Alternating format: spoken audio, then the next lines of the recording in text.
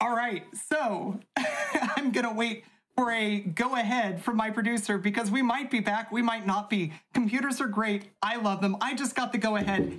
Hello, everyone. I'm excited to be here. I'm twice as excited now because, hey, things are working, and that's good. It's good for me. It's good for all of you. Natara's doing a dance, and that's even better. But before Natara can start, I've just got some news for you. You all need to know that AGDQ 2021 Online is coming up soon because it's going to be fun. It's coming up on January 3rd. It's going to run through the 10th. Head on over to gamesdonequick.com. Check out the schedule. Tweet at us at gamesdonequick. Let us know what you want to see. Let us know what you're excited about. Prize submissions are still open. They're going to be open until the 26th. You've got a little bit of time left if you want to submit something for this fantastic charity event. Get on that. It's going to be great, and you can make it even better. If you're watching on YouTube and you'd like to support our live content, head on over to twitch.tv/gamesdonequick. It's where we do things live. You get to interact with us in real time. It's really fun.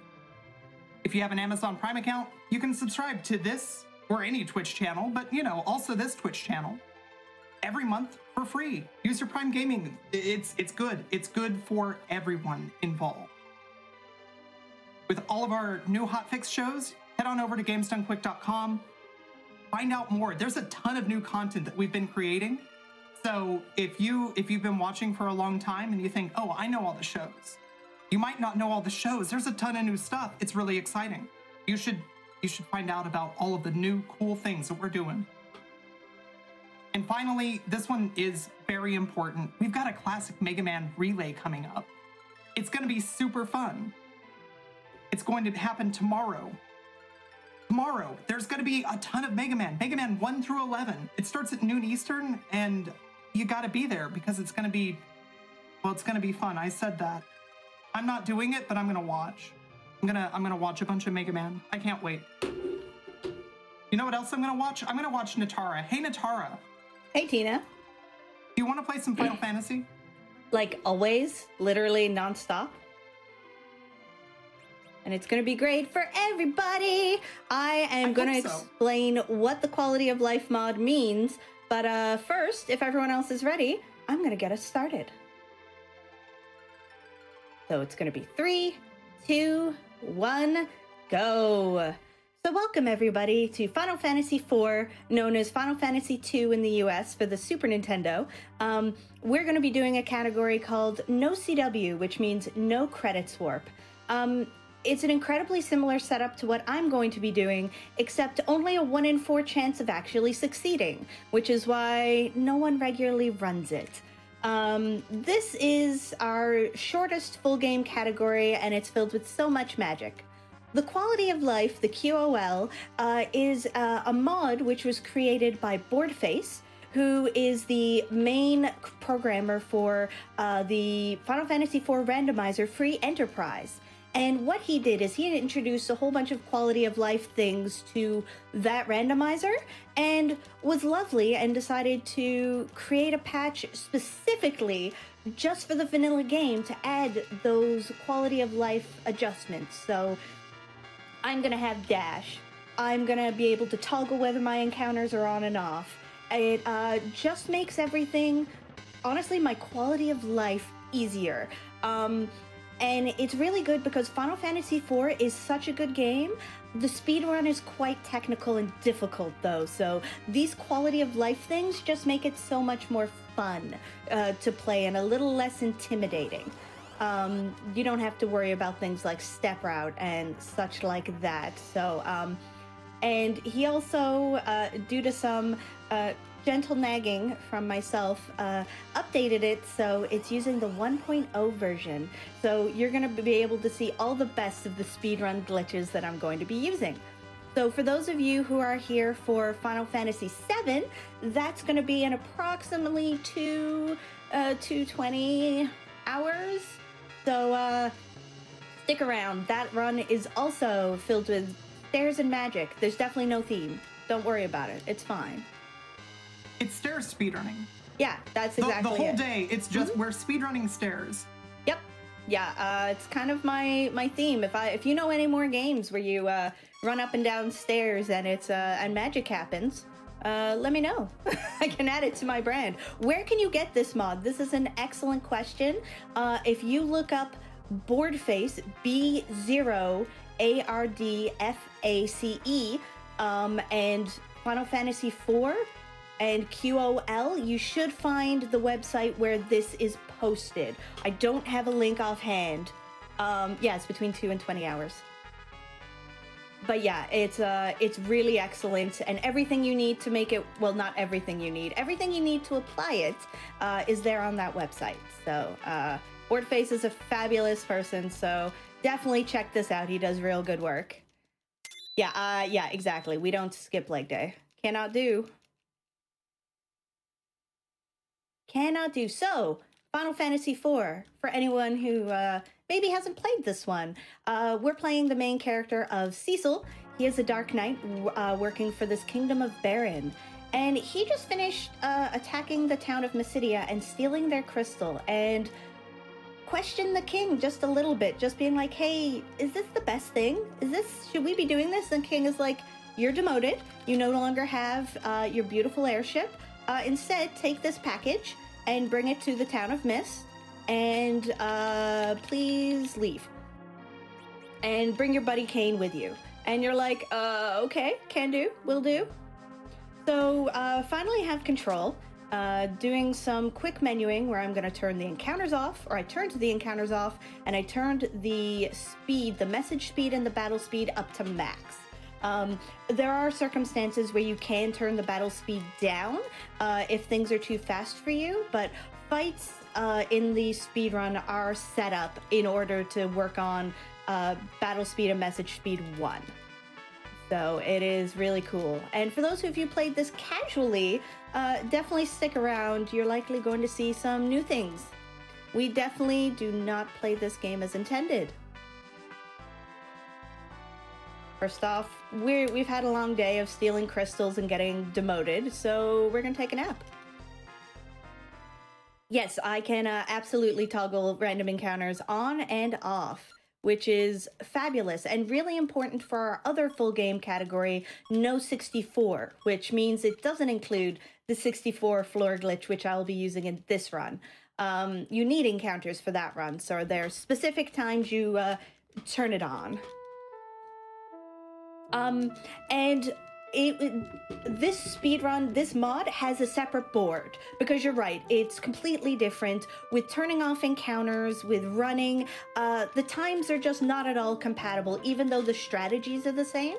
So there is actually a separate board. I spoke with the Final Fantasy IV mods on speedrun.com, and they were excellent, and we're like, yeah, absolutely, let's get this going. So turbo is also allowed in this category.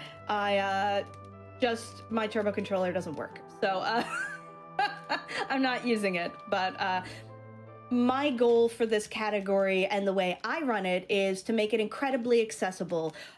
RPG speedrunning is long, and it's really hard on the hands, especially in the older games, because you just have to sit here and mash through all of the cutscenes, all the text, and there's just so much you have to do, and it can be really quite painful.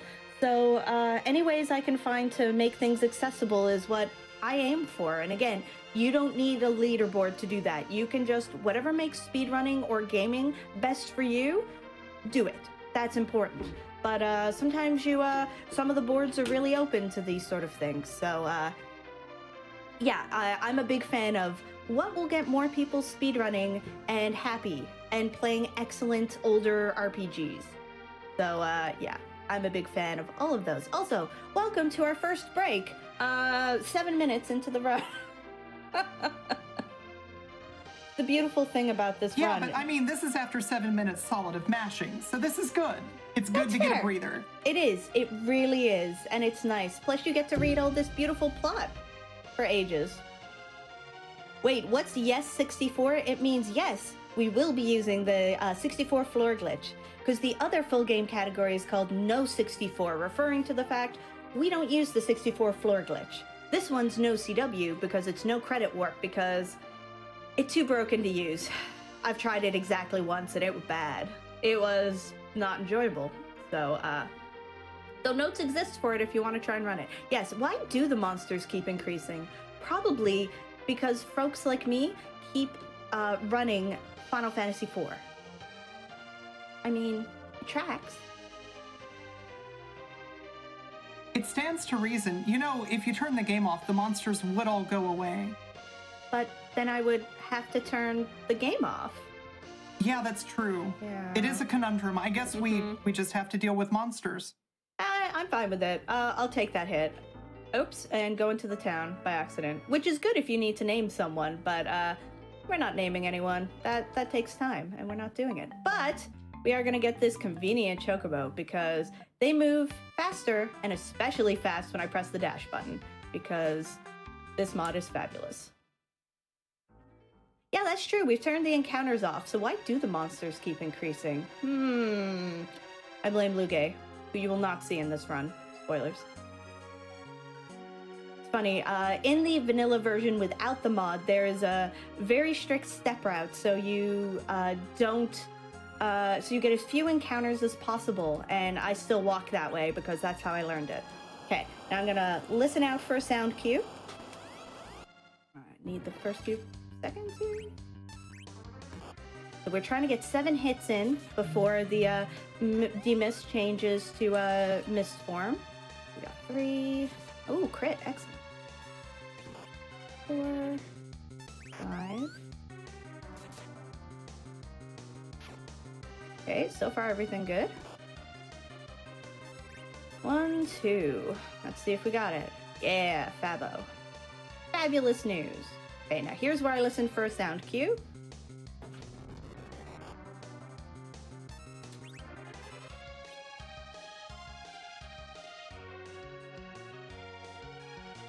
There we go.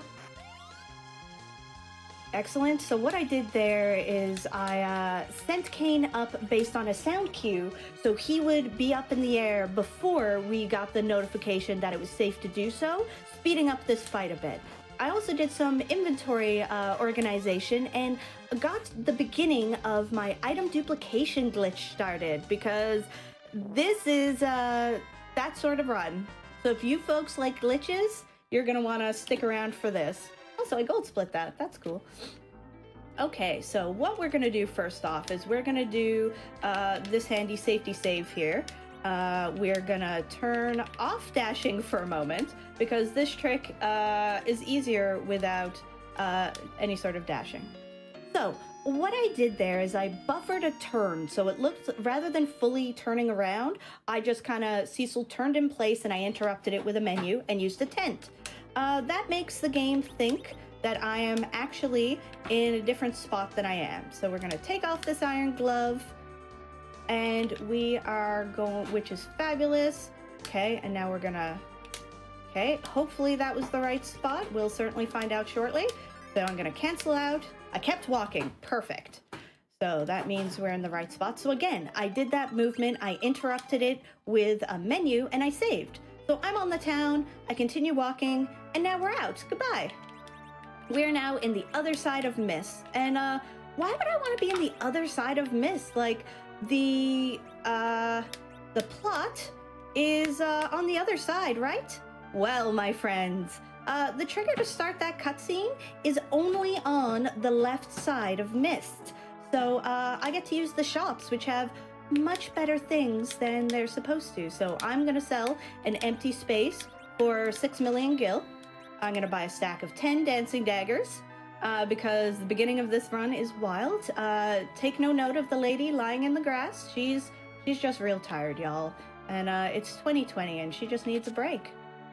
So what I did is basically I corrupted the shield space in Cecil's inventory. And by putting the shield back in and taking it out, it disappeared visibly, but it was still there as 65,000 shadow shields. So, but it didn't display. So I just sold that empty space, or empty looking space, and it gave me 6.5 million gil. So don't worry about it. So one thing that is worth pointing out is that right-hand side entrance to this town never gets used anywhere in the game. Nope. It's not possible to access it. It's amazing to me that they decided we should make this right side tile accessible. We should make it so that it has a purpose, so that it has a use. Right? It's just like, yeah, because after this cutscene, it's literally blocked off by a mountain. There's no reason to ever go over there. So it's lovely. Also, I see people chatting about 14, and I'm gonna concentrate on my run, but best game ever. Anyways, so unfortunately, it turns out the gifts that we had for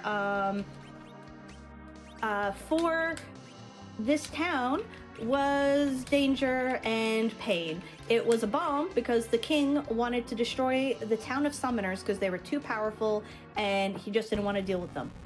And so that lady lying in the ground was also this child's mother, who was the one who summoned the mist dragon. And in the lore of this game, if you kill a summoner's summon, you kill the summoner as well. So by defeating the mist dragon, we killed her mother. Good. We're already doing good. We killed her mother. We set fire to her town.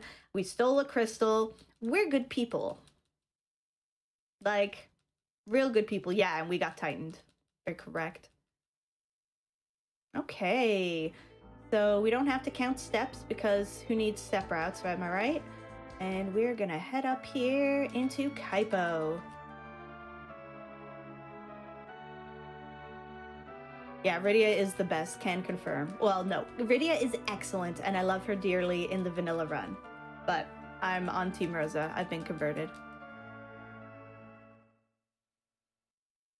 So everyone, tell me who your favorite Final Fantasy IV character is and why, without putting down one of the other characters, because all the characters are lovely, but we're all allowed to have our favorites. Quality of Life mod is a mod for Final Fantasy IV, which adds dashing, makes encounters toggleable. It also has the option to turn on and off flashing, but that breaks my glitch at the end, and I won't forget to turn it off. So I haven't turned off the flashing. So anyone who has any issues with flashing in this game, I'm sorry, there's still going to be flashing. If I was doing no 64, I could use that modification, but yeah. Cecil is best. Cecil is great. So I do have to point out that there is exactly one character in this game that has produced more excellent GDQ moments than any other. And as such, Edward is in fact the best character in this game. You're not wrong. Like, Edward, when you play through this casually, you're like, whatever, Edward, oh my god, what's the point? Edward is good, y'all. Like, in this speedrun, he is gonna be one of our champions for the first half. Like, well, first quarter, third. But he's like, when we get him, he is excellent. And if anyone's played the randomizer, there are some real neat things you can do with Edward, so... Like, I'm also kind of on team, like, Edward whatever, but you're pretty good, yo. Okay, so we're gonna do some really important inventory management. We are going to equip the tiara, which we snagged from Mist before it had its accident. Oh, NPCs, are we really gonna do this today? Are we really gonna do this? Because as you see, poor Rydia has 30 HP, and she is not going to gain any levels until after the next boss. So we put on the tiara, which is actually like a mid-game equipment, and we put her in the back row.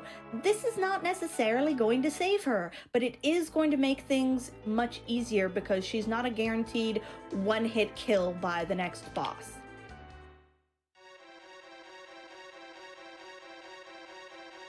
So we are gonna pick up this lovely older gentleman named Tella. He is, he's stuck in this cave because he is chasing after his daughter who has run off after a nasty bard. And so he's trying to save her and stop their wedding from being together. And, but there's a really tough monster at the end of this cave, and he's like, "Oh, you're a summoner and a Dark Knight? Hey, come with me, and we've got this. We can do this." And so here we have Tella, who is vaguely useful. Do I prefer playing the original over the DS version? Yes. I cannot say yes enough. I have finished the DS version. I did not enjoy it at all casually. Casually, it's my least favorite version. I am very, very interested in learning the PC speedrun, which is still the DS version, just with a few slight adjustments. But yeah, I'm not on Team DS. However, those people who love it, valid. It has some really neat changes and things that it did, but they made it too hard and I didn't like it. Okay, so we're having a little run through this cave. Another reason you can see why I'm not a fan of step routing is I am not good at walking precisely. So you're gonna see me kind of walk slightly off path at times. It's fine. We don't have encounters. We don't have to worry about it.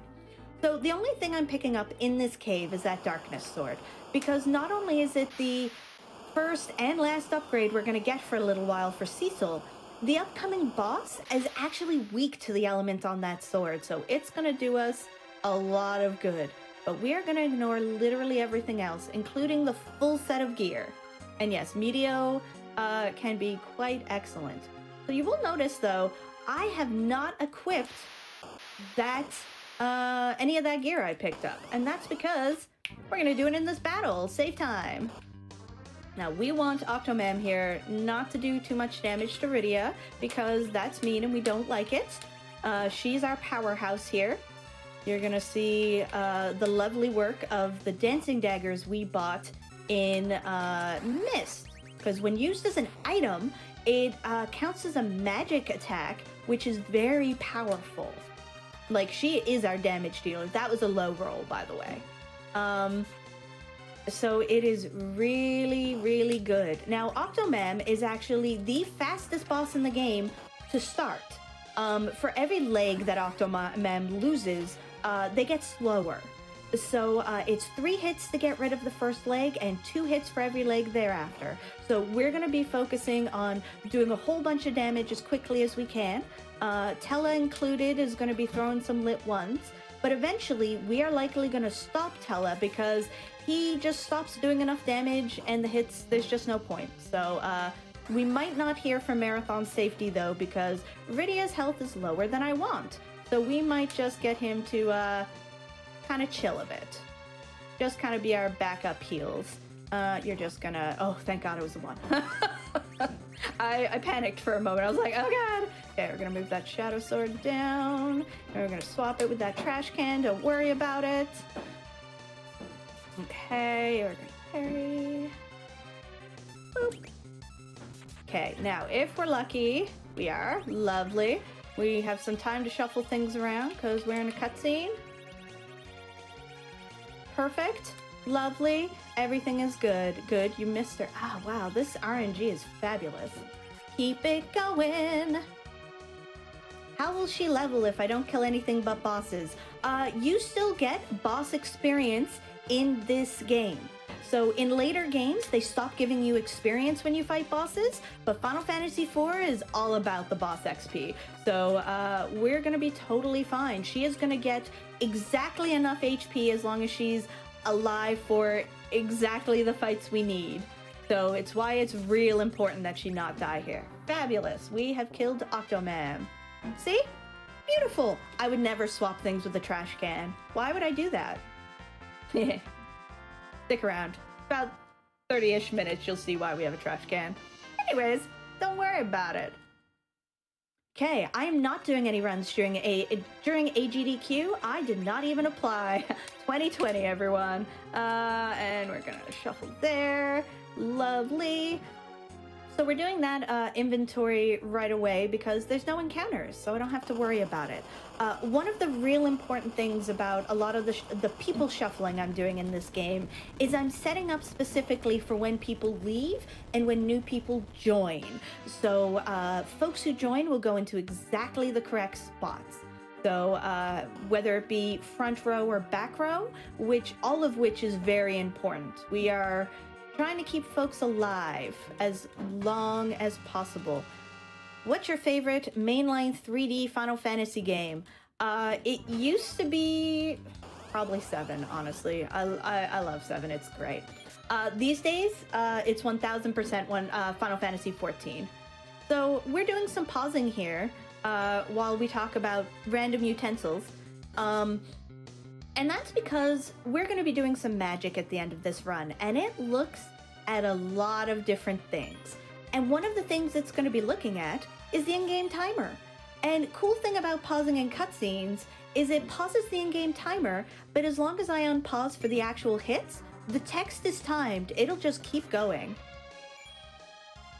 So, how do we support tinahacks? That is a question for the ever wonderful tinahacks. I think that the best way to support me is to watch my RPG show, I guess, because, I mean, look at this. We've got Natara doing 2 Final Fantasy speedruns today. Holy cow. Yeah. Yes, we also got our Spoony Bard. I will say something that I give credit to the DS version is they left the Spoony Bard in there, and I was very, very happy. Also, if there's anyone in chat who's asking me a question and I do not respond, chances are it's because I just simply missed it. Focusing a lot on the game, but I'm answering what I can see. What do I think about 11? I have never played it, so I have literally no opinions. I usually avoid MMOs, and then tried 14, and now I know why I avoid MMOs. Because what is life? And you can support Natara by watching Tina's shows. No, I do have a Twitch channel. I haven't streamed a lot lately, but I'm hoping to get back into it. So it's just twitch.tv/Natara. So it's, I'm just a chill streamer these days, and it's super fun. Just being here and having a great time today, that's supporting me. And it's supporting Tina, and it's supporting GDQ, who's wonderfully hosting both of us. I was gonna say, what game are we hating these days? 13, I love 13. I really enjoyed 13. 13-2 is one of my most favorites, and I don't talk about Lightning Returns, so it's an excellent speed game. Have I tried, I don't know about games done quick. I have played exactly twice for the Final Fantasy VII Remake, and it has nothing to do with the remake and everything to do with my own ADHD. So, it's there, and I want to play it, and I just don't. So what I've played of it is excellent, though, so please no spoilers, lovelies, but oh my god. What am I doing? I went the wrong way. I really wanted to go to Mount Hobbs right now, but in fact, we have to go to this cave first, because You're finding new skips. You're inventing new speed tech right now live. Wow! I've done that exactly once, by going left when the instructions said to go right in a reverse boss order Link's Awakening run, and now Natara skip exists because it was actually better. Which was cool. I picked up that life because FF4 hates me and it hates everyone. It's nothing personal. It's just powerful, very powerful. So do yourself a favor and pick up the safety life. Oh yes, check both the yes, the RPG Valkyries. Definitely check them out. Yes, both Tina and I are members of that, and they're a pretty cool group. I'm a fan.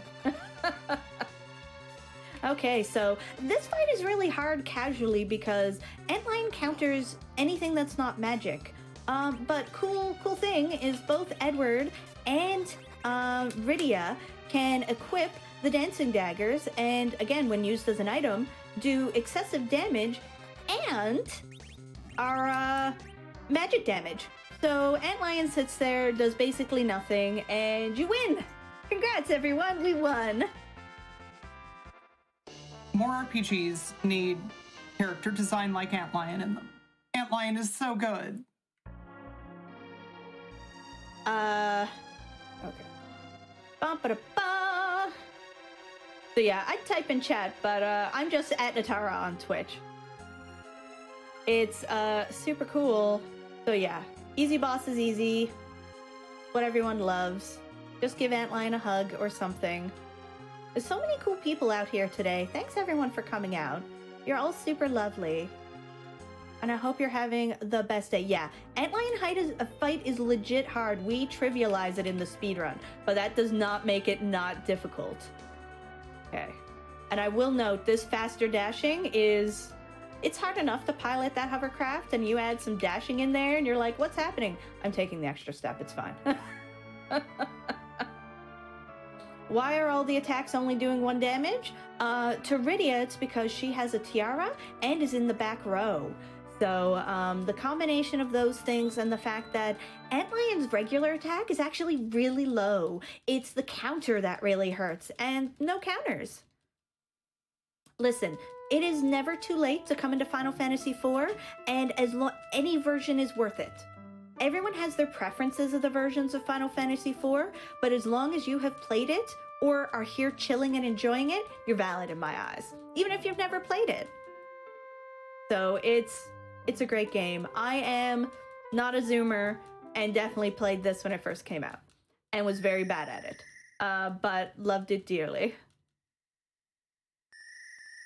Oh my gosh, that happy face. I'm sure it doesn't look quite as excellent on light mode. So, but yes, this game, it is near and dear to me, and it's so much fun. It's how I started speedrunning, actually. I found out you can there's a beginner category called Paladin %, where you just go up to the point of being a paladin, and even without the kind of speed things of the quality of life mod, it's only just over an hour. And it's so good. Okay, so Water Hag fight.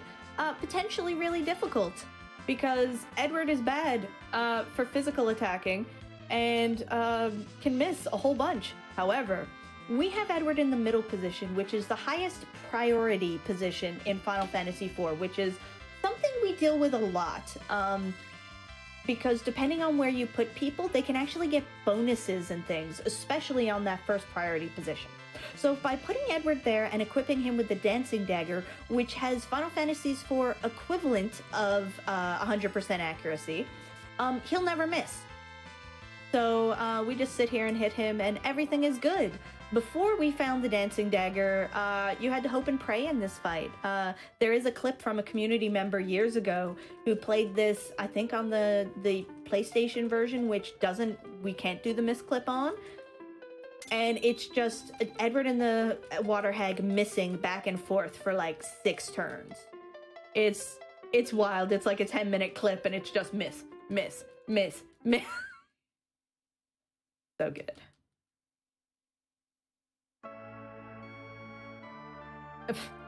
Listen, I think we know plenty of people, especially a specific person, who plays and is real good at Final Fantasy VI. Tina!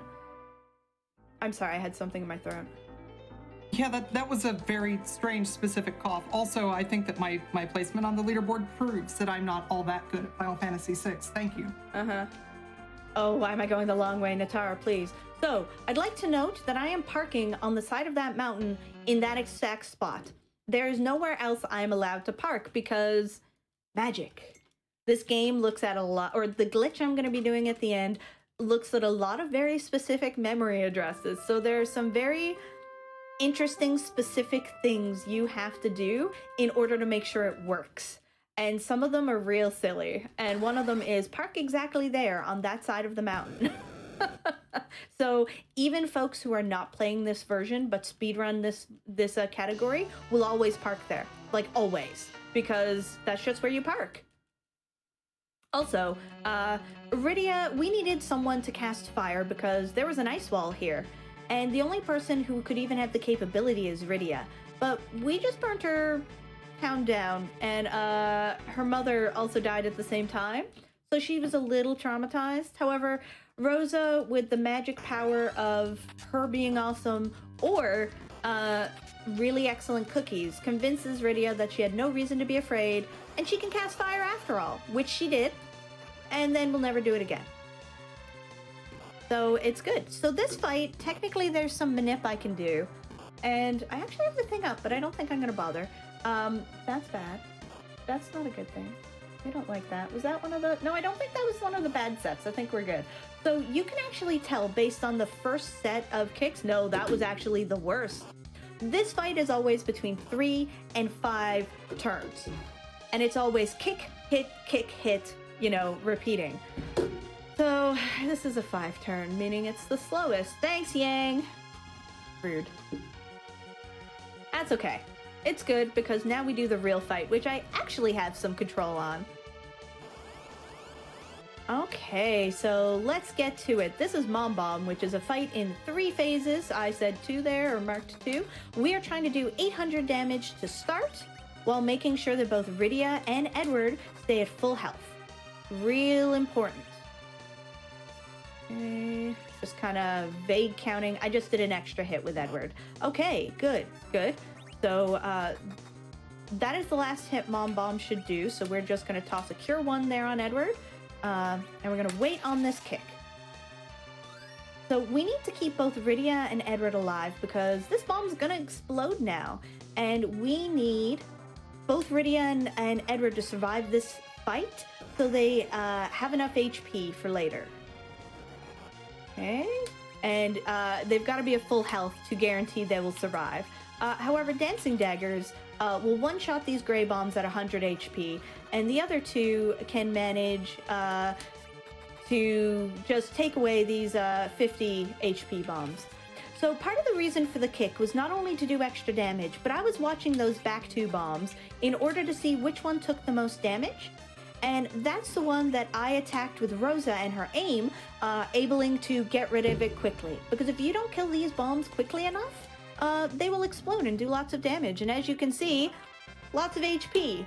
Well, we're done. So it's real good here. Yes, I am aware that you can turn off the flashing. Unfortunately, as I mentioned, this glitch looks at a lot of different things. And one of those is unfortunately where the flashing adjustment sits. So I am very likely to forget to turn it back off again, or turn it back on, the flashing back on if I turn it off. So it's on. So I apologize for anyone who's sensitive. I will get stuck in a wall if I leave it on. So, and will not be able to finish, and nobody wants that. So we're just gonna do this lovely casual walk, which is scary in the vanilla and really super in the mod. Look at us having this chill walk. Nothing to worry about. Okay, now we're gonna do a safety save because Fabool, no matter how good you are at this game and this category, Fabool is so RNG based, it can just really hurt you. So we're not taking that chance. We ain't got time for that. We're gonna save. Because we're gonna lose our 2 healers, our 2 people who could heal, which is Rydia and Rosa. We have no healing items, or no healing items that are gonna be worth using. And yeah, and our main damage dealer is going to be Edward, of the just barely over 100 HP. So, things get real dangerous real quick. So we're gonna, save there, and we're gonna be great. Okay, first fight of 6. So we're gonna be doing a technique called, I blanked on the name. Good. I'll remember it in a moment. Run buffering. Got it. And that is, I am going to run in a fight which is unrunnable. In doing this, you get a menu come up, and that menu, while it's up, pauses the ATB for everyone, yourself and the enemies. And this is really important because any moves you put in, any actions you put in while that message is up, kind of skip ahead in the queue because ATB is supposed to be moving while you're entering those, but it's paused. So you're getting it in before other things are getting queued. So we're trying to do that to get the enemies to get as few hits as possible because Edward real squishy. So, good. Okay, lucky. It's not that he's not going to get hit, but what makes this especially dangerous, yes, there's more. Even though the boss battle music is playing, these fights are actually coded as random encounters. Why is that important, you ask? Well, Edward has a hide mechanic. If he goes into critical HP during a random encounter, he will automatically hide. That's disabled during boss fights. He will never do that in a boss fight. He will just stay there and, you know, die if he gets hit again. But because this is coded as random encounters, he will hide if he gets the critical HP. And that real bad, so we don't want that. Oh my gosh, we're talking about things I can't eat, and I've never tried it, so I don't know it's good. Yes, also stuck in a wall. No one wants stuck in a wall. I wonder. We're gonna get you to fight there. I have a thing I have to do in a minute, so I'm gonna see if I can do it right now. There we go. So that is a duplication glitch, which I started, which is absolutely critically important, as if I've done it wrong here, I will have to turn on encounters to do it again after. It must be done for this run to work. So, but you just have to get it started, and I can put its claw back on. I just can't put it on the hand I took it from, because that'll wreck the thing. Now, this is usually the fight you do it in, because you only need Edward. But I had time, so I took advantage of that. So that was the 4th fight. We have 2 fights left. Yes, this quality of life mod was done by Boardface, an absolutely wonderful human being who accepted my nagging with ease and made an update. So this used the good version. Because for those who are not familiar with FF4 speedrunning, there are actually 2 versions of FF4 Super Nintendo. There's the 1.0 and the 1.1. And there's very little differences for the speedrun, luckily.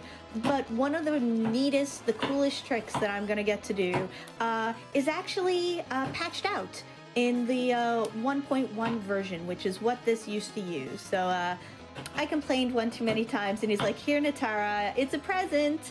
And it was a version which, so it now works with the 1.0 version. Lovely person.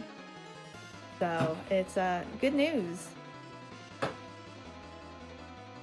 Yeah, I'm not sure if someone found the link and I'd have to search for it. No, Quality of Life started with 1.1 and now works with 1.0 instead. Bad news for anyone who runs Free Enterprise, because that uses 1.1, which is why this initially used 1.1. So, yeah. Sorry if you wanted it to use the 1.1 version, I broke it. That's my fault, and I'm not sorry. So this fight here is, I parried, which is unfortunate, but we got the best RNG, which is, we needed Cecil to get into critical HP, and theoretically, we were gonna get Cecil to hit himself to help. But I accidentally parried rather than fighting and then moving over.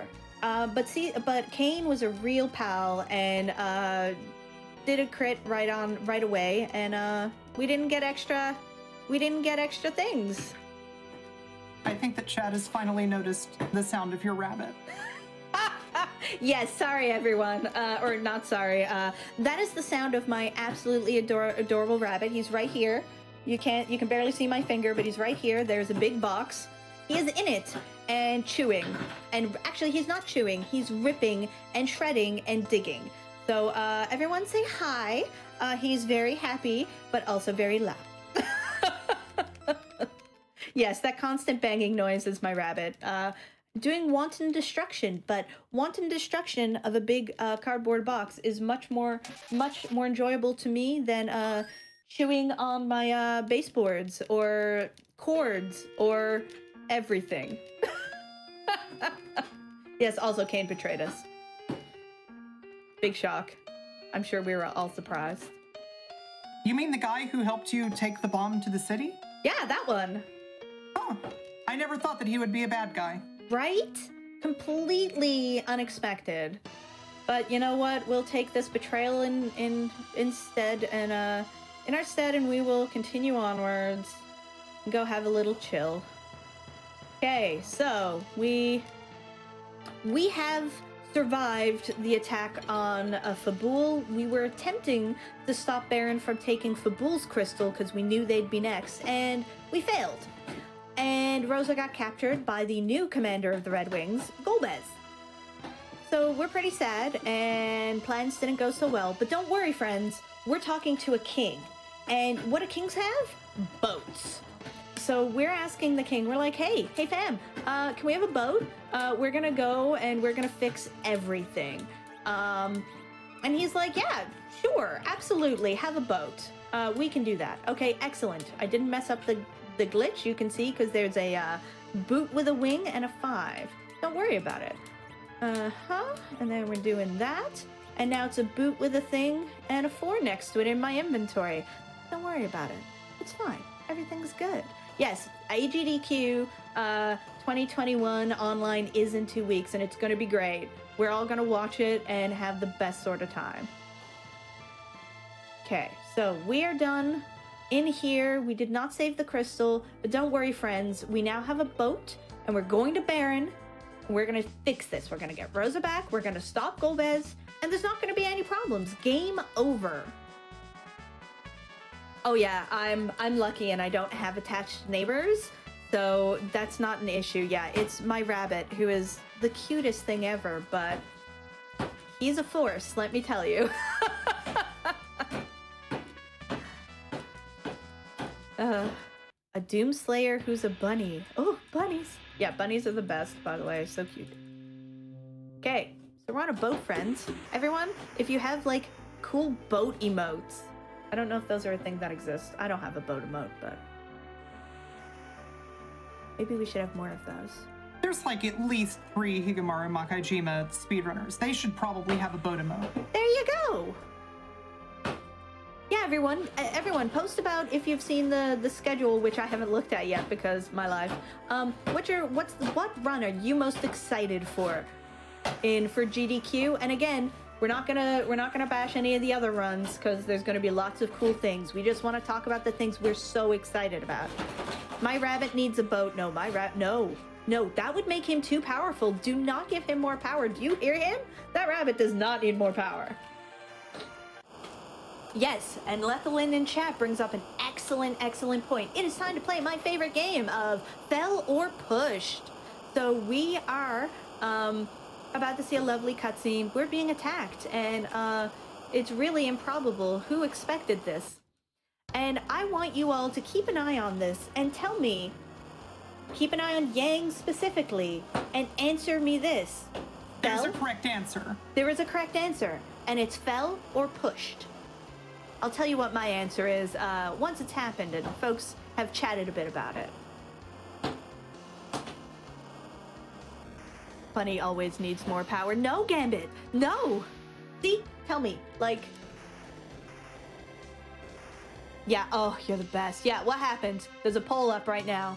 Vote in. Vote now on your phones. Yeah. I won't tell you my answer until after the poll closes, but there is a correct answer. Agreed.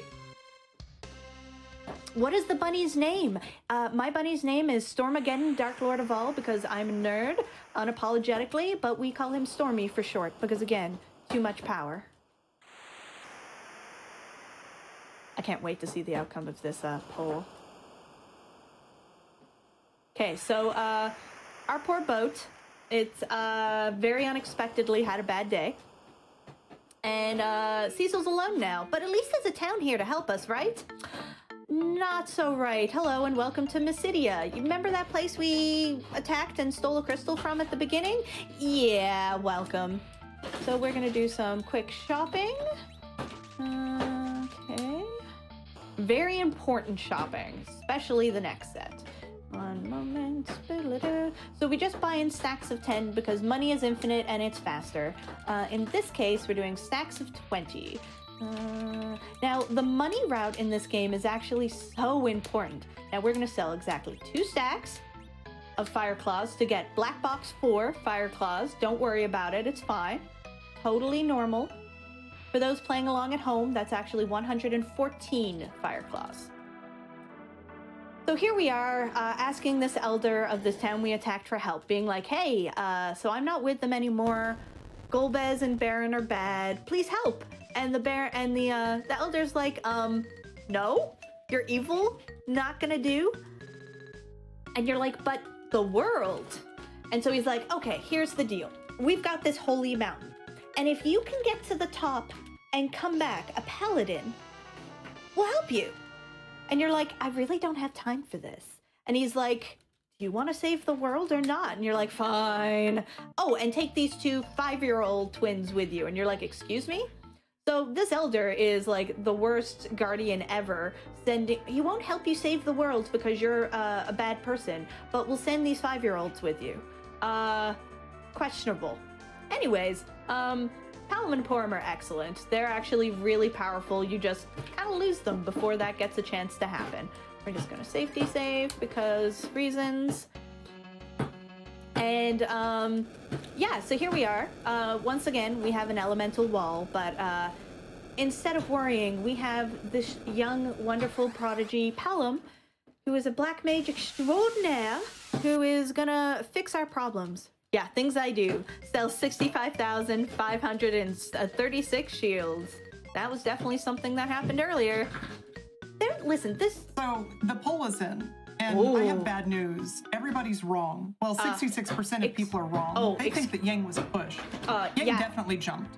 Excuse me, Tina, I hate to correct you here, but he was absolutely pushed. It was Dark Knight Cecil. Yang jumped after Rydia. Yang is pure of heart and only wants to do good deeds. Yang jumped in. No, he was gonna jump in, but Dark Knight Cecil was like, get in there, and pushed him right on in. No. So, good news, everyone, you're correct. So, me and Tina will fight forever. Our long-awaited duel will be at sunrise. Don't worry about it. I will enjoy my long eternal nap afterwards. So here we are at the bowling alley, where sensors decided that somehow a giant bowling ball floating above Rosa's head was less scary than a blade. And on the surface, that seems correct, but if you think about the outcome of what happens from either of those items, you realize the sensors really didn't think that through. Anyways, here we are, and who have we found but our favorite old man Tella. So he had left us earlier to go get revenge on Golbez, whose fault it was that his daughter Anna died. And these twins, these magical twins, are like, oh my goodness, is this the Sage Tella? Like, the Sage? Starstruck! And Tella's like, oh god, children. So let's adults talk.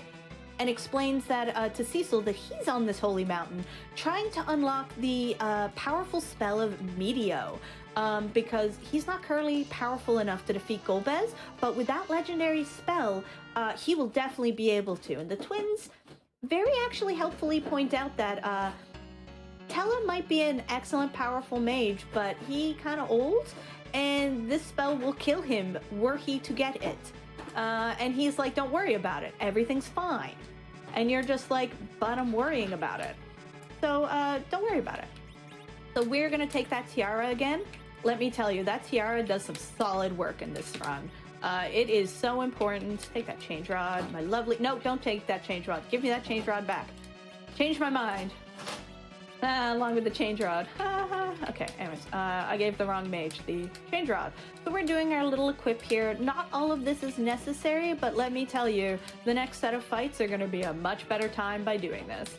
So we are going to do a little swapsies here. We want those cure 2s up. We're going to do a safety save because life is hard. And we're going to go fight the first of technically 3 fights here. So first up, we have Mylon, who is just lovely. And we are going to say hi, because he wants to stop us, and we ain't having that. So first off, we're fighting the undead. And you know the cool thing about undead? They're weak to healing items. So we're going to take care of them very quickly with these cure 2s. Now, a cool thing about the twins is that they have this twin cast spell that they can use. But you don't have to have the first twin cast it who comes up. You can actually have one twin do something and then the second twin start it. And it's like you get an extra move. So we take advantage of that to be able to get rid of all of those ghouls and set up this twin cast, which came up with the correct one. I forgot to put Porum in the middle. So I'm going to be doing slightly less damage than we want, but that's fine. Will be totally cool. But yeah, we're going to be doing those twin casts in order to get some extra damage. It's a 75% chance of getting Flare, which does more damage to a single target, and a 25% of doing Comet, which does more damage to multi-targets. So we want Flare. It also costs only 10 MP each to use rather than 20. Wow, you're being kind of rude to Cecil. We don't like that. We're going to give you a heal. That's what Tella's here. He's just a heal bot. Okay. Yeah, that lit can do some real damage, but it's real good against Porum because that tiara makes sure it only ever does 1 damage to her. So fabulous. We are done with Mylon. Ba-ba-da-ba, we did it! Oh yeah, free enterprise. The beautiful thing about a randomizer like that is you play things differently, and so you find out some magic. So we're just gonna do some swapsies. Don't worry about it. We're gonna do some quick cure in here. Is your center set up correctly now? Is my witch set up correctly? Yes. Yeah. Okay. Yeah. I was gonna have to swap that back, so it literally just saved me a step, which is great. We got those ethers. We got that set up. We're gonna save because, yeah, we want to make sure to show you off this real cool thing. Let's see if we can manage it. I got it every single time in practice, so let's watch RNG be a jerk. You just said that out loud. I know. Yes, I did. Oh, that's... I'm challenging the game. All right. That's why I saved. Okay. Okay, let's do it. Da, da, da. Okay. Okay, that's fine. Don't worry, I'm just attacking a small child with ice. I think I delayed too long there, but we'll find out shortly. Yeah, I did. Excellent. Good news. So what we're going to do is, because I saved, we're going to do a quick reset to try it one more time. We're going to take whatever the outcome is this time. I wanted to give a chance to do it once. That was the practice round. Also, we're going to fall flat into the deep ravine. Thanks, Mylon. Your pal. I'll explain what I'm doing once I've done it.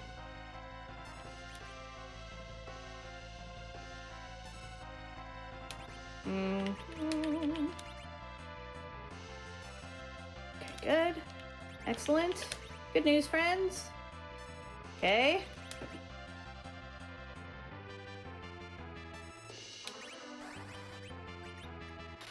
Okay, I was gonna say, where'd you go? Okay. Excellent. Ella. Yes! Okay, we should be fine now. For anybody who hasn't seen this glitch before, it's very, very good. We just threw a trash can at Scarmione, Mylon Z here, and did almost 5,000 damage. What? You're asking? So, that glitch or move, as it were, takes advantage of the neat properties of the twin cast. So what twin cast does is whichever twin starts it, the other twin gets put into a mimic state. So in this case, we wanted Porum to start it to put Palom in a mimic state. But we needed enough time to get her to start the twin cast, but we needed to also have enough time to kill her before it happened. So that means Palom would get stuck in a mimic state without having anyone to mimic. And we purposely set up the turn order in order to mimic Cecil. And we stopped Cecil, so he was never going to get a turn. So what was the last thing that we did before he got stopped? Well, I half used a Cure 2 and then swapped the position of that Cure 2 stack with the trash can. And so when the game went to look at what Cecil last did, it was interact with this item in this slot, which was the trash can. So what does it do? It uses it as an item, which, because of the way memory addresses work, matches up with the slot of white, of holy, for 8 times the amount of damage. So it was. So you put the boss in the dumpster. Yes, that's exactly it. What you did was you put the boss in the dumpster. Yeah. The other half of that trick is called Carrot, which you can do for the first half. It's much more tricky. Way more tricky, and it's just not worth the time save for me. It's so minuscule. And it uses the same thing, but a different setup. So friends, welcome to being a paladin. And I hear this is an excellent time for us to have a wellness break. So we're gonna have Now's a good time. Stand up, stretch your legs, get a drink of water. We've got a bunch more RPGs coming up. Like more of this, then Final Fantasy VII after that. We're in for the long haul, everyone. So yes, everyone get up, have a stretch. We're all gonna do that, and we'll be back for part 2 of Final Fantasy IV.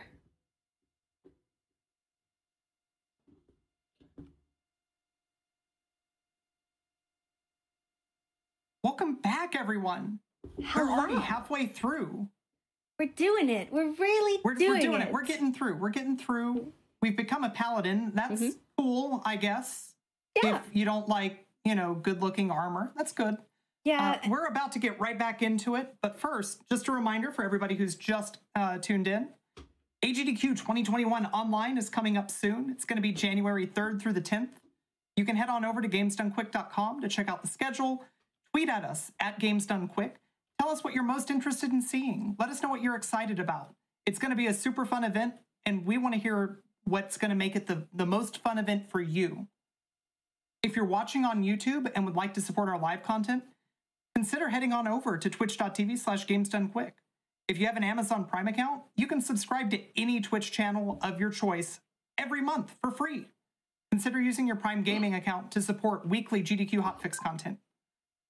With all of our new Hotfix shows, and there's a lot of new Hotfix content, everyone. There's a ton. Head on over to gamesdonequick.com/hotfix to see everything that we're putting on. There's a ton of stuff, and there's a ton of new stuff, and it's all really, really good. And finally, coming up tomorrow, we've got a classic Mega Man relay. It's going to be Mega Man 1 through 11, starting at noon Eastern. I'm going to be there watching, not running. I'm not good at Mega Man, but I'm going to be watching. You should be there too. You should also be watching Natara, who just made somebody turn into a paladin. Right, I did. All right, it's your turn now. Excellent. I'm so happy. So I'm going to count us back in and then continue talking because we got lots more to do. The beauty of RPG speedrunning. So 3, 2, 1, back online. So welcome back, everyone. We just became a paladin, as Tina mentioned. And not just that, though. Tella has just learned Meteo, and it has also unlocked all of his lost spells that he had forgotten. So, everything is about to get real rad. And as cool as Dark Knight Armor usually is, this is a Super Nintendo game with quite small sprites. And I gotta say, Cecil's armor kind of looks better in the Paladin version. And he gets, look at his hair. How fabulous is that? Like... I think this is an upgrade, personally. Plus you can actually equip new things on him. Did you know that Dark Knight Cecil literally cannot equip anything past his starting items? That's it. Like, the few things you leave out up to this point, no future items, not even the special pink tail armor, the adamant armor, can be equipped by Dark Knight Cecil. So he real bad. Dark Knight Cecil is bar none the worst character in this game, which we learned, sadly, from Free Enterprise, the FF4 randomizer.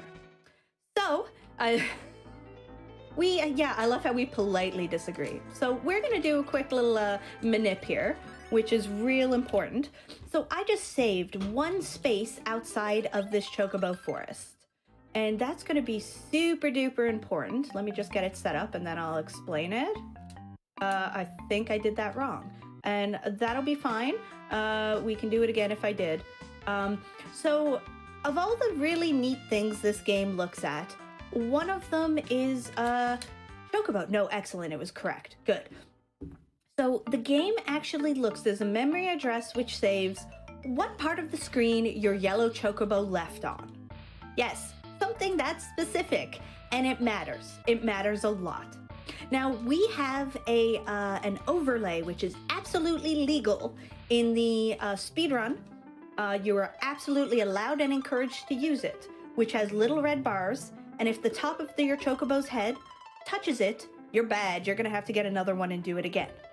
However, there is a manipulation that you just saw. Now, in the vanilla game, most of the time, they're not going to do it, because to do it, as you saw, I had to reset. And resetting changes what encounter seed you're on, which matters a lot in the vanilla speedrun. But in the quality of life hack, I don't have encounters, so I do not care about my encounter seed. So I'm gonna save, I'm gonna do the manipulation, and I am always gonna have the correct chocobo. So it's real important. Or real easy. I literally have been watching my good friend Von Yvonne practice this game, the same category, but he plays the regular vanilla version with the step routing. And just watching him having to literally like farm chocobos and just be like, okay, is this the right one? Nope, let's get another one. Is this the right one? Like I don't miss that part of it. So one less RNG point is really excellent to me. It's super good. So yeah, we love it a lot. So everything is fabulous. So chocobo, yellow chocobo taken care of. Now my job is to not catch another yellow chocobo. Very incredibly important to not catch another one. We're not done with chocobos yet though, thankfully, because they're so cute. They're so good. So welcome. We have finally made it back to Baron. And we're just gonna come hang and chill in the inn here. Hey, sup? Oh, it's Yang. He's fine. Everything's good, right? Right? Yeah, no, he's attacking me. Thanks. Thanks, but no thanks. But we're gonna quickly take care of these friends. We're gonna get rid of some things. Boop. Move that down. Let me get my notes set up a little. So this fight ends when Paladin Cecil attempts to fight Yang here. He doesn't actually have to succeed, he just has to try to hit him. He can miss, and the fight will still end. So that's real cool. There we go, second kick. So you can technically do better timings and everything will be fine. So 40 damage, Yang goes, ouch!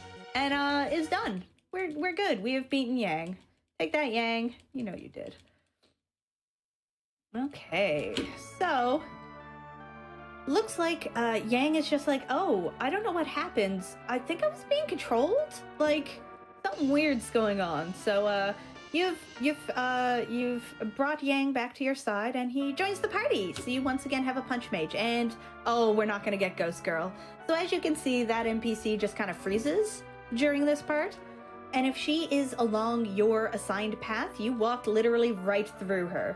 So we joke that she's Ghost Girl. But alas... That's way better than Final Fantasy VI. I like that much better than what happens if an NPC is in your way there. What happens in that? In Final Fantasy VI... you get stuck. Oh yeah, you get stuck. You get soft-locked, yeah. Yeah, I was gonna say I asked that, and then I'm like, wait, I know about this soft lock. Yeah, it's great. FF6 is just, it's excellent though. So good. Okay, so now we have got our Baron key. So what's next, you ask? Are we going to Baron Castle? Nah, we got some shopping to do first. Now, oh, I did. Excellent. I wasn't sure if I moved the correct thing, and I did. So this shopping, again, is incredibly important, both because I can't buy too much, but here, I'm going to buy some very oddly specific things, and I need you to just not worry about it.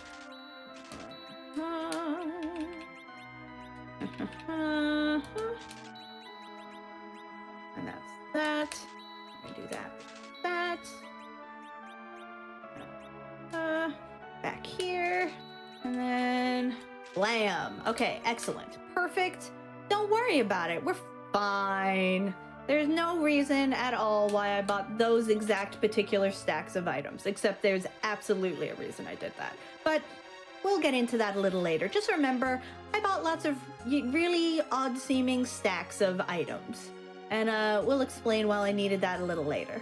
I don't want to ruin the surprise. So, we're having a little lovely damp walk, but it's okay. I'm sure our armor and stuff is waterproof. It's probably not.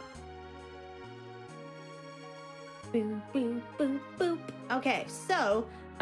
we are gonna safety save. I am a big believer in safety saving because things can and will likely go wrong. So please just do yourself a favor and make sure if they go wrong, you have the best outcome possible. Okay, so I am not healing everybody because I don't want everyone to live here. So Tella now has Boomerang 06 MP. Don't worry about it. It's fine. It's exactly as intended. Yeah, it is. It certainly is in this space. Okay. Yeah, Boomerang can be a number. Boomerang, for those of you who learned the new math, Boomerang comes after, I think, what comes before Boomerang? I would think that it is circle. Yeah, I think it's circle. Yeah. Okay, so we're just gonna do some quick equipping here because Yang needs appropriate armor because he came to us with nothing. And that's fine and all, but we want to improve him just a tad. Improve his quality of life. So we're also going to give some shinies to Cecil here. We're going to leave on his dancing dagger because that's particularly important. Save again because now we're all set up. We are ready to do some more magic. Because we're about to go into a fight which is can be a little difficult. It's Baigen, who has 2 snake arms who are kind of adorable. I will say, in the DS version, his snake arms are legit the best thing ever. No word of a lie, they're adorable. So I'm here for Baigen's snake arms. That's probably clippable, and I apologize in advance. So here we go. Chief of the Guard Baigen has joined us. He's definitely going to be a team player, and there's not going to be any problems whatsoever. Except he seems to smell like monster, which is a kind of rude thing to note about someone. Like, how dare you? But yeah, no, that's because he's actually a monster. So we're going to use Paladin Cecil's new ability to cover. And that means he will take the hits for the person who is supposed to get physically hit that he selects. In this case, Tella. Tella, real important, friends. So don't worry about it. Everything is actually going incredibly well in this fight so far. We just need to get rid of a few friends. It's good. It's fine. So here we are. They're tired. They need to take a nap. Listen, those twins have been doing good work, and our punch mage, like, amazing. Lot to do. So we're gonna just get rid of the Baron key there. Bye, Baron key. Nobody needed you. Oh, parried. I meant to change. It's fine. So there we go. Baigen is gone with the power of Meteo. Good thing everyone was wrong and Tella can use it without dying. Super helpful. So what that Boomerang 06 was, it was actually, I underflowed Tella's MP. I used a spell by a frame perfect selection so I could actually make the game think I was trying to use a spell I didn't have the MP to use.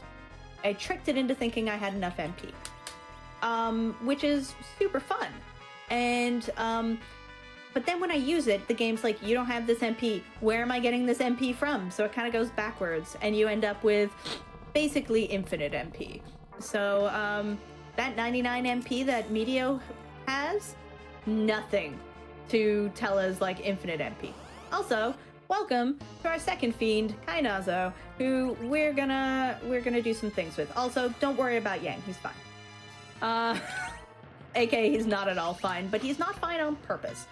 One of the things I've been doing, and you're gonna start noticing a lot more with certain people being dead on purpose, is I'm doing experience routing.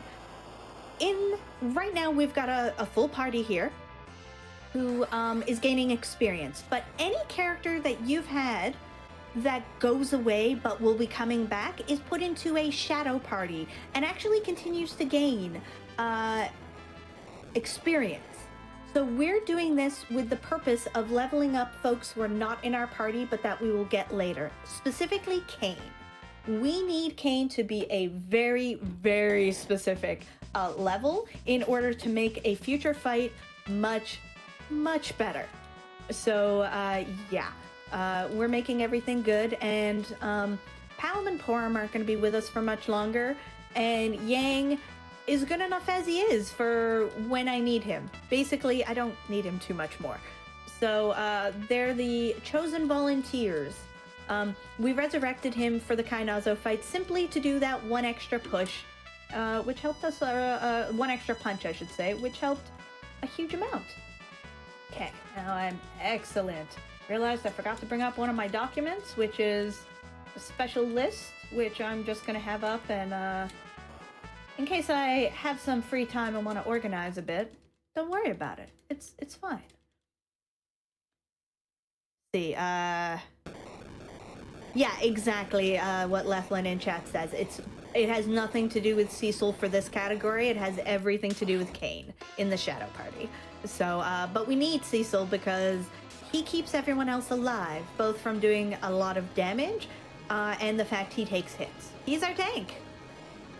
So, yeah, sorry, these poor twins are gonna save us.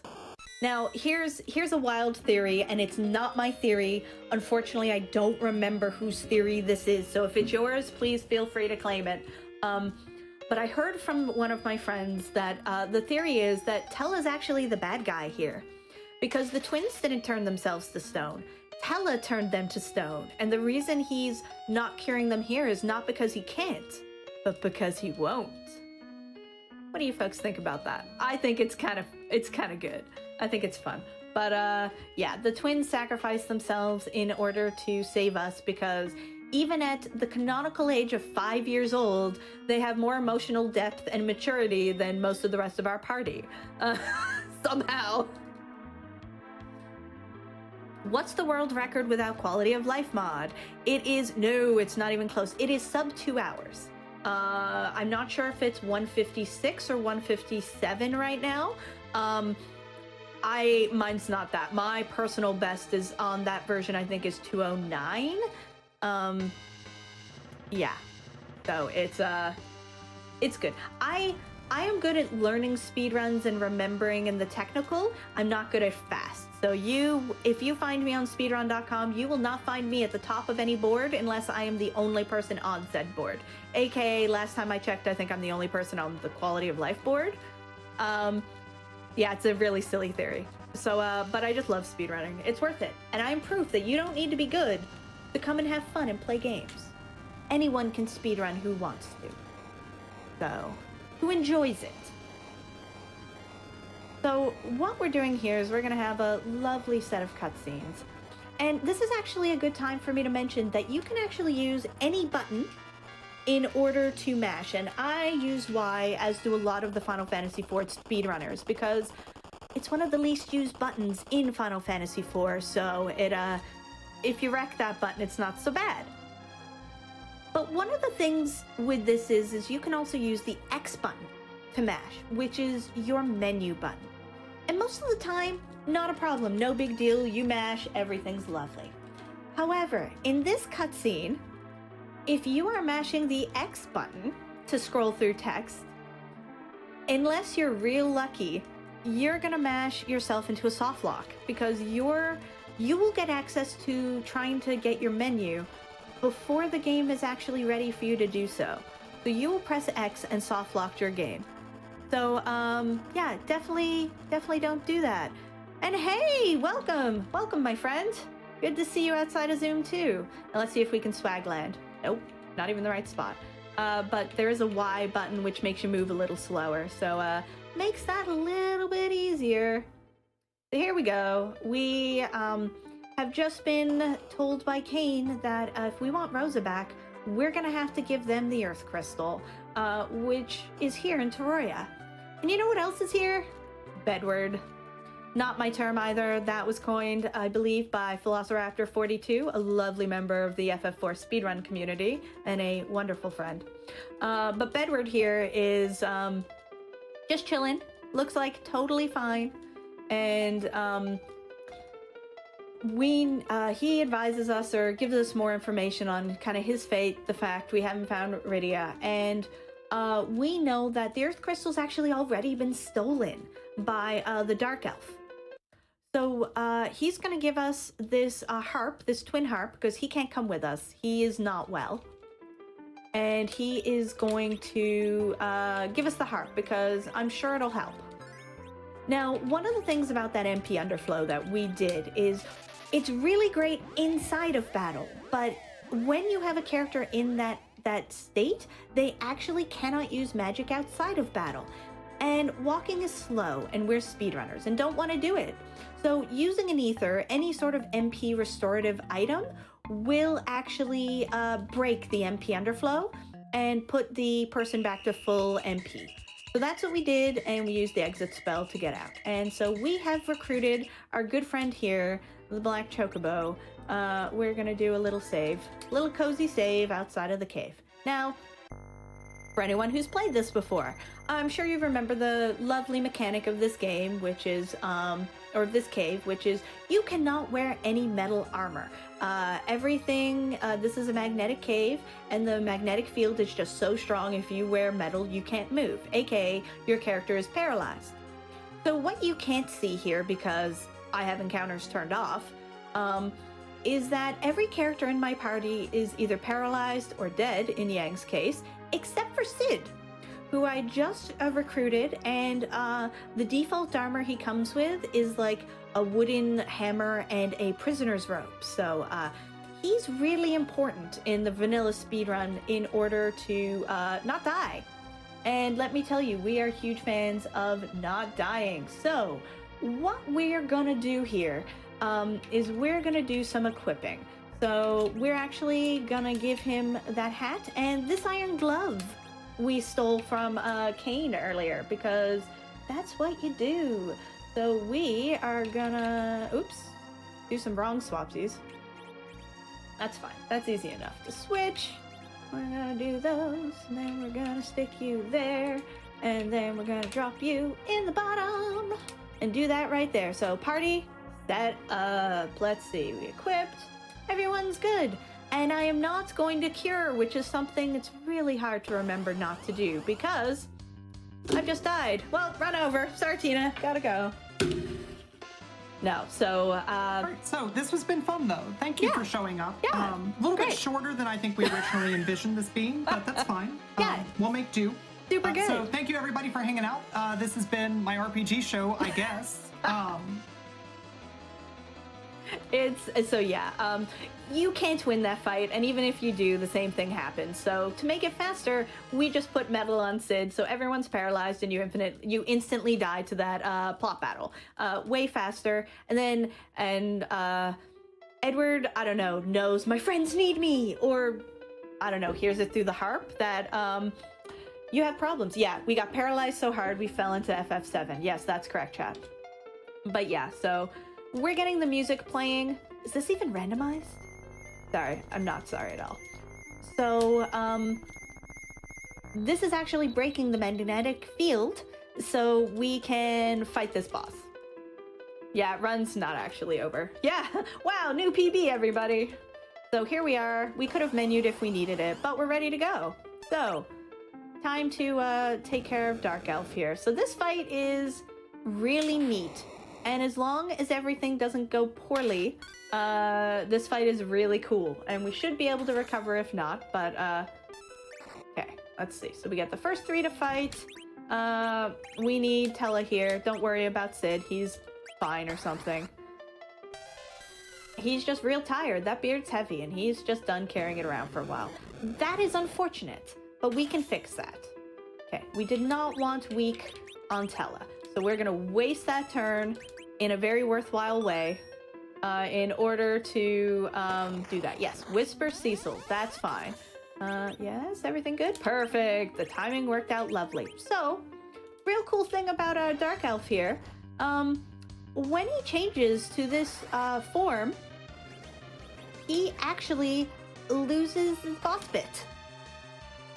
And in doing so, you can cast things like Weak on him, so which brings you down to single-digit HP, and then now he's dead. But if only all fights could be that easy, right?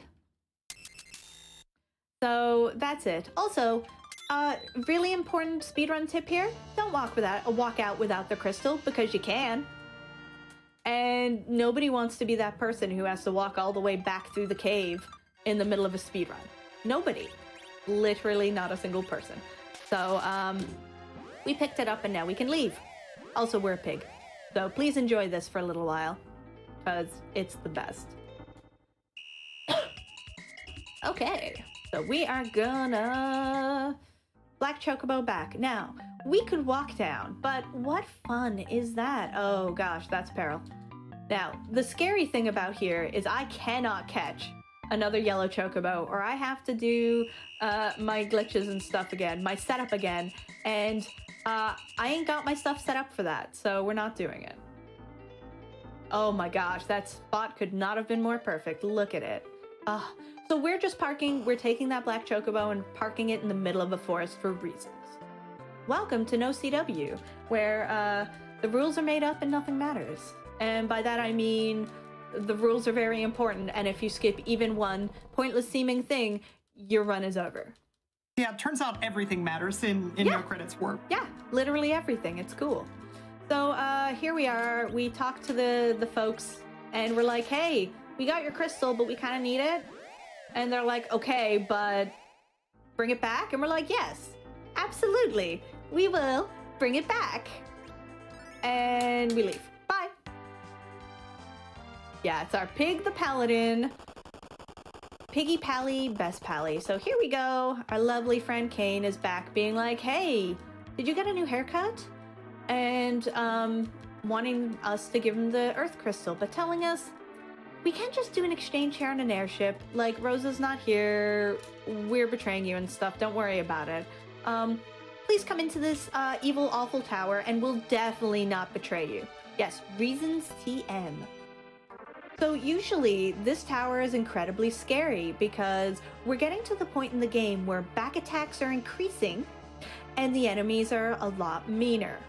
However, we have encounters turned off, so don't worry about it. We're fine. However, we gotta hang out here for a few moments and talk to our good pal here, Flame Dog. Well, we're gonna do some curing first because Flame Dog real mean. Actually, we're gonna do a quick menu here. Not necessarily required, but I'm doing it for ease. Okay, here we go. We're gonna purposely fight this trapped chest because we need the treasure. Okay, no, not an item. You need to cover.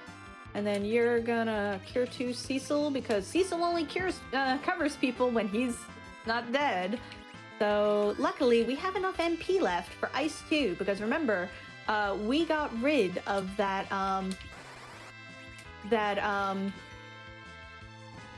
thing. We got rid of that thing. The MP Underflow. Words are hard, friends. So we did it. We got a fire sword, and I did something real cool called, I did a half dupe. So now you see I have 2 fire swords because, you know, reasons. This game's magical. Which is much better than 1. And now that I know I'm not going to get any more encounters because the encounters are turned off, there we go. Gonna MP Underflow Tella again. Because again, useful. Doo-doo-doo, and then we continue our walk up the tower. Can you blame Flame Dog for wanting bacon? No, I cannot. Like, yeah. They're delicious bacon and bacon tasting things. There's some really good coconut shreds, which are smoked. They taste real good. Speaking of bacon. Anyways. I love food. So good.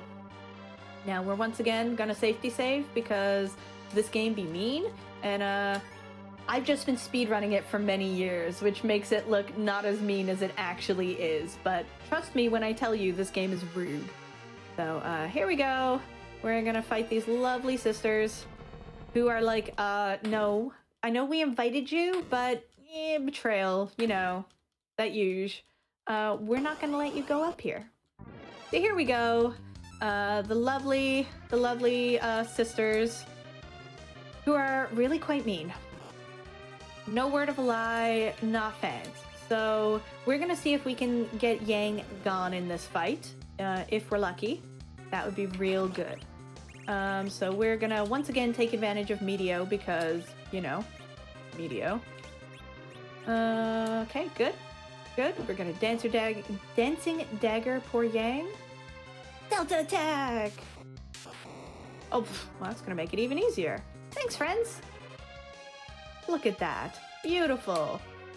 Even better. Okay, so we're just gonna... No, I didn't want that in there. There we go. Good. We're just shuffling some things around, even though that was the wrong spot, but it's cool. So we have finished the Mega Sisters. Goodbye, friends. We love you dearly, but you're gone. Yeah, FF4, literally the theme is betrayal. You thought it was crystals? It's not, it's betrayal.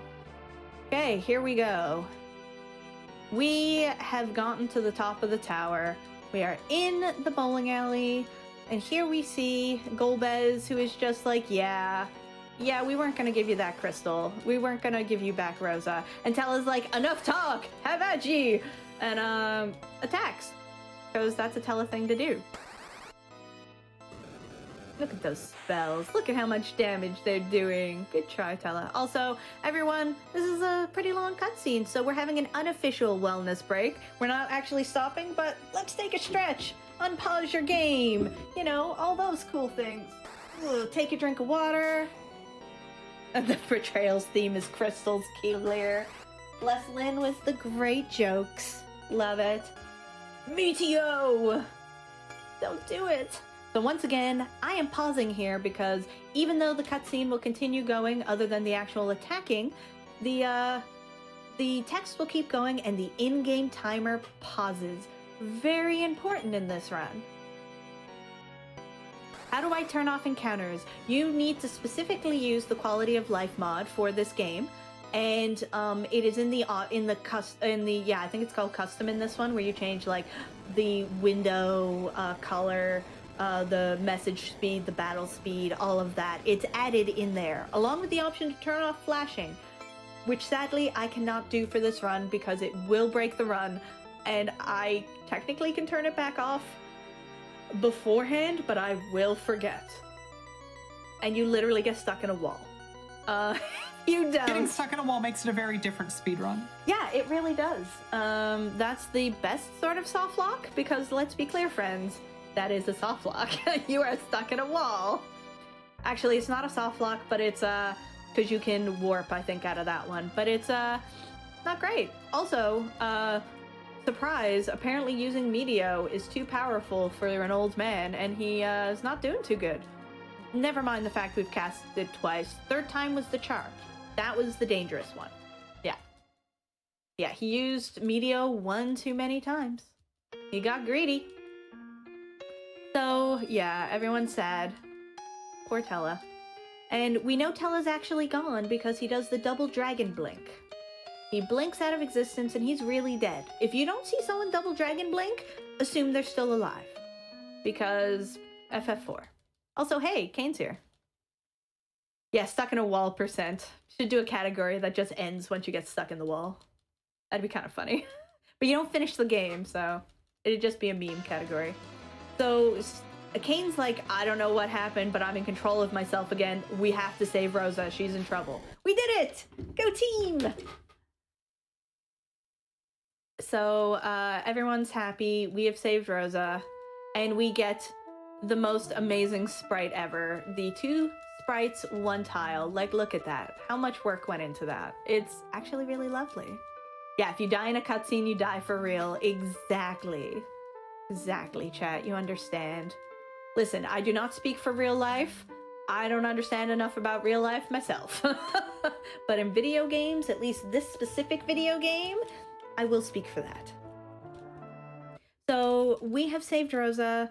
Kane is no longer under evil's control because he was apparently under evil's control and is actually still a good guy.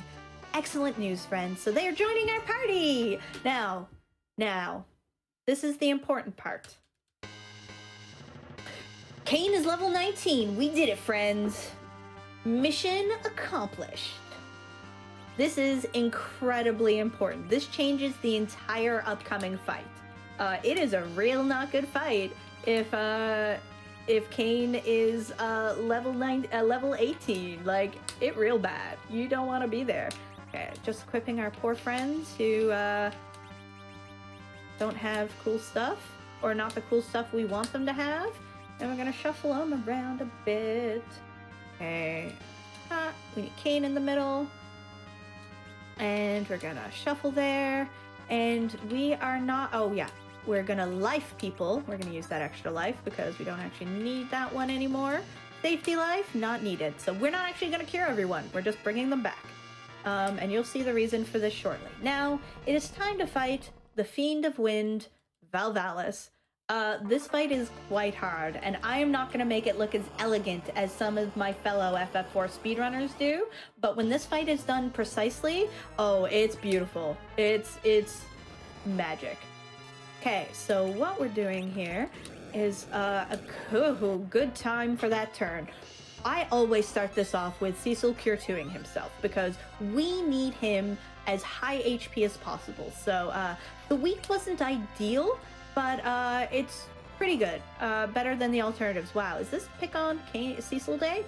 So the magic here is that Cecil will automatically protect and jump in front of anyone who is in the critical status, which is down with the little sweat drops. So we're taking advantage of this to not cure up anyone and get more hits. We're not in a good state though. I'm playing it real dangerous right now. We're gonna take that risk. Okay, good timing. See, Kane comes down right as she does that, and it's good. Oh my god. Okay, we're not gonna risk it anymore. I'm gonna cure him because this has gotten a little scary, and this fight's hard. So this isn't gonna be as excellent because I had to take that turn to do that, but better that than dead Cecil. We need him. He is the second most important person in this fight. Now that we've done the 2 slows, we can cure up Cecil, who is... accidentally fought. That's fine. Who is not actually fully petrified yet, but is not having a good day. So if Kane is actually only level 18, he has half the speed in this fight, and so you don't get to jump as often, which is bad. You really need him jumping. Oh my gosh, the timings. This is one of my nicer Val fights. I gotta say, I will not lie. We're fighting again because that's what we're gonna do. Other than the fact I keep making him fight rather than throw his beautiful dancing dagger. But we got this. If there's any fight you're gonna do it in, it's one that's going so well. Can you give another cure 2 to Cecil, please? Thank you. Rosa doing good work. Oh, that damage. That was great. This is good. I am attributing all y'all being fabulous for this fight going so well. Oh, look at that. Oh, that was excellent. Probably one of my best Val fights. So thank you, chat, for that. Okay, so we did it. We have defeated Valvalis, and that was one of our last fights, surprisingly. But that's okay. We have 3 fights left. 3 fights where I put in any sort of inputs. Yes, there's something about speedrunning which really helps you learn about games. You're just like, what is happening? So I love this game for that. It's fun. You get to see so much of it, but it's technical in a way that's fun. If you want technical in a way that's hard, don't play the quality of life version. Play the original vanilla version and get that step routing in there. Oh, it's good. It's challenging, but in a really satisfying way when you get it. It's just not one of my particular skills. So while I can usually keep a step route for Paladin %, I'm not so good past that. So this is my cup of tea, as is this. Meaning I have 2 cups of tea. Don't forget to have a beverage, everyone. Something lovely and hydrating. Okay, so Rosa has just learned Exit, which she used to get us out of that scary tower.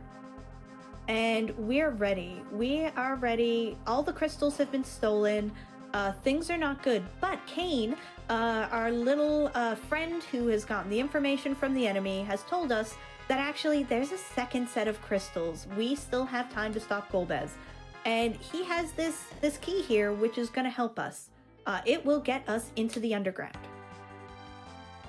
So here we go, friends. We are going into the underground. No, wait, I was trying to go to Mysidia. Mysidia, we love you. We do, truly, you're wonderful. But we're done. We're done here. This is also the spot where I would check to make sure that I have a good yellow chocobo. But I know I do. So here I go, because this is the point of no return, friends. If I have messed something in my setup button, there's no way to fix it at this point. So, wish me luck. I am fairly confident that we're fine. There's a few things I can actually fix, but there's some things where it's just like, yeah, no, you're good. Okay, so we're destroying a mountain, which is, you know, fun and games for everybody.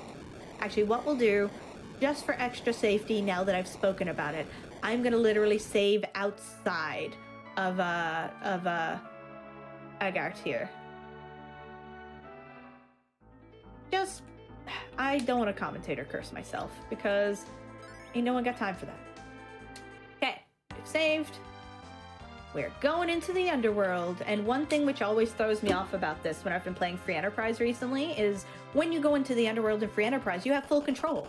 So I just start moving downwards immediately. But here, you immediately lose control. So I'll be holding down on the button, the D-pad, being like, why aren't I moving? Why am I going left? Hello? Oh, right. Not in control. Gotcha. So we took our brand new shiny airship. Well, it's not brand new shiny, but our lovely shiny airship that Sid worked so hard on.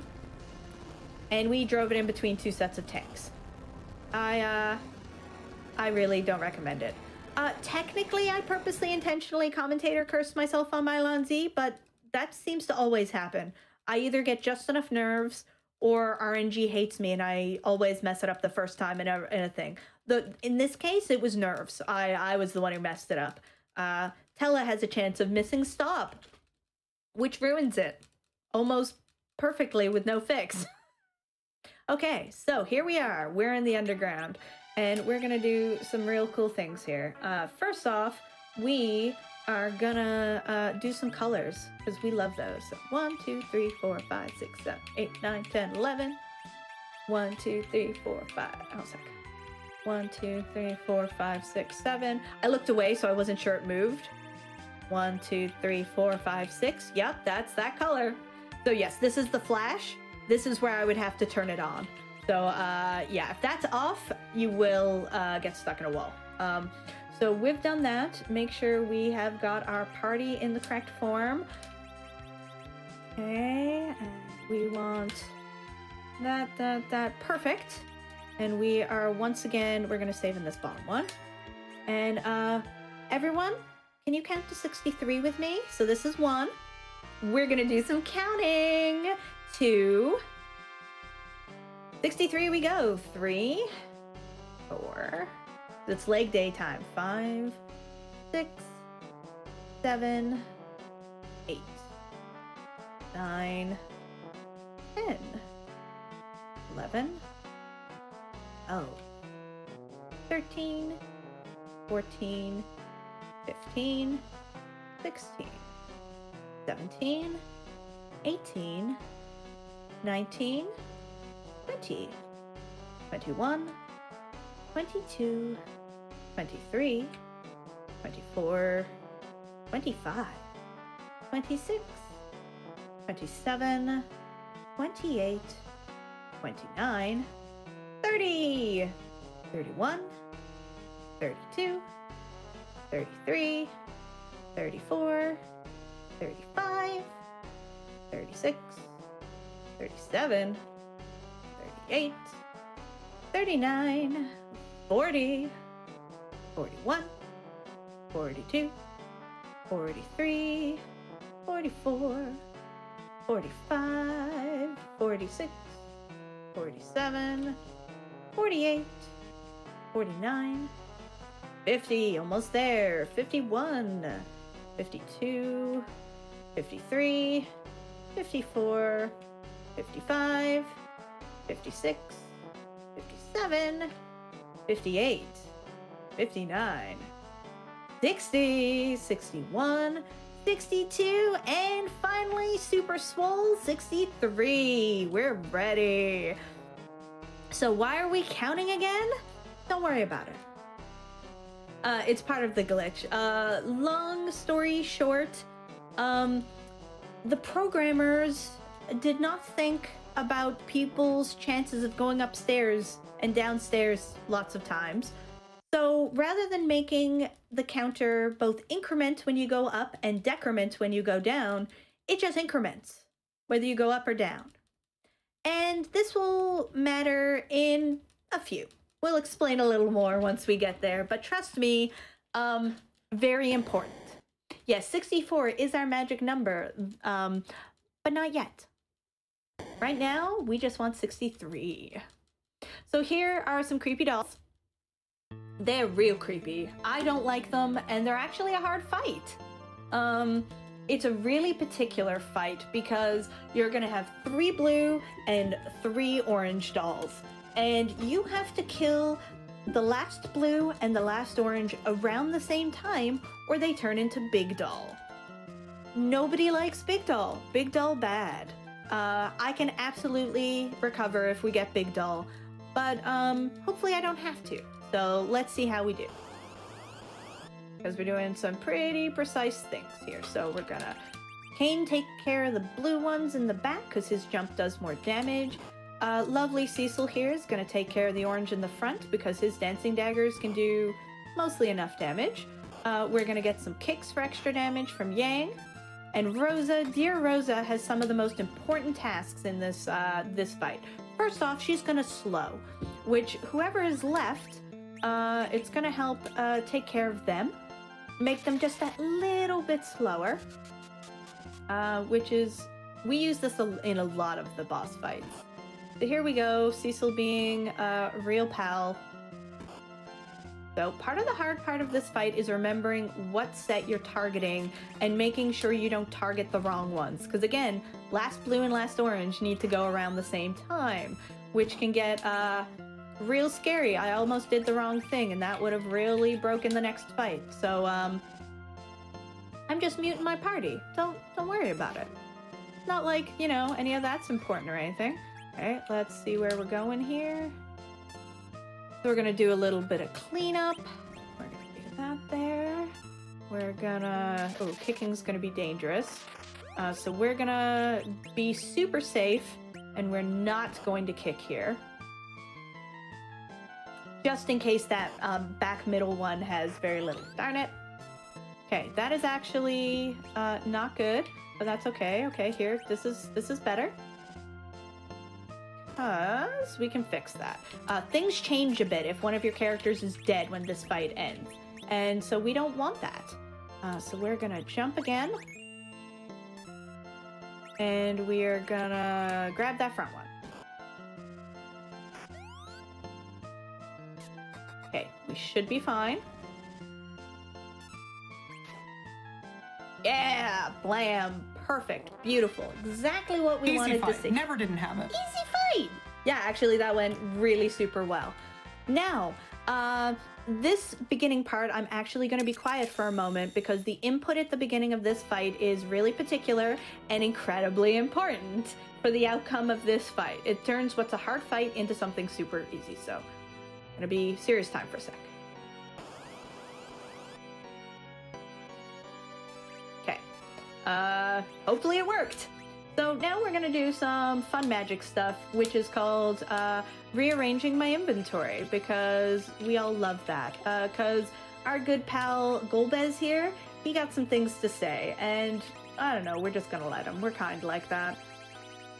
Okay, so we're gonna kind of pop back in between a few of the stuff because get the next thing going, because I know how long we can go before we need to actually just stay in the menu till we're done. So we want the, I'm not a fast menuer, as you can see, but I do know what we're doing here, and that's the fun part. So, well, let's just hop back up. Doo-doo-doo, grab that next staff. Meal time, Shadow! Yeah, I'm sure. Come back here. Now those 14, that's our 114. And last, but certainly not least, is that stack of 57 Ice Claws. So we're gonna... So as you can see, we're getting killed here. But, Kane's gone. He took a jump because he didn't have that mute to protect him. So while the reason I'm able to do this, even though we were trying to get paralyzed, we should be paralyzed, is there is a status ailment priority chart. I do have that. I didn't equip that. That was foolish. I can equip that now. Haha. And you, Cecil. So that status ailment priority chart means if you have a status ailment which is higher on the priority chart than a lower one, you cannot gain that lower one. And mute is higher than paralyzed. So we take advantage of that.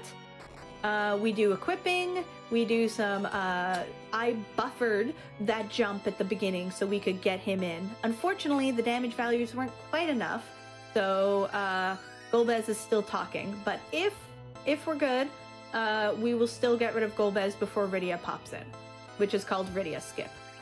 Come on, yeah. So we got Rydia skip. So she cures us and then just chills. She knows she doesn't need to be here. And we're done. Golbez is dead. Easy every time. That fight's real scary. It is one of my most hated fights because it's terrifying. But we got through it really super well, so I am not at all sad about that. So good news, everyone. Golbez has been defeated, definitely forever. Rydia apparently was totally fine, but Leviathan took her into the land of summoned monsters where time works a little differently. So she is no longer 7.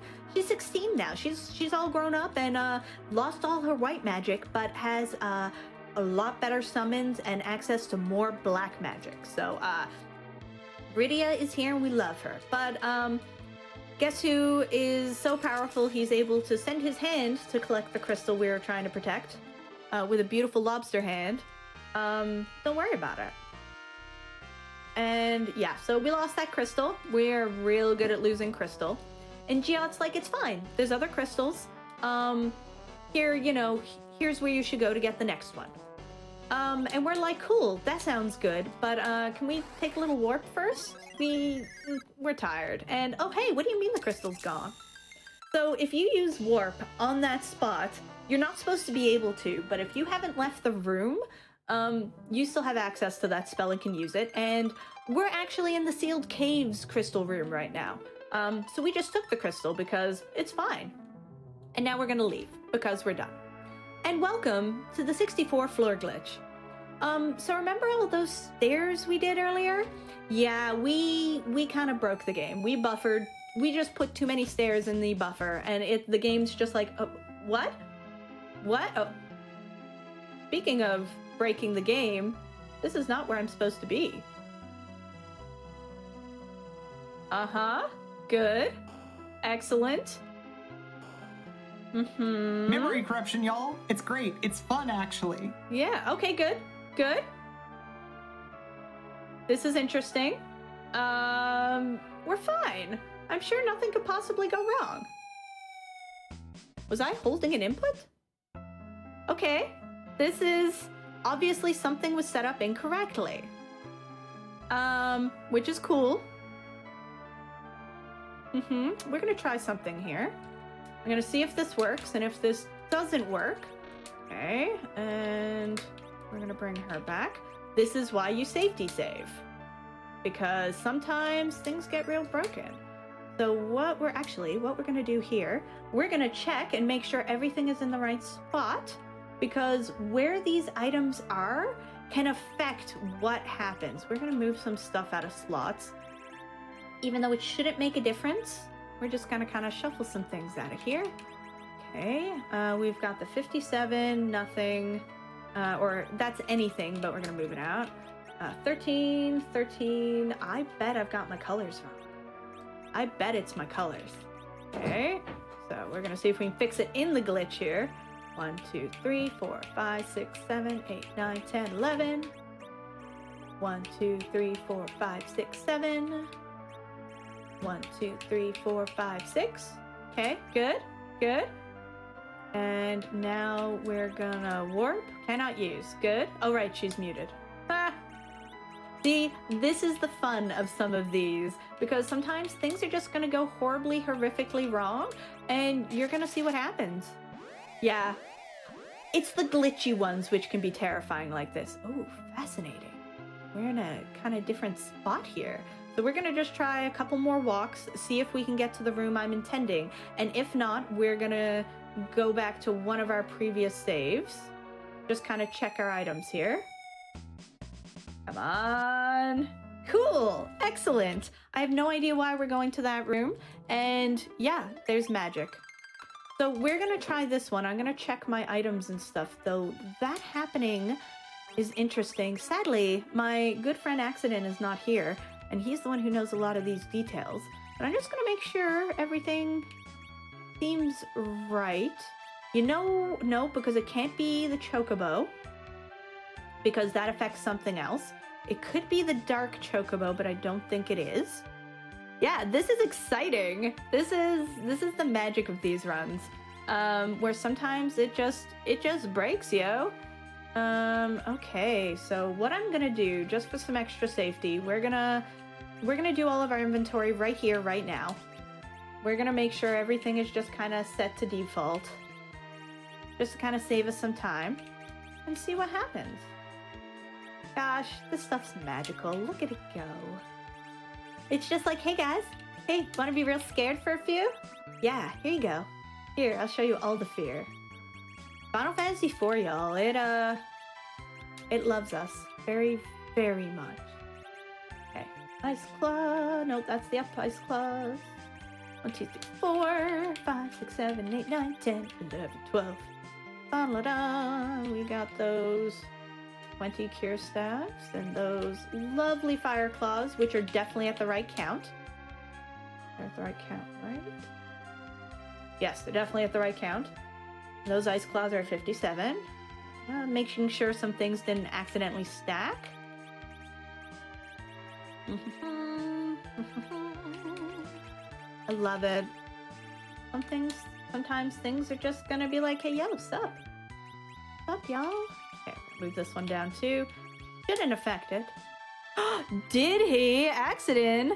If you don't get to the mage room, that's Black Chocobo. Excellent! Okay, that's good. So what that means, I put a save point outside so I can fix this. I just had this feeling in my brain that I might need that. So that's good, because that is a super easy fix. Like, super duper easy. We're just gonna pick up that Black Chocobo, get a new one, and put it in a better spot. Oh, I know exactly what I did wrong. I went in the middle of the pile rather than the side. Hey, that's good. I actually know where I broke it. See, when I talked about precise things, it is supposed to be right here where I'm standing now. It is 1 square to the right. Hello, welcome to Magic. This is the memory address speedrunning. Okay, excellent. Quick, easy fix, and you're gonna get to see if I can do those fights again. We're resetting because I am not getting another yellow chocobo. We're not doing it. I refuse. That's much harder than a black chocobo. Yeah, Accident, by the way, gonna shout him out real quick. He has done so much work on the FF4 runs and has a set of materials which you can actually use, and I'm using right now for all of our categories. It's ff4.accident, spelled AEXODEN.com. And if you're interested in getting into Final Fantasy IV speedrunning, I definitely recommend those resources. Okay, there we go, Black Chocobo. So, where I was supposed to stop. See, I moved down from right here, and I was supposed to move down from here. Yeah, that was it. 1 square over. Mwah, chef's kiss. I love it. I get to show off what little it takes to throw this off. And yeah, we get to see those fights again. Listen, those fights are super cool. And those fights went way too well the first time. They did, yeah. This FF4 was like, nah, fam, we can't do that. It's really important that everybody in chat gets to understand the terror of these fights. Oh god. And counting. Are you gonna help me count this time, chat? Because guess what this means? We gotta count again. Yes, this is absolutely 1000% memory address voodoo, like a magic. It is absolutely weirdness happening with memory addresses. So we definitely want to see that, and that's why such a little thing can change so much, because, you know, it's looking at the hex code in the addresses and it's different.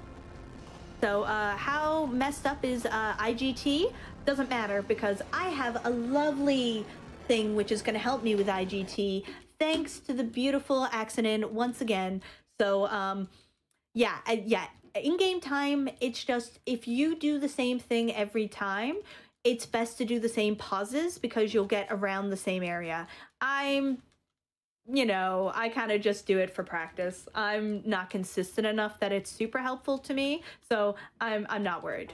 In-game time and money are those things which it would be nice to be in the right spot, but not a problem if they're not. So 1, 2, 3, 4, 5, 6, 7, 8, 9, 10, 11. 1, 2, 3, 4, 5, 6, 7. And lastly is 1, 2, 3, 4, 5, 6. Oh, you know it's right when it's that really ugly color. That looks like hot cocoa. It's perfect for winter time. Yes, we're gonna look at it that way. So we're at 2. Here we're at 3. We're counting to 63. So count along at home, friends. 4, 5. I'm not gonna talk much because it's real hard. 6, 7, 8, 9, 10, 11, 12, 13, 14, 15, 16, 17, 18, 19, 20, 21, 22, 23, 24, 25, 26, 27, 28, 29, 30, almost halfway there, 31, 32, 33, 34, 35, 36, 37,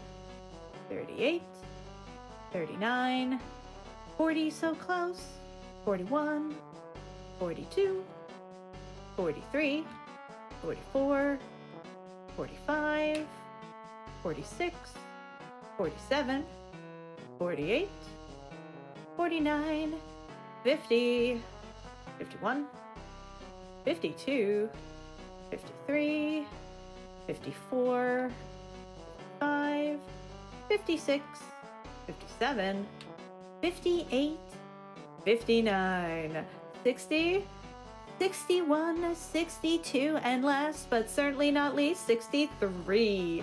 My friends, we have counted to 63. For those of you who missed the original explanation, basically the programmers did not expect people to go up and down stairs a lot. So rather than the count in the buffer incrementing when you go up and decrementing when you go down, it just increments in both directions, and I'm sure there's no way that would break anything. Spoilers, it absolutely breaks things. Like the game.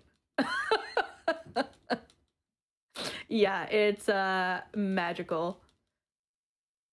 I see an answer to a question of NIRM or no cache.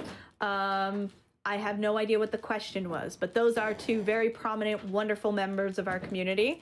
I think both have run at GDQ different versions of this game, as has the wonderful Rivers McCown. 63 is a good number, but 64 is the magic one. But in this case, we'll get that later. We're getting 63, and then for a treat, we'll get just one more. Yeah, don't worry. I've been running this game for about 4 years now, and I honestly still don't get it. I just follow the instructions and magic happens. And then when things break, I hope Accident's around to tell me why it broke. Oh, I did not menu. Good. We're gonna yellow this fight. This is gonna be good. Okay. Thankfully, that's not needed for the glitch. It's just needed for things to go well. But honestly, it's not that bad. Right. Okay, good. You could never tell that I've been flustered. There's no mistakes here, only intentions and panic. Definitely intentional panic. It's fine. Let's see how well we do this fight like this. The concept is still the same. The last blue and the orange one need to die at approximately the same time, so we don't get the big doll, because big doll bad, big doll hurt, big doll mean. So we want these creepy but much smaller dolls.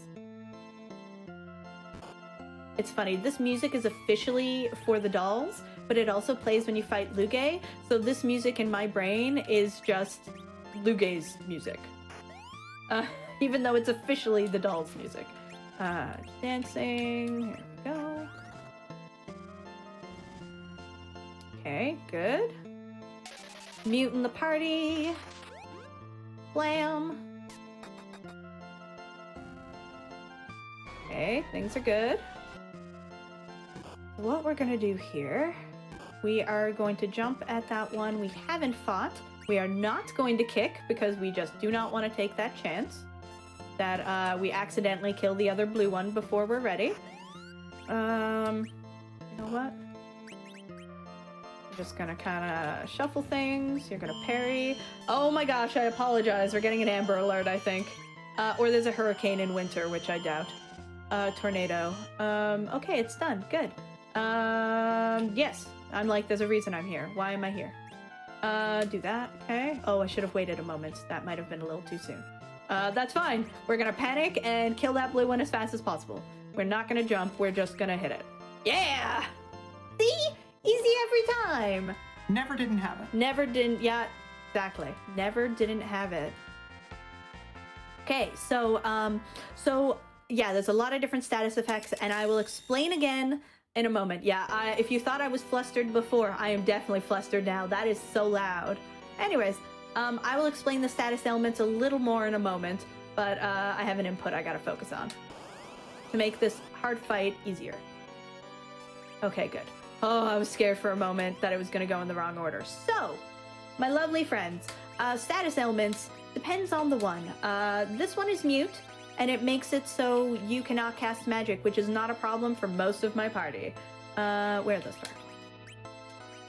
Who it is what is a problem is being paralyzed. I don't like being paralyzed because I can't do anything, and that is sad. So, in the status ailment priority chart, mute is higher than paralyzed. So if you're muted, you can't be paralyzed, meaning I can still do things in this fight where I'm supposed to be paralyzed and doing nothing. And it's beautiful because I'm organizing my inventory in definitely not an incredibly specific way.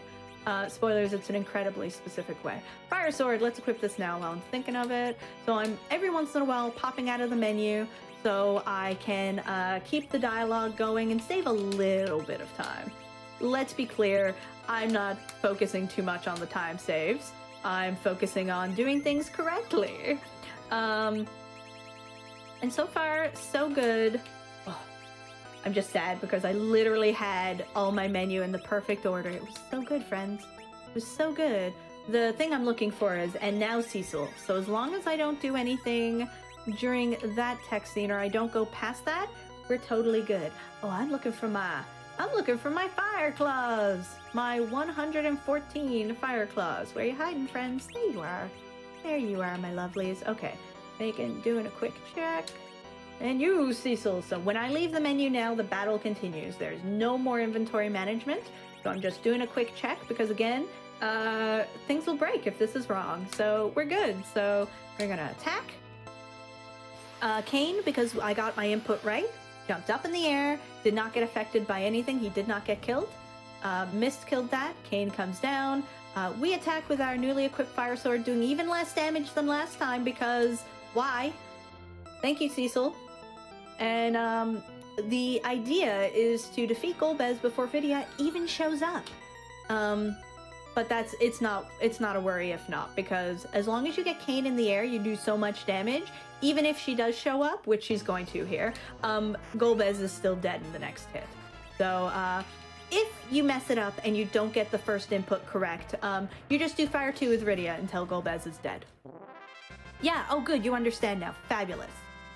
I did the anti-tower this week. I got it in a roulette and I forgot that the dolls were at the end and I cried. Because they're creepy in all iterations. And when put in HD, beautiful Final Fantasy XIV graphics, they're even creepier! Anyways, that's all. So, we have once again recruited the lovely grown-up and much more powerful Rydia. She helped us take care of Golbez, who, surprise, surprise, is not dead, and is using his magical lobster hand in order to steal the crystal we are really bad at saving. Like, real bad, friends. Like, we have not saved a single one at all. because we're good at this. Oh my, he took the crystal. It's that time again. Hopefully we're not going to break it this time. If we do, well then, that's just it. Just accept the game was good. The game just said no, but I don't expect that to happen this time. Chocobo was good. Black Chocobo's now good because we fixed it. I'm gonna change my party order now in a moment because I forgot to do it. And I don't think that affects anything, but you know what? Guess who's not gonna mess with it? That's right, it's me. While I'm thinking of it, I'm actually gonna do it right now. No, I want form, not change. So I want Cecil. I wanted Sid, which means I'm gonna put you there, and everyone else is in the right order. Perfect. Okay, so we're gonna take that crystal. Don't walk out without the crystal, friends. Just don't do it. Yeah, this is a different crystal, by the way. He still took that other crystal. This one is the one in the sealed cave, which we've taken. Oh, hey, look, we broke the world again. And hopefully we've broken it correctly this time. We'll find out shortly, certainly. Okay, good. Come on. Yeah. Yeah, we broke it correctly, friends. We are in the mage room. Titled such because... That's the no 64 weirdness I know. Yep, that's the magic. Or the no CW, rather. The yes 64. Yeah. Also, we're in the sealed cave. And Yang has taken up ninja cosplay. And is really good at it. Like, look at that outfit. He looks just like a real ninja. A real ninja prince, in fact. And Hugh Chalk came and betrayed us. And stole that crystal we just magically obtained. It's funny, I actually knew about that warp glitch when I was a child playing this game. It is the only glitch I actually knew when I started learning this. Okay, so now we're just gonna do a quick shuffle, again for reasons. And hey, we're back. So we're going back here, and we're on the moon. Who needs a whale? I'm telling you, I don't need a whale. I just need this room. So here we are. Enjoy the moon. Oh, hi, Foo. Yeah, how unexpected and rude of you, Kane. But don't worry, we have our favorite mop. Yeah, world record pace for doing a 20-minute bit twice. Exactly. Listen, I'm just demonstrating to all you that how things can break and how easily it can be fixed. It's just a bit time-consuming. And yeah, Moon's haunted. Moon's real haunted. So we got our favorite mop. I tried to say beard and mop at the same time and got bop, which is actually pretty wholesome, if I do say so myself. So we are once again going to shuffle our inventory around because we're real particular here in what we do. No, I want that one. Thank you. Okay, good. And then do this. I always remember this one, but I never remember the other one. Okay, excellent. Good. Nothing to see here, friends. We're gonna leave. We got our mop and we're done. So, hello, we're back in our mage room. We're gonna leave. Okay, so we're going left. So, the thing about those 64 floors is we need to travel through them all again. Which is super. So we're going straight up to leave. Okay, push through automatically, lovely. So now we're going up, then left, then up, then left, and we're gonna keep walking left until we get to my magical save room. Now, you thought this was complicated before, but did you know there are multiple ways of setting this up and doing it? I am doing what's referred to as the 12-item route, which gives me a save point in the middle, which I feel is useful for what I think I demonstrated 20 minutes ago. Reasons. Things break, and if you can get to a save room, things real good. Things real good. Okay, so we're almost to our glitch room, our save room. You can't miss it. Ba-ba-da-ba. Enjoy this little house. Isn't it great? See the inside for a moment. Oh, we didn't get stuck in the wall. Okay, now, this is where so much important things happen. So we're gonna go to our menu. I'm gonna do a double check on my gold. I can almost tell you I know it's fine because I didn't actually do anything. And it's in-game timer that affects IGT. So actually, This doesn't affect my GT at all. Oh my god, it's actually good. So we're gonna do this real quick. We're gonna save in this top slot because reasons, and we're gonna go it. Okay. Okay, good. So there's certain things you can do. Oh, good. Mwah. Good? Because you can soft lock, and that'd be bad. Ah, we didn't soft lock. So there's 3 rooms there. They look at your gold, they look at your time, and they look at your yellow chocobo. Oh no, not your yellow chocobo. How long you sat in the save menu when booting up a game, not when saving. So if you got any of those 3 things wrong, you will soft lock. Now what you saw is I technically got trapped in a room I couldn't move in, but I wasn't soft locked and I still had access to my my spells. And I was able to warp out, which means it was safe, it was perfect. So everything was just so good. Oh, don't forget to exit. Okay, so we got to the dwarf castle. We said, oh hi, what up? And we saved. Things were good. We didn't save, but we did some things. So we are gonna go right up and left. And once again, we're on the moon, ready to fight the final boss. So friends, we have a new friend here. Fu is busy being in our party, so Sid is gonna play the role of all-powerful mage. And this has some fun effects because it actually uses Sid's stats. So even though this is an uncontrollable, like I am not controlling this at all, there's RNG and math being done in the background. So what we're gonna do is we're gonna play a little game, a little guessing game, chat. I would like you to pick a value between 1600 and 2100. We are guessing for how much damage Sid's Meteor is gonna do. Now, this is Price is Right rules, so you have to get as close to the number without going over. I am doing 1862. It's not my usual number, but I blanked on my usual number. So 1862. 1863 here. Wow, Tina going for the big numbers. Don't worry, everyone. Unless nobody else wins. Yeah, it's a pretty safe strat. So everyone, get your guesses in. Oh, Railkin getting, trying to beat your number.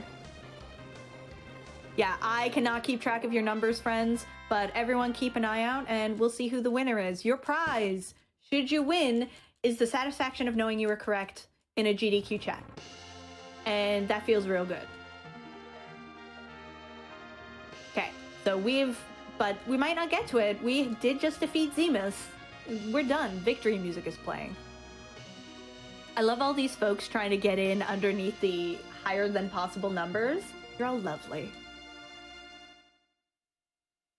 $1. $1! Yeah, that could also... Oh yeah, too big a number can never win. I see. Yeah, we have two $1. This is great. Okay, so it turns out, we defeated Zemus, but Zemus just had too much hate. Hate bad. So Zemus transformed into Zeromus. So let's... Okay, we don't worry about Golbez. It's always, you know, boo, real low for Golbez. Anyways, let's see what we got. Who's our lucky winner? 2098. That is the highest I have seen it in a while. So, did anyone guess 298, 299, or 2100? Oh no, it has to be under. So, it has to be 2098 or lower.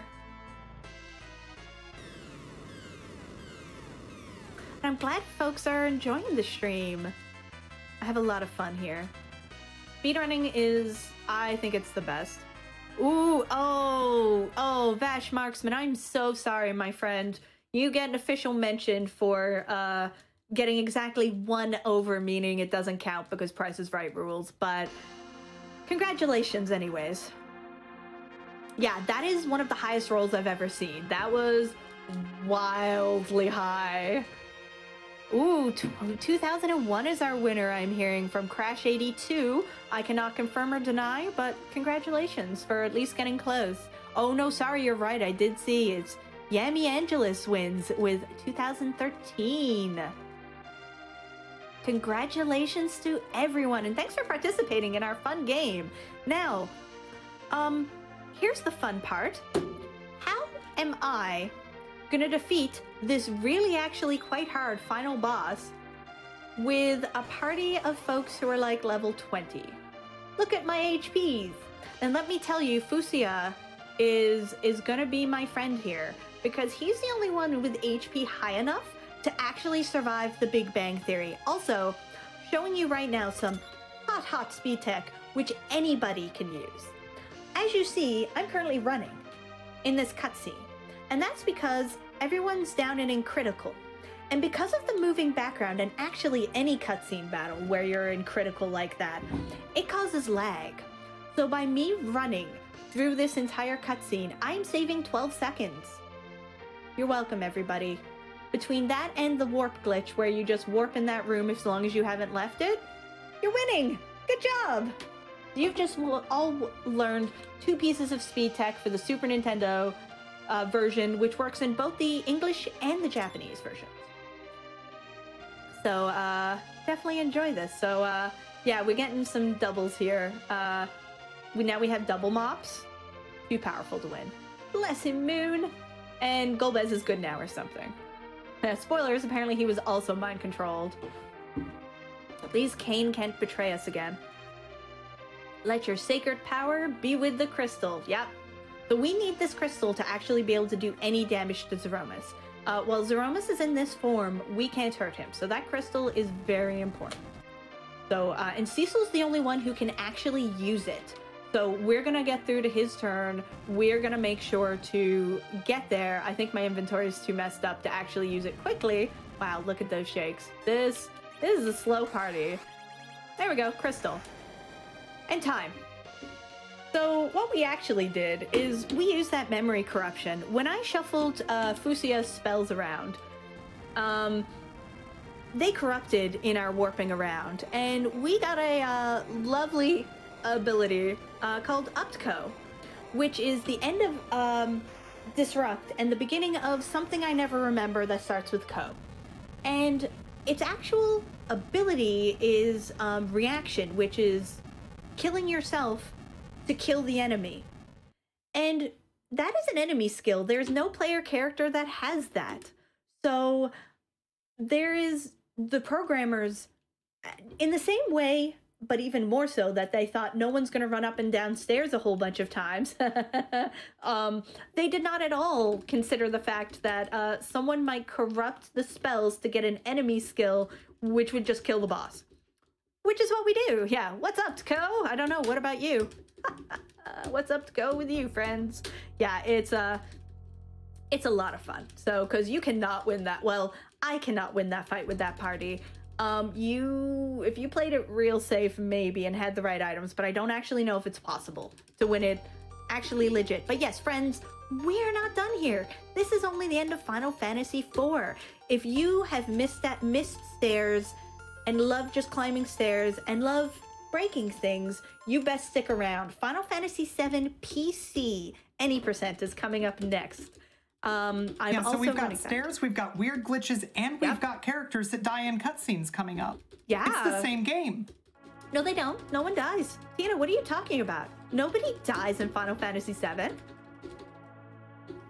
You're right. I'm sorry. My mistake. My mistake. That actually doesn't happen in Final Fantasy VII. Yep. Everyone's totally fine. That's how I remember it anyways.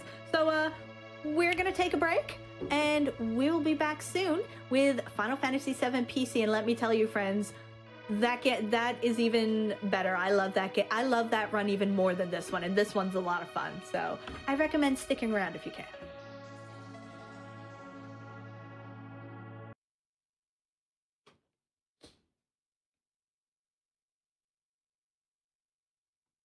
And we're back, everyone, with a bonus game. You thought you were going to get one RPG today? No. Joke's on you. You're getting 2 of them. But first, I'm going to remind everybody here who just showed up, AGDQ 2021 Online, coming up soon. It's going to be January 3rd through 10th. Head on over to GamesDoneQuick.com to check out the schedule. Tweet at us, at GamesDoneQuick. Let us know what you're interested in seeing the most. We want to hear what's making everybody excited about our upcoming event. Prize submissions are still open and they will be open through the 26th. There's a little bit of time left. If you've got something that you want to also contribute to the event, head on over to gamesdonequick.com. Let us know about it. If you're watching this on YouTube, hey, you're awesome. I hope that you're enjoying it. But also, if you want to watch us live, join in the chat, get in on the action, head on over to twitch.tv/gamesdonequick. If you've got an Amazon Prime account, you can subscribe to any Twitch channel of your choice from every month for free. Consider using your Prime Gaming account to support weekly GDQ hotfix content. It's fun. We appreciate it. With all of our new hotfix shows, and there's a ton of them, we've got a ton of new content that we've been producing. Head on over to gamesdonequick.com to /hotfix to find out more, see all of the new stuff that we're producing, and hey, submit your runs. If you think that you've got a game that really needs to be shown off on a show, let us know about it. We want to hear from you. Finally, the classic Mega Man Relay is going to be tomorrow. We've got Mega Man 1 through 11, all of them. And that's going to be starting tomorrow at noon Eastern. Today, we've got Final Fantasy VII, a game primarily about taking rhinestones and putting it in weapons and armor so that it makes you look better, but also makes you magical. I think that's correct. Is that right, Natara? Yeah, that seems like what happens to me. We have a lovely time, nobody dies, and everything's happy and wonderful. That's FF7, right? That sounds accurate. I think that's correct, yeah. There was a question in the chat during the break asking if we're going to see the debug room today. What's a debug room? Well, there you go, chat. We are not seeing the PC debug room.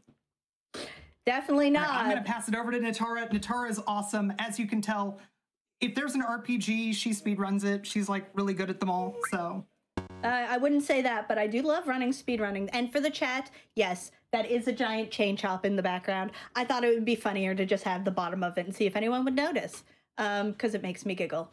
So, I just want to note, there's no save file in Save 1. Just, we're going to be using this, and it's important for you to know there's nothing set up. I do have some safety saves in case magic happens, like last time, but hopefully we shouldn't need them. Even though this is a magical run, it is a lot more stable, shall we say. So, with that, it is time to show you Final Fantasy VII as it was meant to be shown. So, let's count us in with 3, 2, 1, start. So welcome to Final Fantasy VII PC. It's very, very important to note that we are playing on the Final Fantasy VII Remaster PC version. It doesn't matter which PC version you got as long as it's the remaster. It can be from Steam, it can be from anywhere that sells it, but it does have to be the remastered PC version. The things I'm going to be doing, the important things for this category, are not available on the PlayStation version, the PS4 version, any of the other ones, like where it keeps kind of propagating downwards, the Switch version. Some of the things I'll be doing do work though. So I'm gonna try and remember to tell you which things work. But the key things which make this category what it is do not work in any version but the PC version, because it's the first one they released. So they couldn't fix what they broke. Because they definitely did not break anything. My target time is going to be 2 hours and 10 minutes if everything goes incredibly well, which is unlikely. It will be sub 2 hours. My personal best is 2 hours and 3 minutes. Yes, you are hearing that correctly. 2 hours and 3 minutes. But how can you finish Final Fantasy VII that quickly, Natara? You're gonna have to stay. I can't spoil it for you. Or watch the VOD later. So, it's just good. Yeah, it's shorter than you remember. And excellent.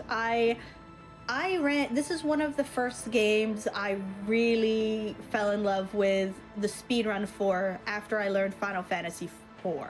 And like, while I still run that, this is my game these days. And it's wild. It's just fun. It's super fun. So I'm going to press some of the buttons wrong because I'm now using the B button as the accept button rather than the A button. Or what was the cancel button is now the accept button. And that's really frustrating when you swap the game. So I apologize in advance for any mistakes I'm gonna make. So we're gonna set it to memory active. We want everything fast because this is a speed run and we ain't got time for slowness. And then we're gonna fix the camera because things go a little better. Did you know this guard has 2 potions? Yeah, I didn't either. Until very recently. That is correct. The ones which make this category what it is, those bugs do not exist on the 4-disc one. Precisely because it is a 4-disc one. So I'll explain more about that a little later, but long story very short, they removed the disc system from this version. There's no discs, there's no prompts to swap discs. They may have broke some things while doing that. And we take advantage of that. So here we are Cloud. Our name is C because the text is scrolling and we want to save time. So anyone that I can rename will be going to one character. So we are here to blow up this reactor. These Mako reactors are run by Shinra and they're destroying the planet. So this group is Avalanche. And Cloud here has been contracted to help them out because he is an ex-soldier, part of their elite military who is magically changed to be stronger and better. I don't know quite how that would be described, but needless to say, he is powerful. He's from Shinra, so they want his help. So here we are. Yeah, not extreme soldier, that would be great. So you're gonna see me running away from battles because sadly there's no quality of life fix. This is as it is. I will be using change often because something about it just makes you run away a little bit faster. So we're gonna take advantage of that. Also, I'm still running with my Super Nintendo controller, my Super Famicom controller, because I'm only missing 2 buttons and I don't need those buttons for this run. So I have a lovely adapter, which is so this is what I just use as my PC controller. The D-pad on like the 360 controller is just not as good. And let me tell you, friends, Steam hates controllers. It really hates them. So it's hard to get a controller that works in Steam without putting some extra effort. So the title should say FF4 and FF7. But yeah, so yeah, there's no analog sticks, so there's no big deal. And even though L2 and R2 do technically have functions in this game, they're not functions I need, so I don't use them. I'm just like, nah, we're good. So I haven't worked on getting a controller with all the buttons because I don't need one. This one works real super well. So it's kind of my thing. Yeah, sorry. Yeah, we did 4 too fast, so we're doing 7 now. No, it was always the plan to do both of these because they're really similar in that they're short. They're shorter than they should be. We're gonna take a lot of stairs, and we are going to break the game. So let us go down the stairs. We're going to be trying to do like optimizations and such. Now, one of the things I'm going to say is there is a step route in this game. And I will tell you right now, I do not do it. I don't know it. I have no intentions of learning it because my poor brain really struggles to remember information. I have to do a lot of work to get things in there. Memory things. So I have to prioritize what I'm remembering. And I've decided the step route is not one of those things. So this game, it's hard. Just through the first reactor, and learning that took me several hours. Yeah, it is. After that, there's multiple CDs worth of content. There's a lot. This game is a lot. Yeah, exactly. So I'm here to show you it will not be optimal, but you can absolutely learn and do this run with 0 step route. So I'm telling you that right now. I will just try my best and run away best I can. So here we are. We're at the first reactor. Technically the 7th reactor, or 5th reactor, I think. Anyways, we are setting up a bomb. We want to explode it because, we're bad people. And there's a boss here. So we are gonna do what we can in order to defeat this boss. Now, there is some tech, but it depends on who gets targeted. We are looking to get some extra limit breaks, especially on Barrett. We are going to be using bolts the whole time with Cloud. So, honestly, I don't really want Cloud to get hit, but getting limit breaks is something we try and get in a few different spots. Both because some of the limit breaks are powerful, and that's helpful, but also, when your limit gauge, your limit bar fills up, your next turn comes incredibly quickly. So it's actually really good speed tech to get to build up your limit gauge. However, once it's full, that can be problematic in some spots. Why is the PC version? Now, I want to note about speed. There is a mod in order to make sure some areas of this are consistent in their speed, because running it on PC, we all have different types of equipment, so some are going to be more powerful than others. So there's two different categories of this: free FPS and 30 FPS. I am running it purposely in free FPS because I didn't want to use my thing. A valid category, but it means some spots are going to be a little faster. But I'm not racing, so it doesn't matter. I purposely attacked there to build my limit gauge. Not everyone will do that. So now that Barrett has his limit, we're going to use that because that does more than his regular shot. Yeah, there's a lot of history behind this version of the game. And yeah, it's definitely a thing. So yeah, we're just going to finish up here. We are not going to use Cloud's limit because frankly, we'd rather save it for other spots, and his bolt materia does approximately the same amount, so there's no point. So this fight's about over, 1 or 2 hits left. It was 1. And in order to beat our lovely friend, the Guard Scorpion. Yeah, actually, the speedrun mod is not to make everything 60, it's to make everything 30 in certain seeds.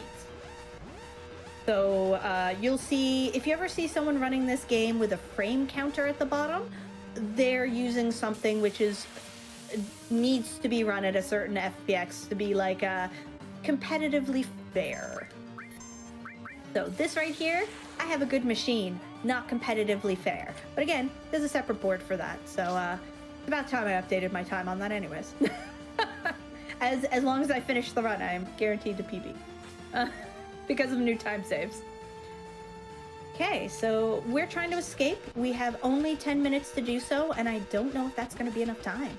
I think we're really going to struggle to do this. So there's a bunch of items lying around, and we're going to pick some of them up, and we're going to absolutely ignore a whole bunch others. The only ones we're going to be picking up are ones which are in the way, like that one was. Things we can actually use, not many of those, and things we can sell for money. That's going to be the main thing we're going to be picking things up on. There was recently a new skip found in this category, and which is excellent and saved us a whole bunch of time. The problem with that is, though, it skips a lot of chances to get some money, and if you're doing the little more trickier route, which I am, it skips the ability to use materia, or to use materia, like equip materia. So if that character did not come with materia pre-equipped, they cannot use it. So we are gonna really be kind of precise with our money route. It is super important. Okay, let's run the correct way. Please save Jessie. You cannot open this door without Jessie. So if you forgot to go back and save her, you'll get to this door, find it is locked, and have to run all the way back. That is probably the only time you're actually going to need the 10 minutes. Because as you can see, or if you're actually fighting things, which, you know, I'm not. Okay, and we did it. That was slow. Ideally, you want to get out with 8 minutes or more left on the clock. Yeah. Oh, I'm so bad for hoarding things just in case. Every casual RPG, my inventories are like full. I'm casually playing Final Fantasy IV PSP with some friends.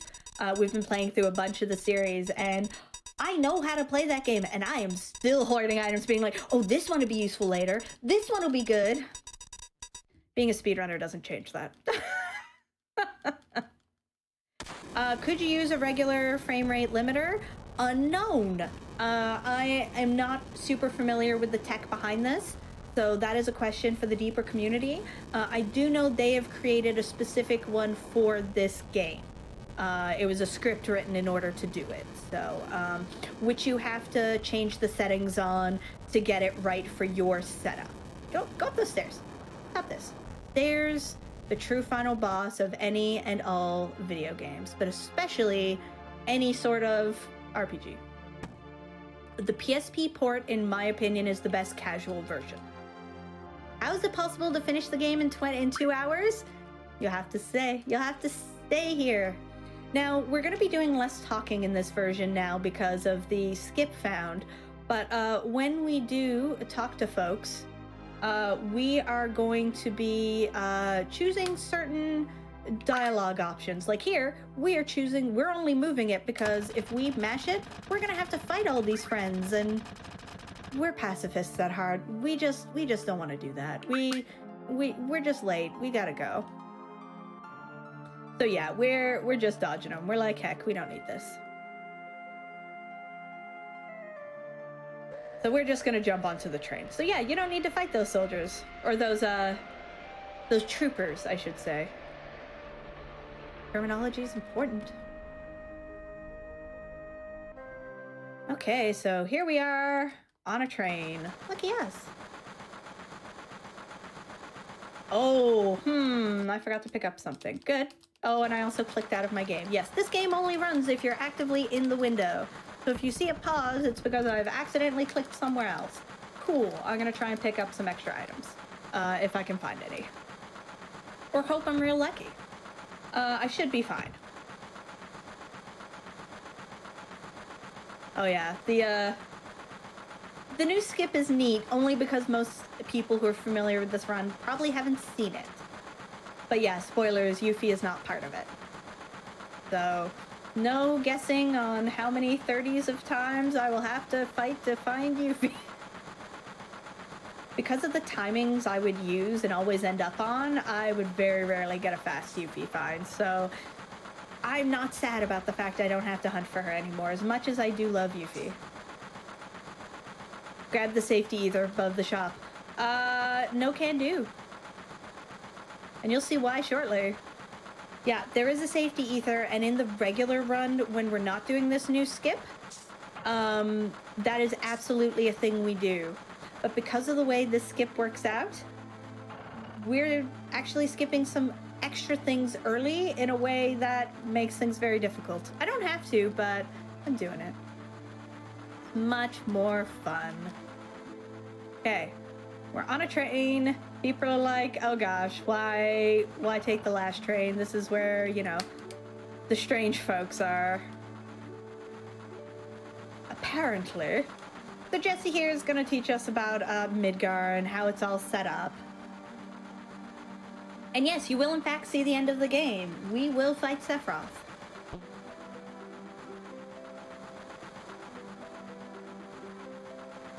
So it's pretty good. Is Yuffie in this game at all? No longer. Yuffie used to be an integral part of this category. However, with the new skip, we save 45 minutes without the RNG of finding Yuffie. So, yeah, she's not here at all. There's two different main categories for this run. This is PC any %, which is the shorter one. And then there's the PlayStation any %, which is the 7-hour run, the console version, which I will never run because that's too long.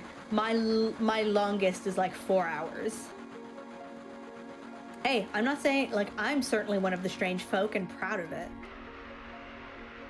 But people usually aren't scared of me on a train. I'm small. Yeah, listen, some folks are judgy, and we ignore them. Yeah, 45 minutes, it's a huge thing. So when I heard about it, I was like, this must be hard. This must be really hard. And it was not hard at all. What's different about it? Specifically, the removal of the need for discs. because in doing so, they broke some things, which I'll get into more when we see, because I don't want to spoil the fun for anyone who's seeing this for the first time, because it's nice to just watch it and go, what? Oh gosh, Advent Children is so pretty. It's a bit of a mess of a movie. You're just like, what is happening? But if you're just watching something for being fun in Final Fantasy VII, that's what you want. So, hi everybody, we're here and we're gonna do some fun things. So yeah, for anyone who does have to go before the end, there will be a VOD. So feel free to check out and find out then what the magic is or was. So we're just gonna do a little rundown. Oh hey, I didn't realize Tifa was there, and we used to skip that entirely. We used to leave the screen so people would despawn. So we are skipping everything in the 7th heaven. And because of that, we don't get materia. And because we don't get materia, and we haven't had materia yet, we actually cannot do the chest upstairs isn't there because it's a teaching one. Oh, good. Okay, good. I'm gonna have to buy... how much money do I need? Doing a quick money thing. I need 100. We're gonna do that because later we can buy them more. I think that's enough. Hey. Oh, don't go back in there. You've gotten what you need. So yes, that chest with the ether is not available right now. I would have to go through minutes of cutscenes, which, nah, we're good. Okay, so let's...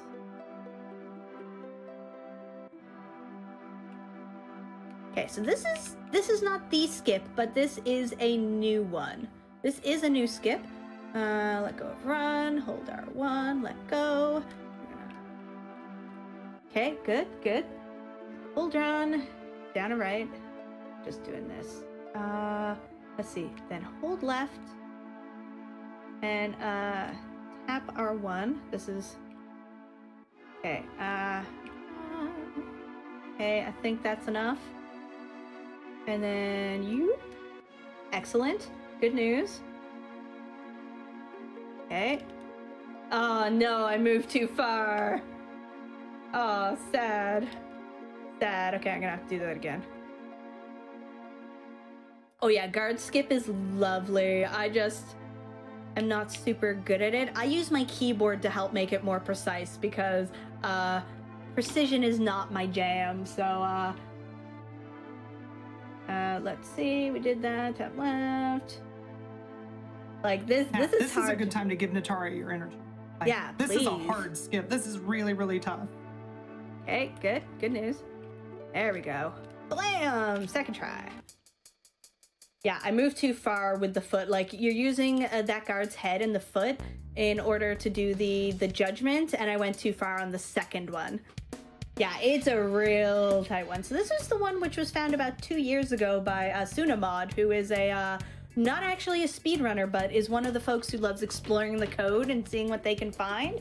And they discovered that you can wiggle in certain places. So if you ever see this run in a marathon, Eris will never be available to name because when you get her, she is pre-named. So here we are in Wall Market. Lovely place. Yeah, we're skipping the reactor and everything entirely. So did you know when you recruit Eris properly, you go to the church and you get her there?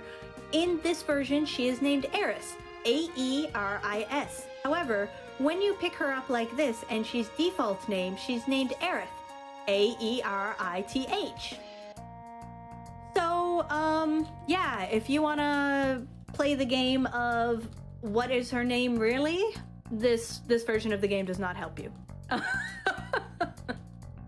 It's like I'm gonna put more like mud in the water and it's just gonna be real confusing. Where did Eris come from? Listen, we don't question these things, she's just too powerful. So here we are in Wall Market, probably my most favorite section of the game. So in the stuff we skipped, we got separated from our friends and found Eris. And while we were kind of walking around trying to get her home and stuff, we saw Tifa being taken somewhere. We're like, what is happening? Is she okay? And so, I think, yeah, and so, you know, that was all good and everything. And so we're here to try and find her and kind of save her because we think she's in trouble, which is a laugh because Tifa. So we are going to try and help her. So, but they only let ladies into Don Corneo's place because he is not a very nice person.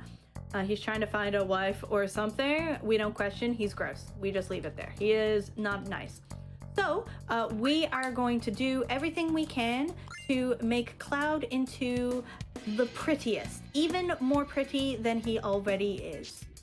And we have a really kind of straight route for that. Oh, hello, friend. Also, don't accidentally spend this coupon on the wrong thing because you have only one. And if you don't get the digestive, everything is over. Okay, I think I have enough money. Yeah, okay, because I need 200 for here. Okay, good. So we're staying. The guy at the materia shop wanted us to learned about this new vending machine and wanted to know about what the innkeeper was selling there. Like, are they getting into my business? What's happening? So we had to stay at the end to find out. Because we're helpful like that. Or something. So here we go. We bought the item that was 200 gil. Listen, Cloud is already pretty, let's be clear, but we're gonna make him the prettiest. So it turns out it was a protein drink set. So now this guy's motivated or something and gives us the diamond tiara, which is lovely. We want that. So hello, friend. I'm gonna do a little safety save here because I'm about to do a trick which will soft lock us if I fail. And no one got time for soft locking. Like a really fun soft lock, but well, as fun as breaking your games can be. So we're gonna save just in case. So here we go. What we are gonna do here, which can potentially soft lock us, is we are gonna run 2 conversations at the same time. We don't have time for just one. We can't do 2 separate conversations. This is a speed run. So we, right now, we need to find the dressmaker's father who is in the bar. And there is also someone who is in the bathroom not feeling very well. They have hogged the bathroom. Things are bad. So we're gonna open that door. We're gonna talk to the shopkeeper while the message is still up, which gives us the ability to move, which we are gonna take advantage of. So I'm gonna mash for a while through these cutscenes until we get a specific one. So, what, a tough looking guy like that? Okay, that's our cue. So we're gonna open that door again. We are gonna talk to this random person here just to progress one. We're gonna come back, we're gonna mash. So there's 2 conversations going at once. Now, this is very important to wait for that second message to come up. Okay, then I'm gonna move now. It's a little hard to steer. You can't see. So we want a dress that feels soft and that shimmers.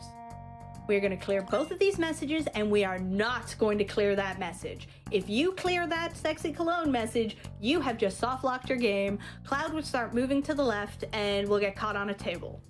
So don't do it. Anyways, we successfully ran 2 conversations at once. We got the perfume. We have convinced the dressmaker to make us a silk dress. So we're going to try it on. We're going to make sure. Saved, what, 10 minutes, 20 minutes? Few seconds. And looks seconds. Okay, that's good. And looks real cool. That's a lot of stuff to do for a couple seconds. Yeah, it is, but it's swag. I do it for the swag, and because I've now done it so many times, it's faster. You want the fastest thing. Yeah, no, it's not one of those big skips. It's just kind of optimal. It's fabulous. Now, you know what's not optimal? Doing squats. I'm real bad at doing squats, so I am going to focus up here in a moment and not talk for a few moments, which is going to be hard for me, but I think we're going to manage because we have to do squats to get our last item, and we have to win. Like, really important we win. Okay, yep, in that order. Got it? And we're not going to practice. We don't need practice. Okay, so hope everyone's ready. Uh-oh.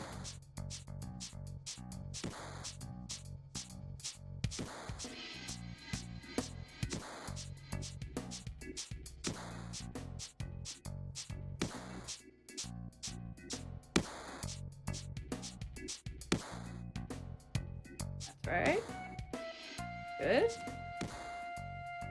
Excellent. The more mistakes my partner makes, the better it is for me. Oh yeah, good, good. Usually you have a squat or two leeway, but everyone you mess up makes things a little bit tighter, so you definitely don't want that. So we just got us a blonde wig. We are ready to go. We have everything we need. We have the diamond tiara, we've got some perfume, we've got a silk dress, and last but certainly not least, we have a blonde wig. Now, each of those activities I did have a good, an okay, and a bad outcome. And for each of those outcomes, you get a different item. So that's, you know, whether you win, lose, or draw for the squats, what options you put in for the dress, what item you buy at the item shop, and whether you give the correct item to the person in the bathroom. So we did all those things, so we got all 4 top versions of the items. So Cloud is now officially the prettiest. Eris has picked out an awesome dress, not the one they expected, and you know what? Looks fabulous, let's be real here. So Cutest Cloud is going to go and convince them to let him and Eris in so they can have, they can try and save Tifa, who is definitely in trouble or something. Yes, I am using a Super Nintendo controller. Hi.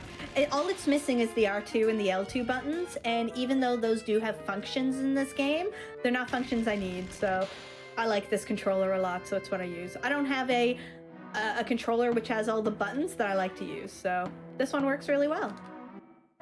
And I have an adapter, so also, information, this says poo, P-U-U. I don't know what it means. From the little tiny bit of Japanese I can read, so please enjoy that. I'm sure you will love that. So here we are to a totally normal room. We ain't judging. And Tifa's here, and really not in any trouble because Tifa is not in any trouble. Tifa used to get named T, but now we also don't officially recruit her either. So yeah, currently no, this is not a Games Done Quick main event. This is Games Done Quick hotfix. We're in the Tina's RPG show, I guess. And I'm your current guest, Natara, playing games with lots of stairs and magic. Sometimes those are related. So it is, yeah, I just love how many times in this game people tell Eris not to listen in, and she's just like, yeah, I listened. Eris don't care. She does what she wants. And I love it. So both Tifa and Eris are like, yeah, we're ready. Like, yeah, this guy is really gross to women, but we've got this. We can handle it.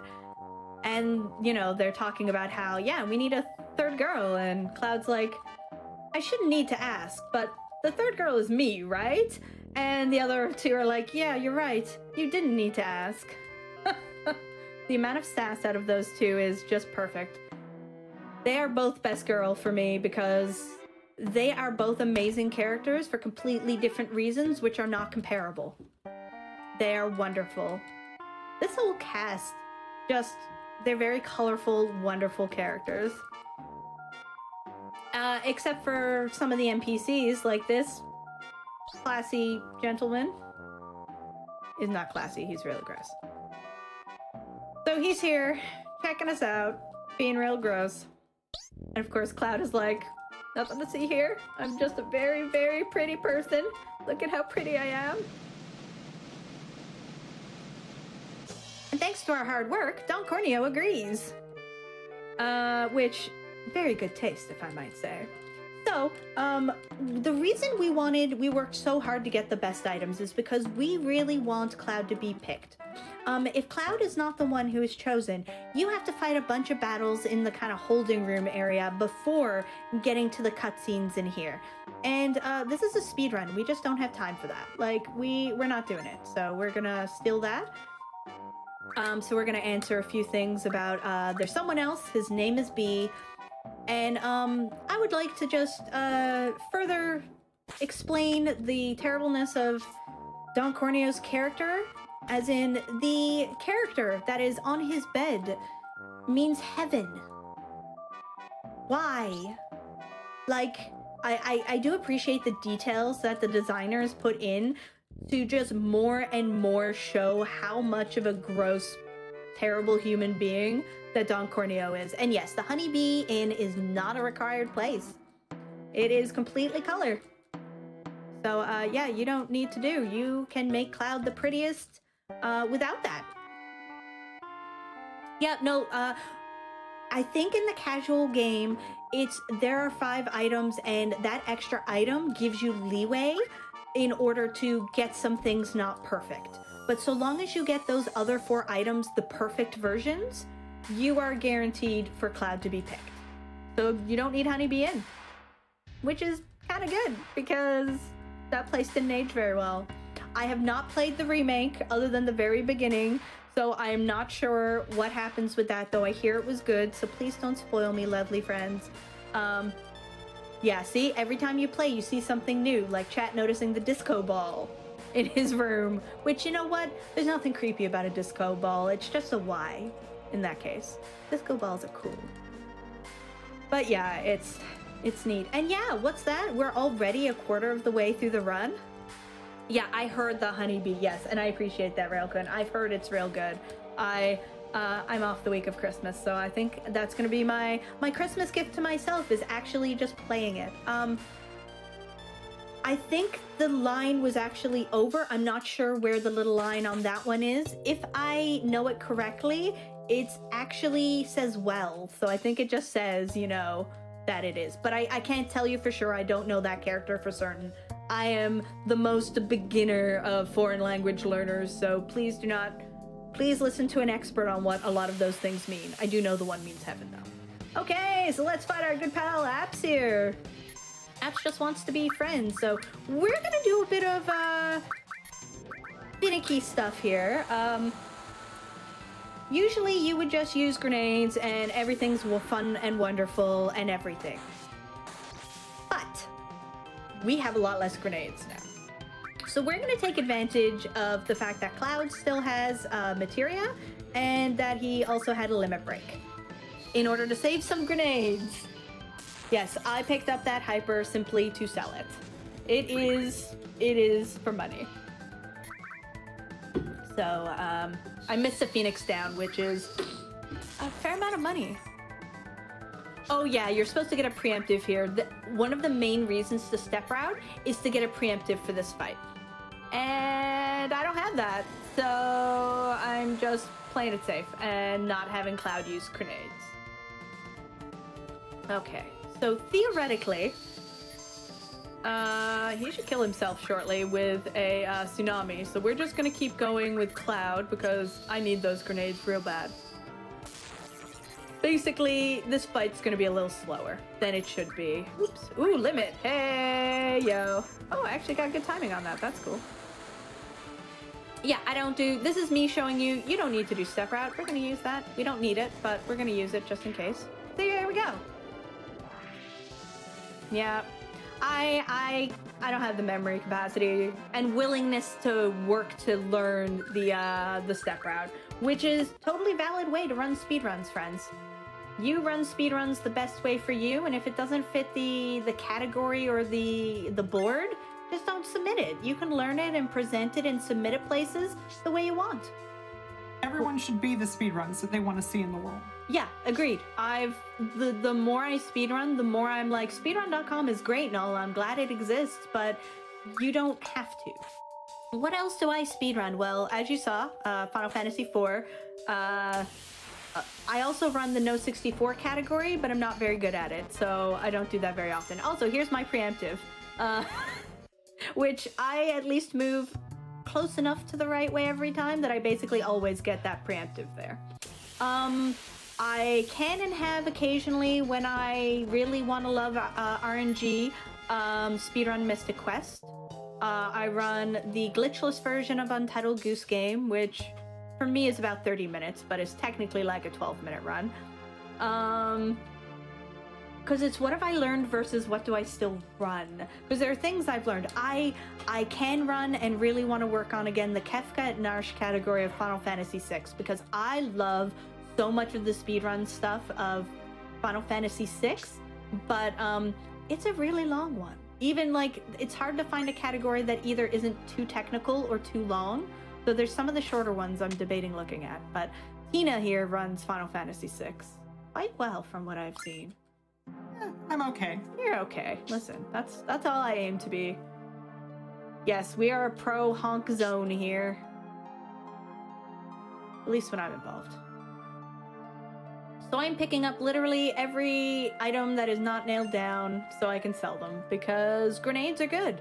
So I didn't really explain this earlier, but yeah, the reason we're getting all this money is for the item grenade, which later in the game is whatever, but at this point of the game, grenades are long distance, can be used by anybody, and do like triple the damage you do with your regular weapons, but they cost money. So if you're casualing this game, just trust me and buy as many grenades as you can get your hands on. And otherwise, just, you know, do what you want. But yeah, you level up later on in the game and you don't need them. But for Midgar, they are powerful. Like, they're real good. Oh, FF6 is so good. Yeah, I'm slowly playing some of the Final Fantasies I haven't played before and trying to replay some of the old ones. I'm playing 12 for the first time and loving it more than I thought. Merry Ultros to you too! For those who don't know, I very much so love Ultros, as you can probably guess by the hat behind me. And it's a bit of a theme in my channel, so Ultros is great. Ooh, I have never... You don't get far enough in the speedrun to use the Molotov, so that's real cool information to know. One of the reasons I love doing these runs on places like this, everyone has such different information and knowledge from when they've played or things they've done, and you just learn so much. Yeah, 12 is the type of game where usually it's not my jam, but I don't know, I'm really loving my playthrough, so it's good. It depends on who has played 8 and their opinion on it. I recommend playing it simply because it's good to have more knowledge. It is, as of 2 decades ago, my least favorite, but I have not replayed it in those decades, so I don't know. So it's not one I would play, but that doesn't mean it's not good, and you could love it. No.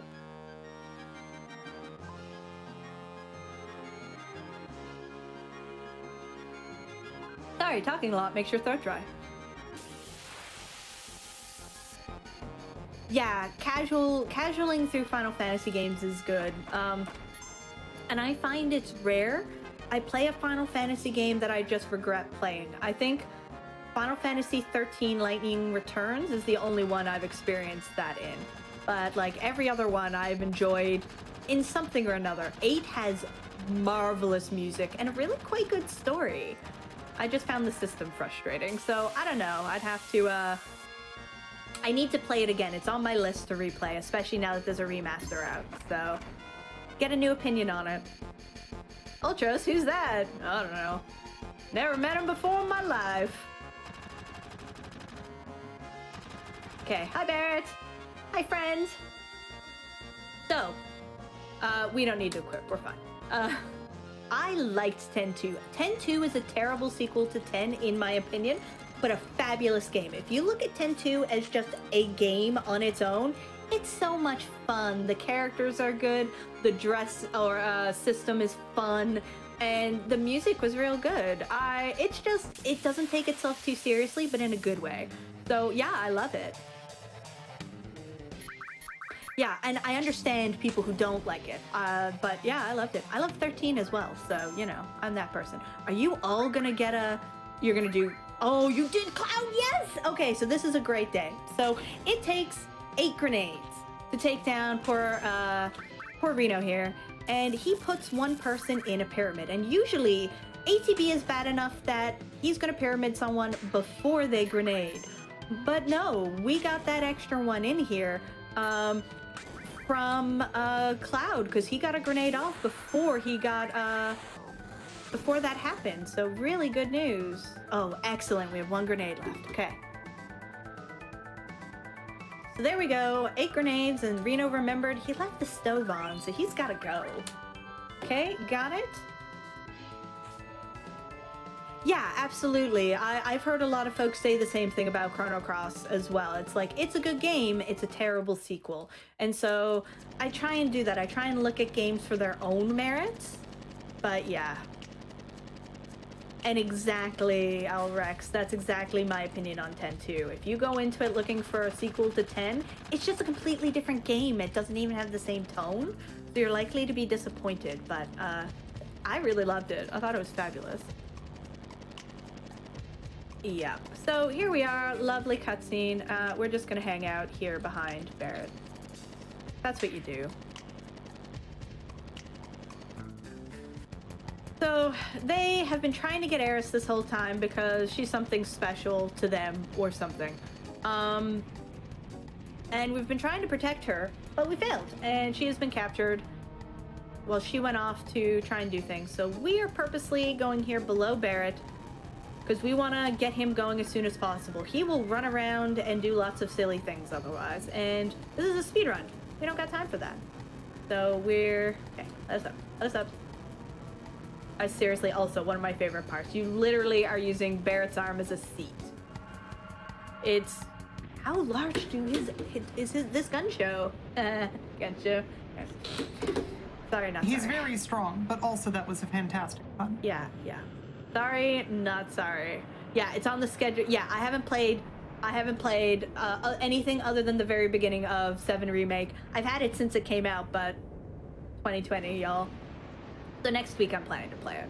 Because I'll have time off. Do it! Replay it. This game, I love this game. Mostly for the plot and a lot of the plot implications. I'm a story gamer, which is hilarious to hear as an RPG speedrunner who skips all the story. But like when I casual games, it's for the story. And yeah, something about this story and a lot of the implications and the history, it's just lovely. It's very good. Okay, so bad news, friends. We pissed off the man. And so the man dropped a plate on an entire sector, hurting and killing a lot of people and destroying homes. You thought, if you didn't think Shinra was bad before now, considering they are literally an electricity company, they're bad. Like, look at that. It's demolished. Assumedly, they evacuated the people who lived above the plate, who are, you know, the more well-to-do, but there's no guarantee they did that. Yeah, it's not good. Thank you so much for asking, chat. Yes. That is in fact Ultras on the headrest. It is a hat. And because I love Ultras quite a bit, one of my friends at a convention saw it at a booth and bought it for me because he is wonderful.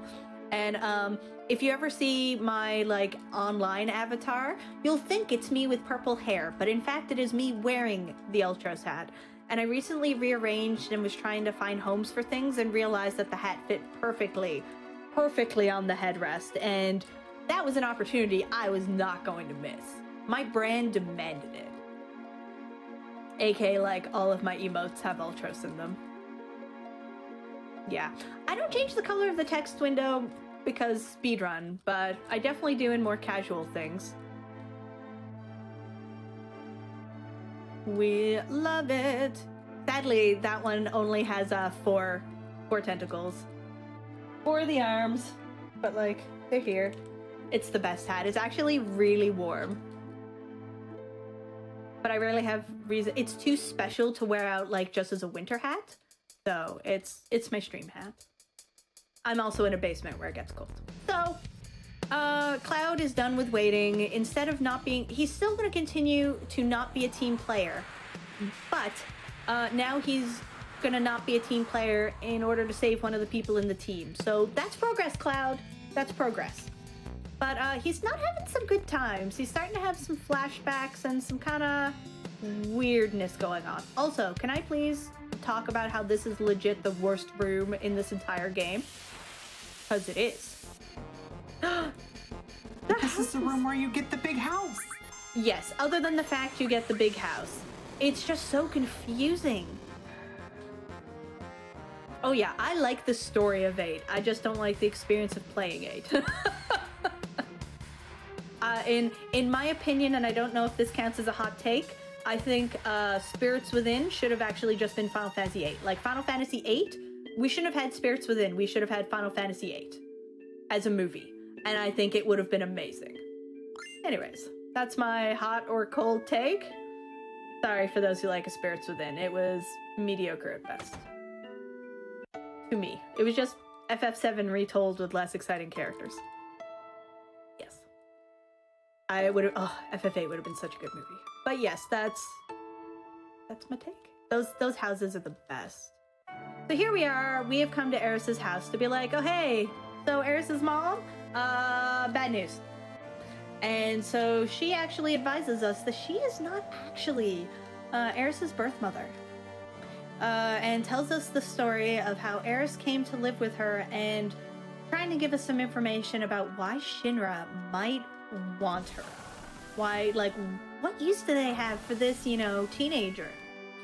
And so the story goes, Elmira here, she was, you know, just at home during the Wutai War. Her husband was part of the war. And so she would frequently go to the station, wait for him, hope he would come home. And in one of these trips to hope he would come home, she finds Eris and Eris's dying mother. And Eris's mother requests, before she dies, for her to please take Eris and, you know, keep her safe. Do something, you know, don't let Shinra get her. And so that's how she became her mom. So it was real good.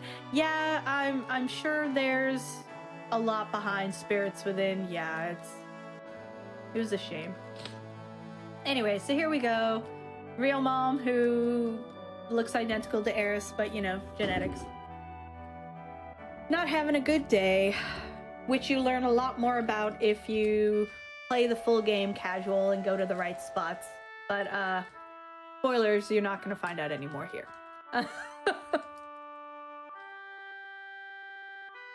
I gotta say, chat, I am loving all you folks who are talking about FF8 and why you love it. I think that's really important. A lot of folks, we talk about what games we love and what games we don't like and why we don't like, but I think sometimes we don't talk enough about why we like certain games. And yeah, I know people don't like this game, but here's why I love it. It doesn't make it a good game. It doesn't make it a bad game. It just makes it, here's a game, I played it, it brought me enjoyment. I think the Squall is Dead theory is really interesting. I don't know how much I buy into it personally, but I love meta like that. I think those sort of theories are super interesting, whether I believe them or not, which is, I forget which point of the game it is, but the theory is that Squall actually dies really early in the game or even before the game starts, and he's actually a ghost throughout the whole game. And I think only someone can see him, or maybe just the party. I forget all the details, but yeah, it's real interesting.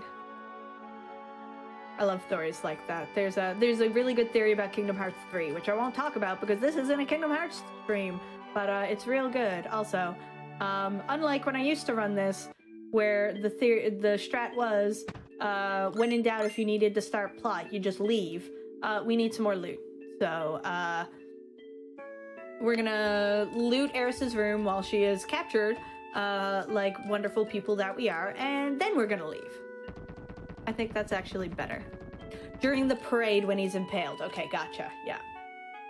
Like I say, I seriously love those sort of theories, whether I buy into them or not. It's so much fun to look at things and see the little pieces, and sometimes you come up with actual correct things, and it's lovely.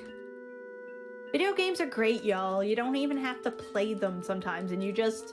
There's so much, you know, for people who love music, for people who love story. It's just, this is why I'm a gamer for life, yos. Okay, so you know what else you do in video games? You shop. You sell lots of things that aren't your grenades because those are precious.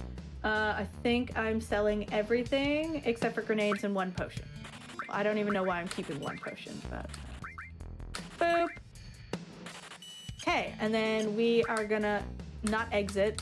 It's really easy to plink over to different commands, and not really easy to utilize that. I need 300. That'll be 300. You know what I mentioned about pressing the wrong buttons because my confirm and cancel buttons have swapped? Yeah, that's what just happened there. Okay, no, don't buy more. I need that money. Bye. I don't know how many grenades I actually bought, but I think it was good. Ooh, I was actually able to get 43 grenades, so I'm still probably going to be short because of earlier shopping, but at least I was able to get the amount I needed, or that the notes tell me to. So this is the last time through this room, so you're probably not going to see any houses, but maybe. Oh, did I just commentator curse? Oh, I'm sorry, friends. These aren't houses. Well, maybe they are, but I wouldn't want to live in one.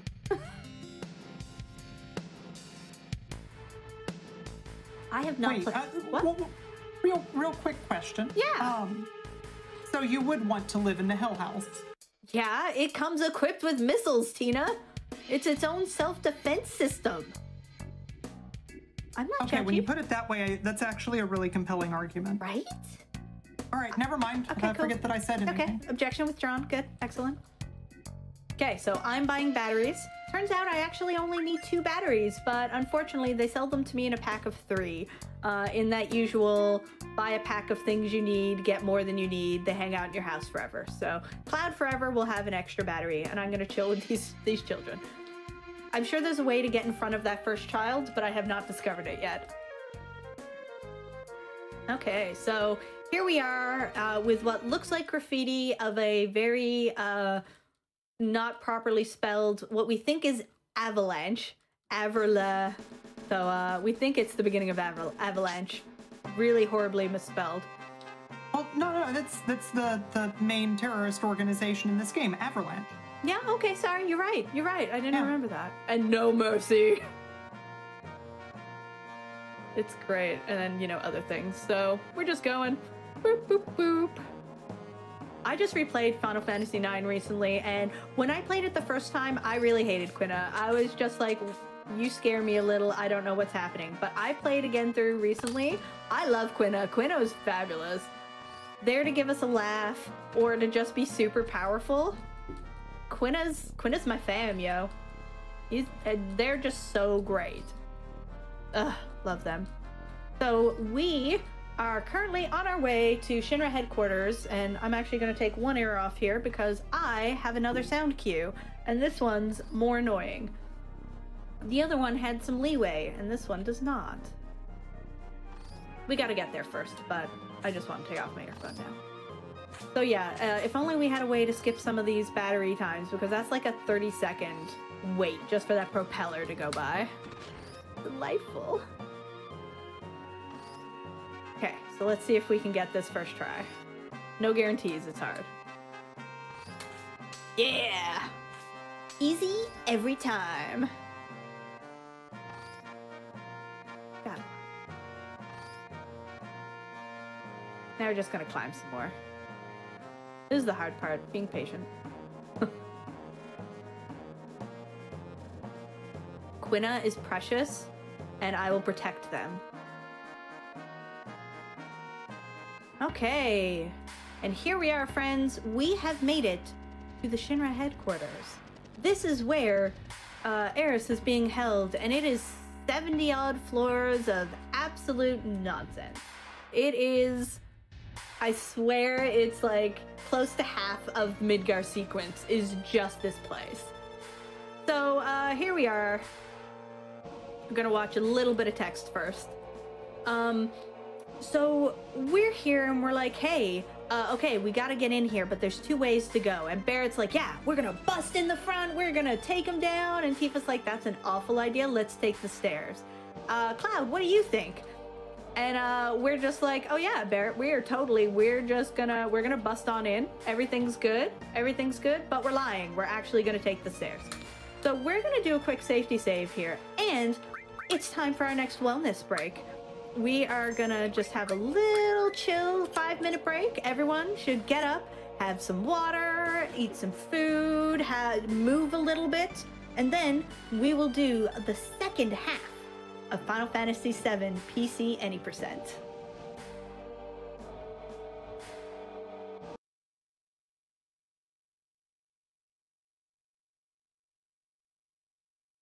Back. Welcome back, everybody. I hope that you're ready for some more Final Fantasy VII, because I am ready for some more Final Fantasy VII. Not too much, just a responsible amount of RPG. Just a quick jaunt from here to the end.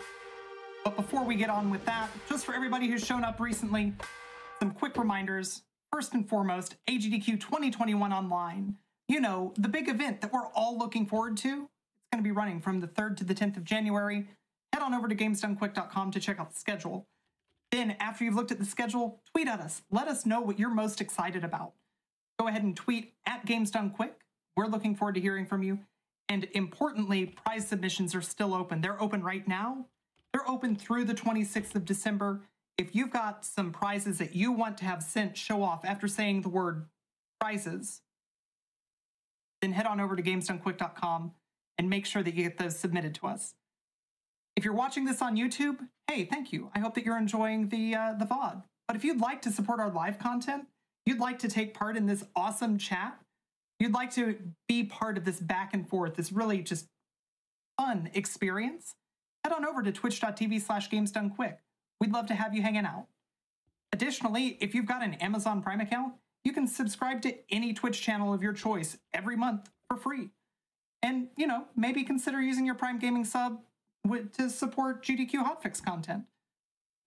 It's why shows like this and shows like, well, what's coming up later today? We've got brand new hotfix shows. We've got That's Never Happened Before. It's going to be showcasing speedruns all about wild glitches, talking about the internals of the glitches, how they happen, having glitch exhibitions, probably saying the name of the show at least once.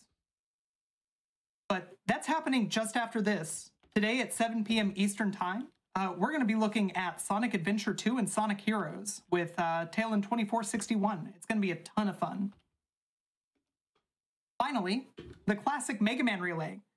It's happening tomorrow. It's going to be fun. It starts at noon Eastern. Mega Man 1 all the way through Mega Man 11. If you like any number of Mega Mans between 1 and 11, you're going to want to be here tomorrow to watch them run. That's what I'm going to be doing tomorrow. I'm going to get some hot cocoa. I'm going to get a lot of Vicks Vapor Rub, if I'm honest, and I'm going to sit down and I'm going to enjoy some Mega Man speedrunning.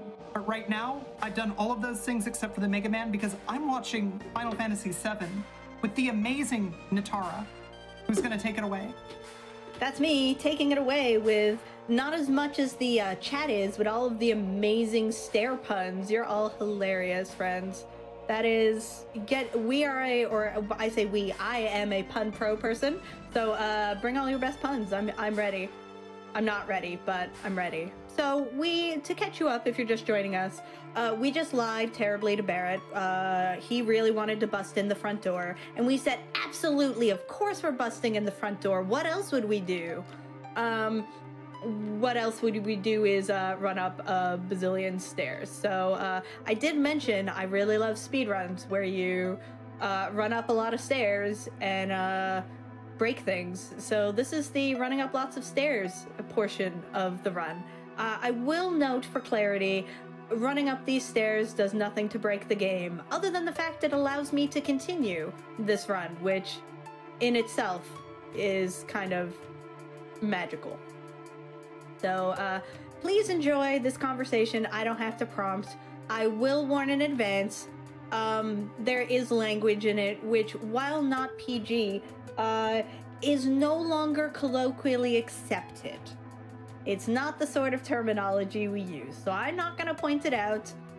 But yeah, it just shows how sometimes certain things don't age as well.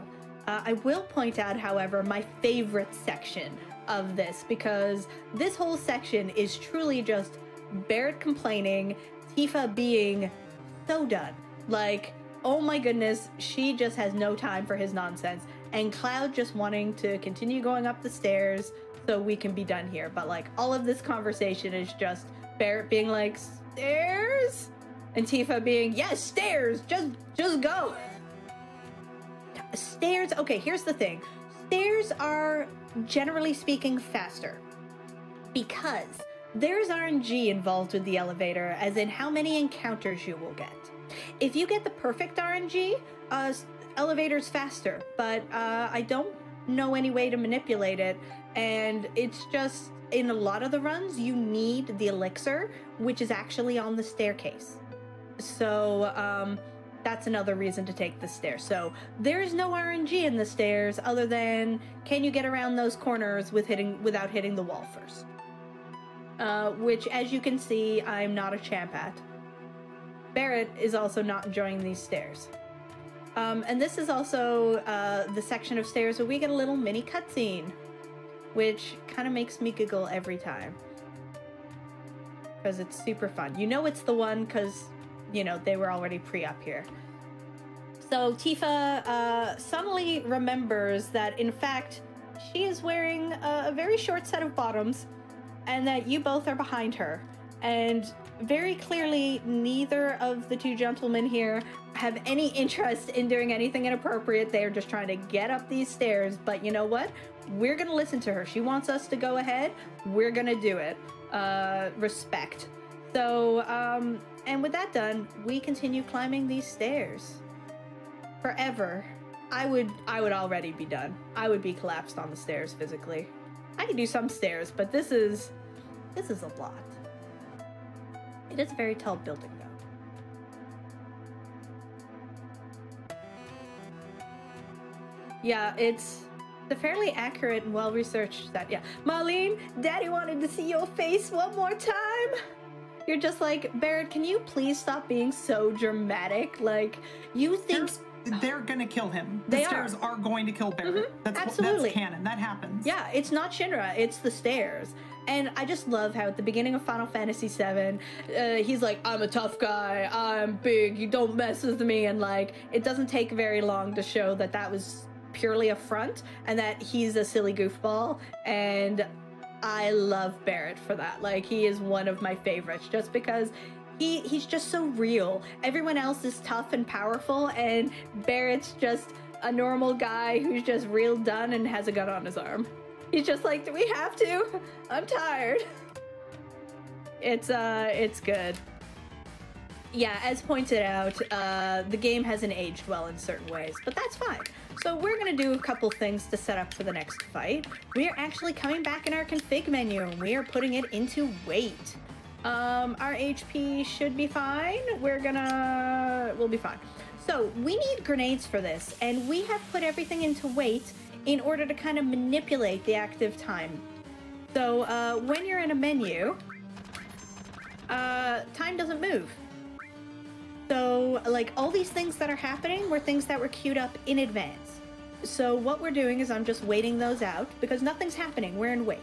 So while those grenades are going, I'm going to be tossing them while other people are doing things.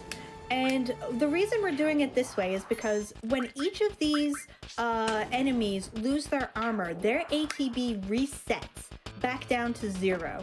So that happened because they were already queued up, and my timings are probably not super precise. But it's an attempt to try and get less attacks. As you can see, I'm not exactly a pro at this, but can we ignore that and look at the fact that these folks have backwards rollerblade feet? I think that's much more interesting. I'm sorry, their feet face forward in the suit, and then out of the suit, they're backwards rollerblades. Anyways, back to your regular scheduled me not being slow at something. So, we have just gotten this key card, and we're putting everything back to active, because it is much faster to run from battles in active than it is to wait. Because again, if you're in a menu, things are bad. Excellent. I just missed one of the meanest soft locks in the game, which is if you accidentally go down to floor 1 instead of traveling up, and then in your panic are trying to get back into the elevator as soon as it lands, you will, instead of getting back in the elevator, will soft lock your game. Don't do it. Don't panic. Just if you go down to the first floor, just don't do anything. Yeah, I don't know. I think I'd definitely move a lot better with backwards rollerblade feet. Actually, no, I wouldn't. I would move a lot worse. Oh my gosh. Oh, wasn't paying attention. One sec. This has a very kind of strict pattern, so the fact that I wasn't paying attention is a little bit bad. Oh, I thought I messed it up for a second. Okay, we're good. Because things are very bad if I mess this up. I am playing this super safe because if I get caught, I have to use grenades, and I have so few. So I really cannot afford to use them. Nope. Tried to press the wrong button. Okay, good. Oh, that was close. It's fine. We're good. Boop. Okay, good.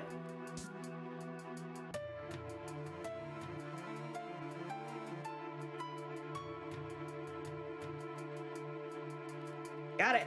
Oh, that part terrifies me. When I first started learning this category, that was the thing which would catch me every time. If I only got caught once, it was good. Also, no reason I'm asking this, but did you know that you can actually only get caught 4 times before they will pass you through automatically? Don't worry about it. That's an interesting bit of trivia. Right? That sounds like the sort of trivia that you definitely would not learn by finding out directly. In marathons and such, yes, definitely have never. So you can actually check these books to find out what this password is, and there's even a script that some folks wrote which will check depending on like your time or something. But there's no penalty to getting it wrong, so you just guess and check. And I got real lucky and got it first time. It's only lucky because it's faster. Because when you get it correct, it is, you get the key card, and how many tries it took will affect what extra item you get. You don't usually need the extra items. Also, of the 6 options, 2 of them will never be selected. I think it's Mako and Hojo. It's the 3rd and the 6th options. Hojo is one of them, though. Also, I always go to that one first, even though it's wrong. So, as I just demonstrated, there's a correct order to go to these chests. However, as long as you put the first part into this front spot, the rest of the chests become open. Now, as soon as you open another one, the rest of them will lock. But what it means is you do not need to memorize an order of opening these chests other than remembering the first one. And it doesn't matter what order you put things in here at this point. You just need to put the first piece into that first space right in front of you. And then the rest is just, well, which way am I in the mood to go in order. So it's I like things like that, where it's like, oh, I don't have to memorize something? Nice. Let's do that. Okay. Because, yeah, I'll tell you right now, I have long forgotten the correct order. Because I used to go to the back first because, you know, I just liked working my way to the front. It was just pure preference. That's all it was. And I'd have to know the order. And someone was like, you do know if you put it in the front first. And I was like, that's fascinating. So, useful speedrun tricks. I love it. Like, as much as I love big glitches and fun stuff like that, sometimes it's the simple, like, optimization stuff, which is the most fun, because you don't even need to be a speedrunner to use it. It's just here's how this works, so you don't have to worry about it. Here's a way to make it just a wee bit easier. So that's always super fun. Okay, last part. I also love that this model has the dropped plate in it already. Like, who is spending their time at Shinra, you know, keeping that model so incredibly up to date, but locking pieces in chests? I question many things. Here we go. Rumor has it that if you move exactly the right way, you can actually get in that door before it closes, but I can neither confirm nor deny that. I certainly can't get there. Oh gosh, materia lockdown. Oh goodness, yeah, I haven't done any of those kind of things for this, but it sounds challenging. Okay, let us mash through all of the awful people saying awful things, because Shinra. Reeves, not awful. Also, watch Palmer, like, literally break in two. Don't worry about it, he's fine. Oh, That's good news. Nobody likes soft locks. Yeah, that's a really good thing. Also, for those who don't know, Reeve there with the beard is the one who controls Kaseth. And Hojo is awful. Just full stop. I'm sorry. Also, we haven't mentioned them yet, but one of the cool things that the remaster did was add mouths to everyone. And a little bit of trivia about that is actually that those mouths were always there. They just covered them up in the afterwards in the PlayStation version, but for some reason they decided to uncover them for this version. And I think there's no worse mistake that has ever been made in video gaming history. They look so bad. The mouths look so bad. Yeah, and they look bad enough that there is actually a fix. You can get a completely independent patch you can put on it, which fixes nothing other than the mouths, and it is speedrun legal. You are allowed to use it because it changes nothing other than putting back lines and getting rid of the really foolish mouths. And I just don't, because A, effort, B, humorous talking point, but yeah, the mouths are real bad. Oh yeah, absolutely. Kaseth is absolutely not how that word is pronounced. I believe it's Welsh, Gaelic, and I certainly cannot pronounce it correctly. Yeah, it's catchy. Catchy, yeah. But, you know, it's Kaseth. It's Kaseth. The actual thing is definitely catchy, but yeah, this character, Kaseth. Gaelic, that's it. I knew it was one of the two. Okay, so here we are, continuing our wonderful climb. Here we go. Boop, boop. Running around, and here we have... Okay, I love this cutscene. And the reason is, here you are, you're like, oh god, he'll see us. Where do I hide? Oh yes, in front of this box, which only blocks you from us, the viewer. There's no way that hides you from Hojo or anyone else. Like, that guy is probably like, why is there someone crouched down there? Like, what? Makes me giggle. Plus, you know, the hair.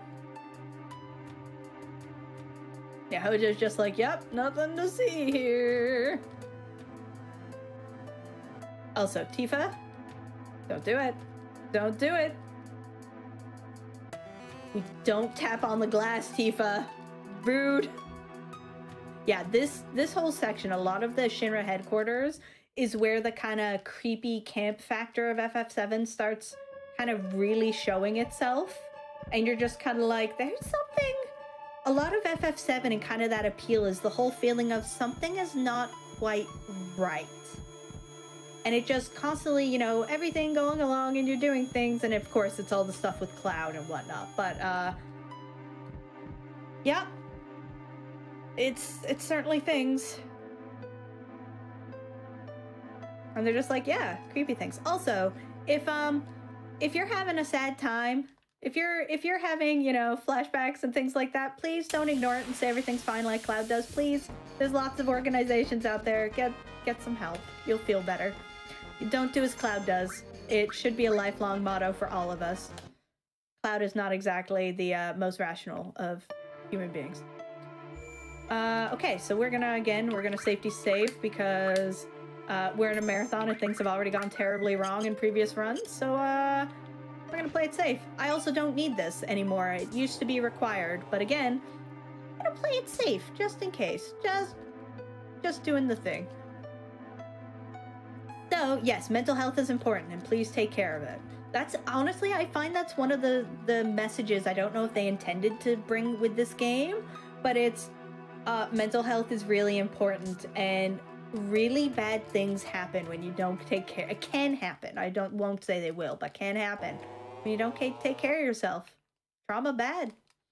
So yes, speaking of bad things, Hojo, in his infinite wisdom, has two beings who are the last of their species, and thinks, how am I going to make sure that I can continue doing the things I need to do?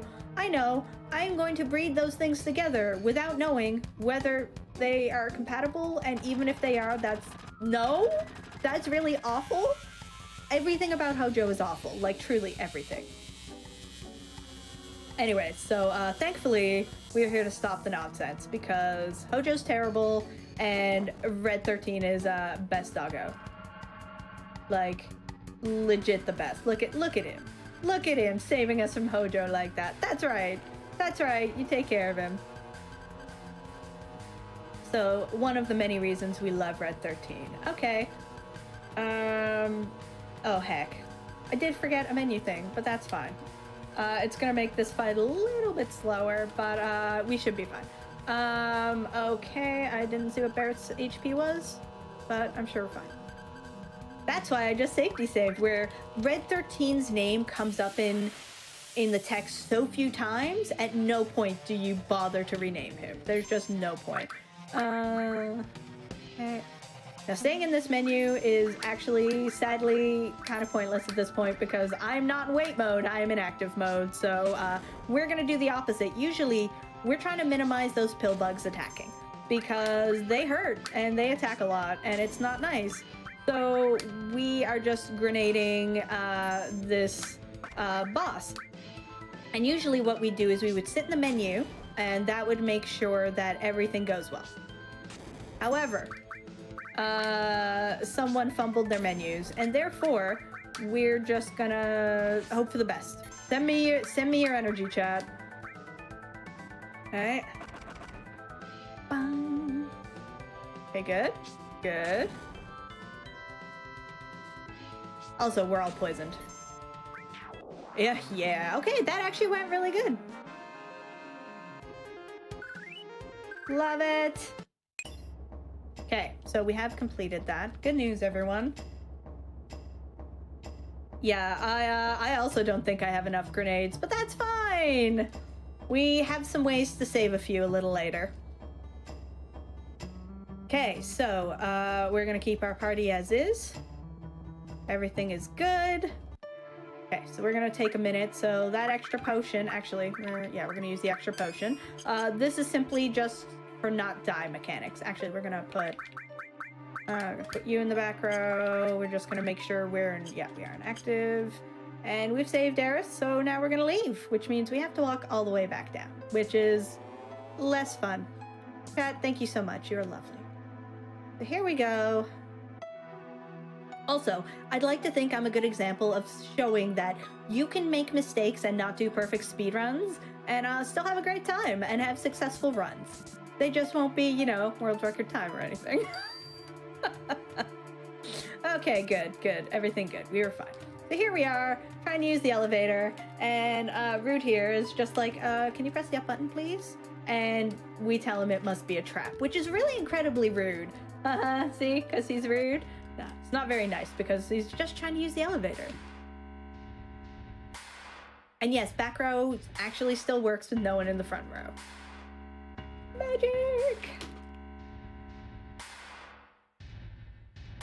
Okay, so here we are, captured. We just saved Eris and got ourselves captured, including Eris. Good job, friends.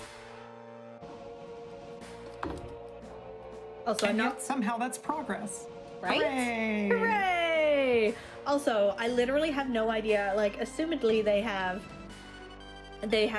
Red 13 bound, but unless they're really loose, how's he gonna walk? And then if he can move enough to walk, he can probably move enough to, destroy everyone here because, those. And yes, today I am only doing FF4 and FF7. Friends, that's already like 5 hours. And a lovely amount of games. Okay, so Prez Shinra is here talking about how pretty terrible he is and just being a general jerk. Just not being very nice. So, here we go. This is the one which just gets me every time. If there's anything else, talk to my secretary. It's like, you just threw me in prison. How am I going to talk to your secretary? Anyways. Okay, this scene makes me angry in a lot of ways, so we'll get to the point that makes me angry. At this point, we're fine. There's nothing wrong. So we're just going to position ourselves for memes, because it's amusing, not because it actually does anything. So no, this is a full game run, as in we will fight Sephiroth and see credits. I should say it's a complete game run, not a full game run. Anyways, yeah, Rude is powerful. Don't mess with the Turks. So we have this conversation, and if you stand where I'm standing, as you can see, we have a melding of characters and it just makes you giggle. There's lots of silly things like that you can do. My buddy, Couch23, who also runs this, he knows of a position on the Sector 7 tower when you're doing the cutscene there when Eris has been captured, and it makes Barrett just run around in a circle during the cutscene, and it's perfect. It's absolutely perfect, and I just have no idea how to do it, but it's lovely. Oh, don't worry, you're gonna get my commentary again on this, because this scene here just enrages me and shows you exactly how not to work as a team, friends. So we're gonna show you the worst case of micromanaging you have seen in your life.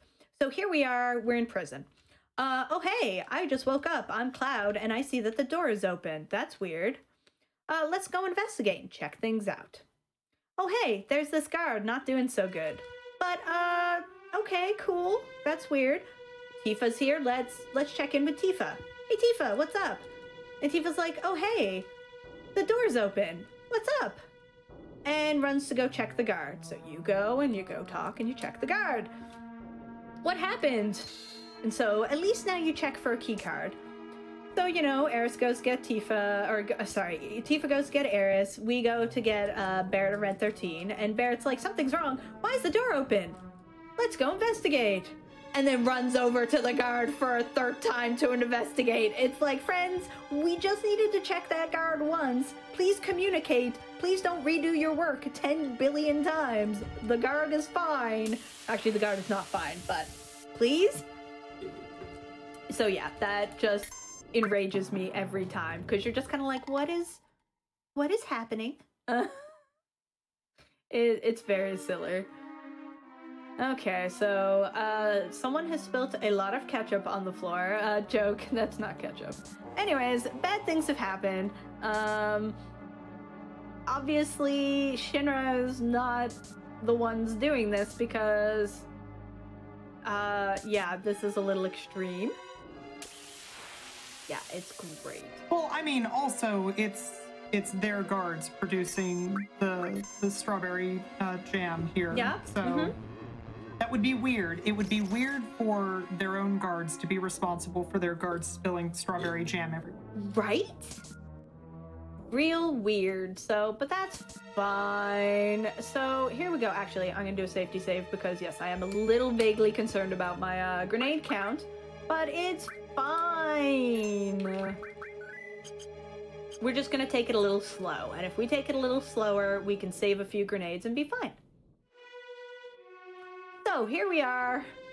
Oh look, Price Shinra isn't looking too good. I think he's got something stuck in his back. Oh no. So for those who aren't familiar, this is the Mazamune, which is Sephiroth's sword. And Sephiroth is supposed to be dead. And apparently is the only one who can use that sword, because Sephiroth is quite tall and that sword is taller than he is.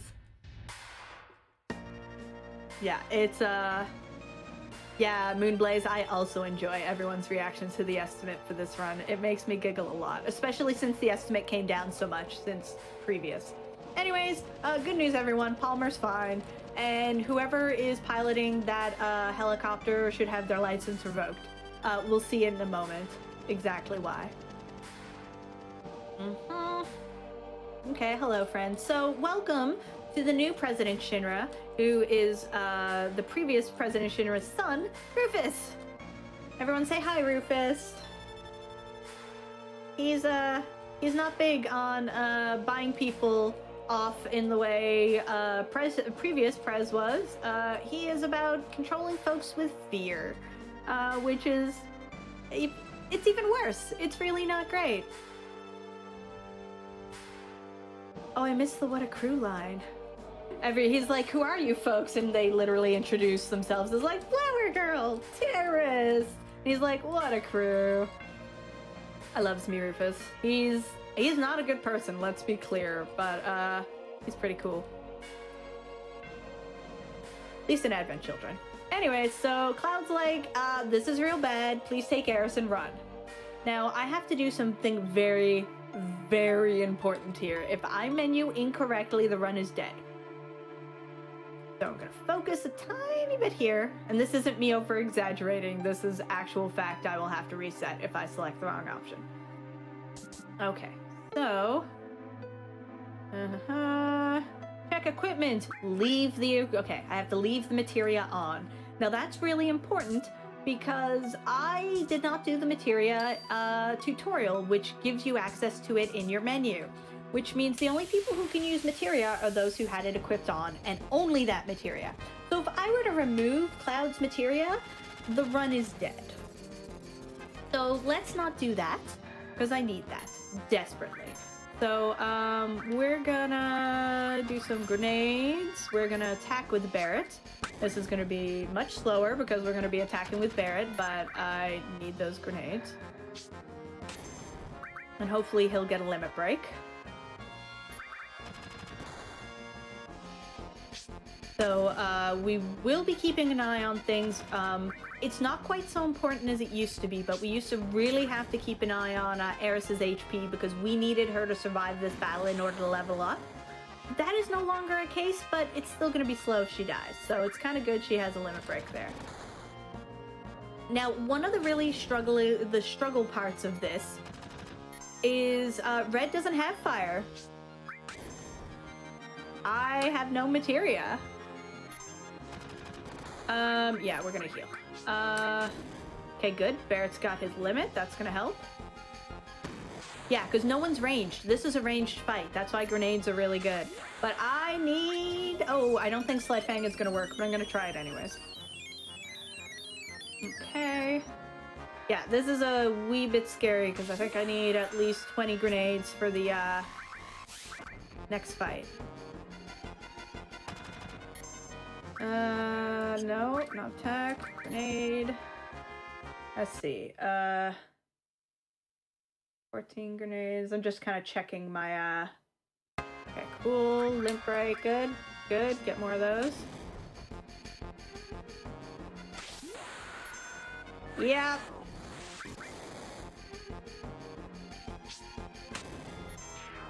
Okay, good. Good start.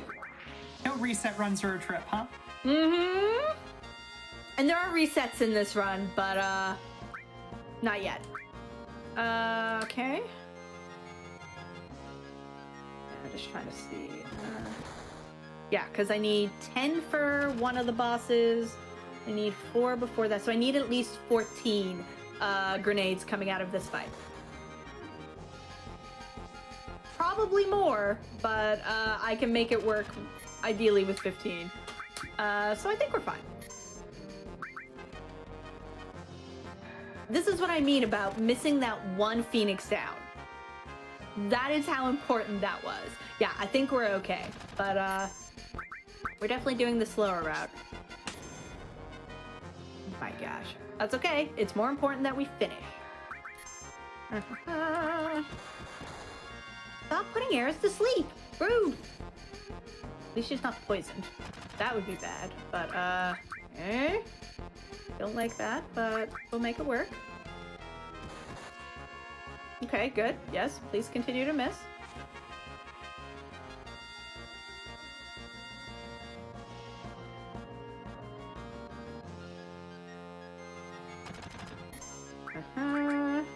Okay.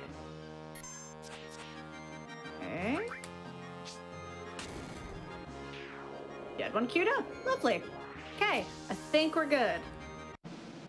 Because we need 4 grenades for the next fight, or I'm gonna make it 4. It's not gonna be optimal in any way, shape, or form, but it will work. Hold a sec. I'm gonna access the menu. Yeah, that's good. We're good. Okay. Okay, here we go. So we're gonna fight. So if we're lucky, and let me be clear, we rarely are, Braver will do enough damage to take out Puffers. But probably not, so we're probably gonna have to hit him as well, and that's gonna be slow. But that's fine, because that saves us a grenade, and quite frankly, that's more important at this point. We need those grenades for the next fight. And then grenades don't matter. Okay, excellent, exactly as it usually goes.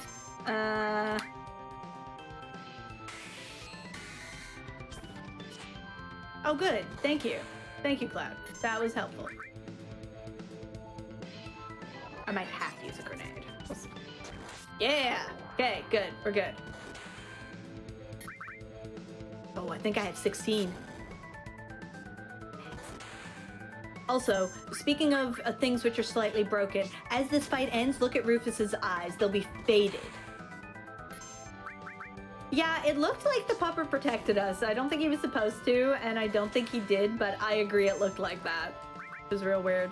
So it only takes 4 grenades in order to remind Rufus that he also left the stove on, and he's gotta go. Like, look at his eyes. They're so weird. Again, a remake thing. And I don't know if you were paying attention to the helicopter in the background of this fight, but it was just like bobbing and weaving. Take that person's license away. That is unsafe. Okay, so just making sure all my configs are correct. Right, because we're not changing anything here, because usually this is where I would re-equip materia, but I don't have to because we never removed it. Alright, so once again, we're gonna do a safety save because games be scary.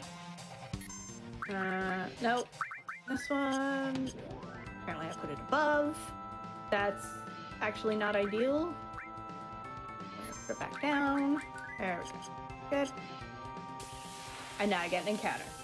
At least I just saved. If you're gonna get an encounter you didn't want, the best time to get it is after you've just saved. Because worst case, you can just reset. We did it! Go team. Okay, come on, Diva. Okay, excellent. Good news, friends. Time for one of the most fun and also frustrating parts of the game. Okay.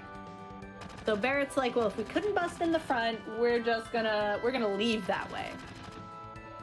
No, it's not what's gonna happen. Why am I not using the first save slot? I don't know. It looked to me funny.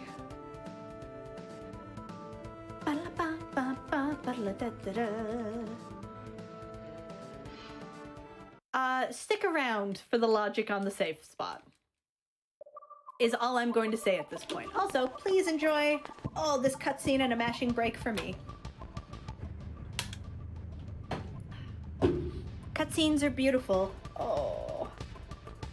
If I press the button to swap between equip and materia, it doesn't work. Nothing happens. I found that out when I tried to do some, actually the menu, yeah, I tried it once. And it didn't, literally nothing happened. I was like, okay, cool. I love this music too.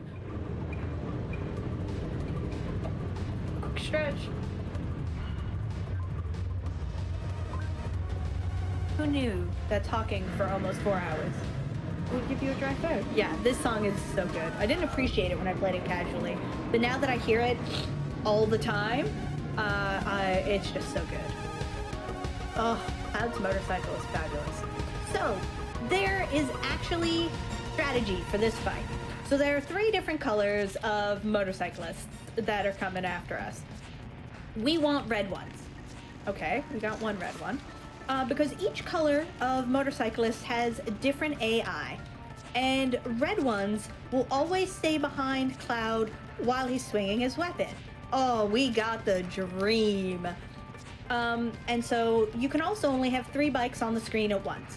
So if you can manage to get 3 of the cyclists here on the screen at once, you just stay here and keep mashing your sword, watching the little portraits blink, which they do, and occasionally modify things. Is this a mod or the actual game? This is, my friends, the exact copy with 0 modifications, which I installed from Steam. I literally opened Steam and loaded this up. Yes, please be mindful of remake spoilers. I have only played the very beginning. I hope everyone enjoyed it. I'm going to be playing it over Christmas, finally, I think. The first hour of this run has really not had much in the way of glitches and stuff. Just some neat techniques, mostly. It's the next part, which is going to be magical. Yeah, I didn't know this either. I'm not coordinated at all, and this part and like every other minigame was an absolute disaster for me. I struggled and died, and it was real bad. But, yeah. I've gotten better at actually hitting them now because a lot of practice. Yes, I have a USB to Super Nintendo controller adapter. So, I just have a Super Nintendo controller, like an actual Super Famicom controller plugged into my PC. Because it's one of the few controllers which works without any amount of real fiddling with Steam. Because let's be clear, friends, Steam hates controllers. Okay, good, we're done. Here, hit the car. Don't worry about me, I'm fine. So here we go. It's boss time. That hurts, by the way. That is not a fun mash. How long do I estimate the speedrun to take? 2 hours and 10 minutes. What's that? We're an hour and 34 minutes in? We might be a little... I think we should be fine. I don't think we've had anything real bad. Okay, Motorball. This fight's scary. This fight real scary. So this has a technique and counting. More counting, friends. 5, 4, 4. Remember that. So... we need those grenades. Like, this is we're manipulating this fight, so we need it to happen in a very exact way. So, bolt, grenade, grenade. Excellent. So that was 1. Turn 1. So everything looks real scary here, right? HP, everything looks bad. Unless I get the legit worst RNG in existence, I'm totally fine. And I mean the worst. No, I don't. My hands are tiny. Steam controller too big. So that's 2, by the way. Yeah, my hands are real small, so this fits my hands really well. Oh. So it's 3 and 3. So that's 3s. The magic tutorial is I skipped it completely, so I don't have access to the materia menu. So I cannot unequip any materia or I break the game. Break the run. Basically. Okay, so we've got 4. 4. And 4. And last, but certainly not least, that was 5. There are no hands on this controller, friends. We're gonna chill here for a moment, because what we're doing is, if you cue things up exactly like that, the big powerful move, there we go, that Motorball does, it's a counterattack, so it won't happen. So now it skips one of Motorball's turns, so you can just finish it off without being totally terrified. And this is why you need the grenades. Like, you need a certain amount of grenades in order to be able to do this fight. It's very particular. But as long as you follow that 5-4-4, you start with Cloud and end with Cloud, and he does bolt and the rest do grenades, easy. Easy every time. So welcome, friends, to the end of Midgar. Yeah, this might be the time. Actually, there's still some serious stuff left. Everything is not as broken yet, though it gets broken sooner than it used to. Things are pretty exciting. I do have to get out of Midgar, which may take a few tries if I'm not precise. So for those of us who were around earlier when I did the bar skip, where I held 2 conversations at once, one of the things that happens in this game is there's 2 types of text boxes. There's ones that you move to start, and there's ones that you access through text. Oh my god, I gotta correct the first time. So what I just did is Barrett skip. I ran 2 conversations at once. I did a press to talk conversation at the same time as a move to talk conversation.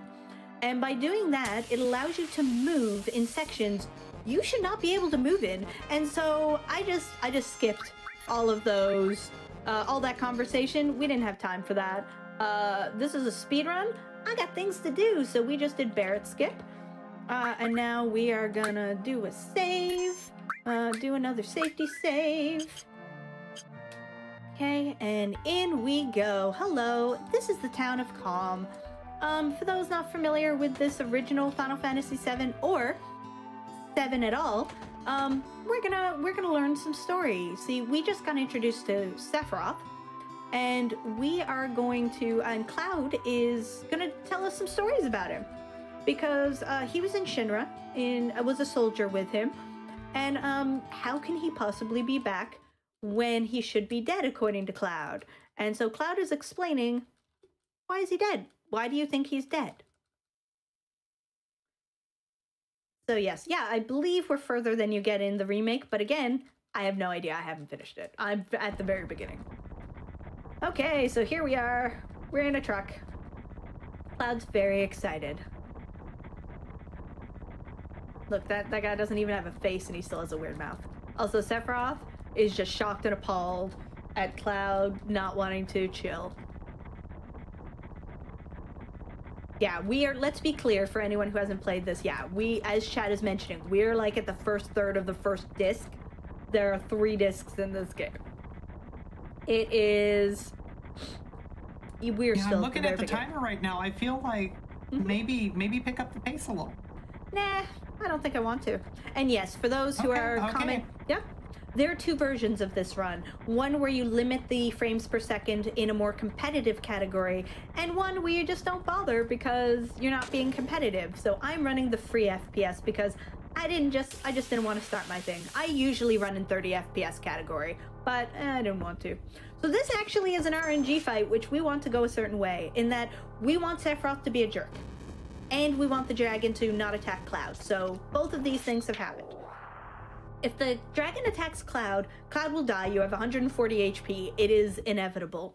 And you want Sephiroth to continue fighting. You need him to not bring Cloud back, because he'll just life to you and you're like, I can't do anything, stop. But it didn't matter because Dragon attacked the nigh invincible Sephiroth here. Yeah, I haven't played free FPS since the newest skip, so I don't have, my time is still real low on it. Yeah, real good life to luck. Okay, my favorite part. I was like, one of my favorite parts. I have many. You've probably noticed. Whee! We don't talk to anyone. We're just running. So here we are. Yeah, flashbacks. People are talking. Barrett's asking a lot of questions, and Tifa is once again just done. She's like, Barrett, save your questions. Ask them at the end. There will be a section, but please be quiet. We're trying to listen. We'll never get through this. And Barrett's like, I just want to ask a question. Barrett is precious, and we love him. Oh my god, I never thought about that being black lipstick on Sephiroth. I'm never going to see it the same way again, and in a very good way. Okay, so into the inn we go. We're tired. I'm going to have a nap. And talk to Sephiroth because, you know, got pretty hair. Talk to him. See what he does. Yeah, free FPS is basically a meme, but it's fun. It's great for events like this. We're just showing it off and you're not being competitive. Also, there's a meteor on the gate. The programmers, the designers, they were memeing all over the place. Like, oh my god.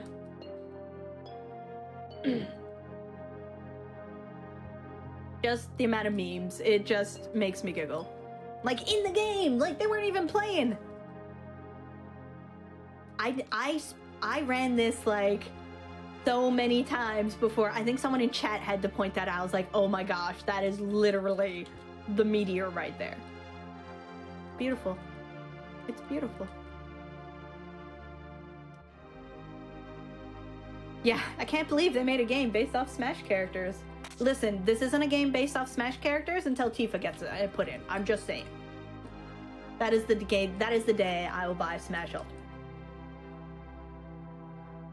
Ba, ba, ba, ba, ba, ba, ba.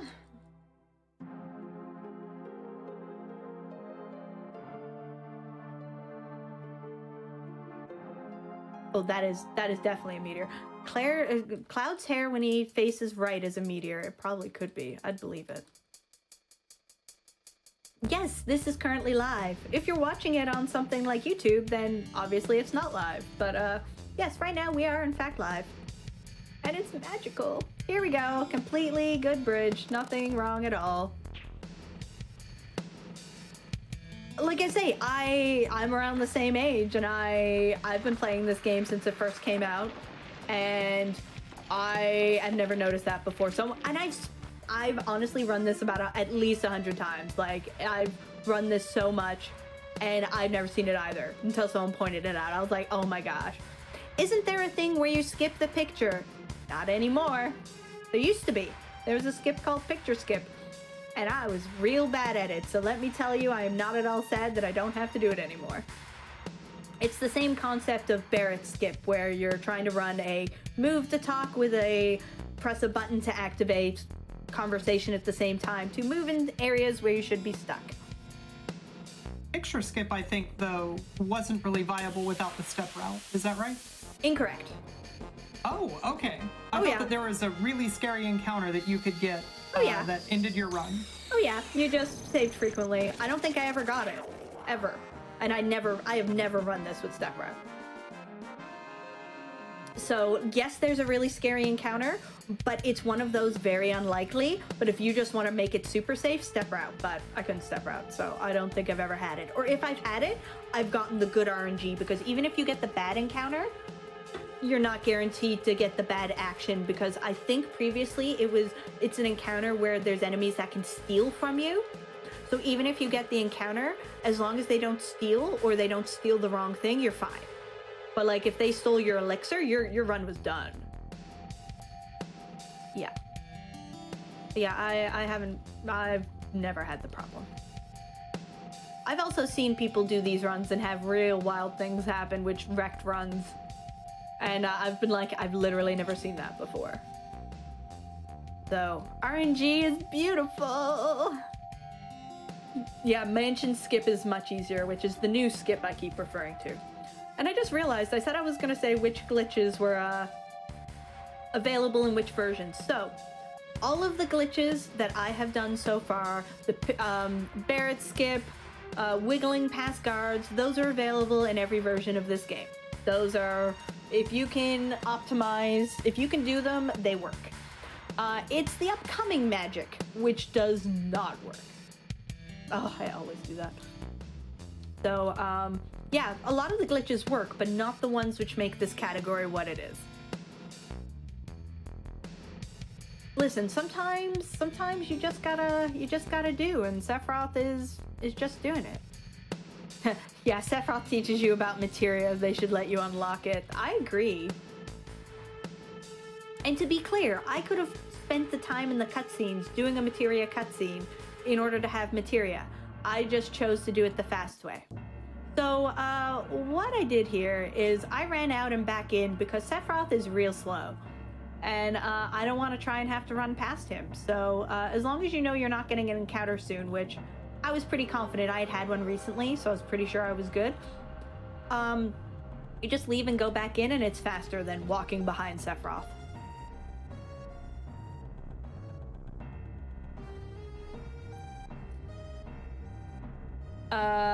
No, I don't know name skip at the beginning with Cloud.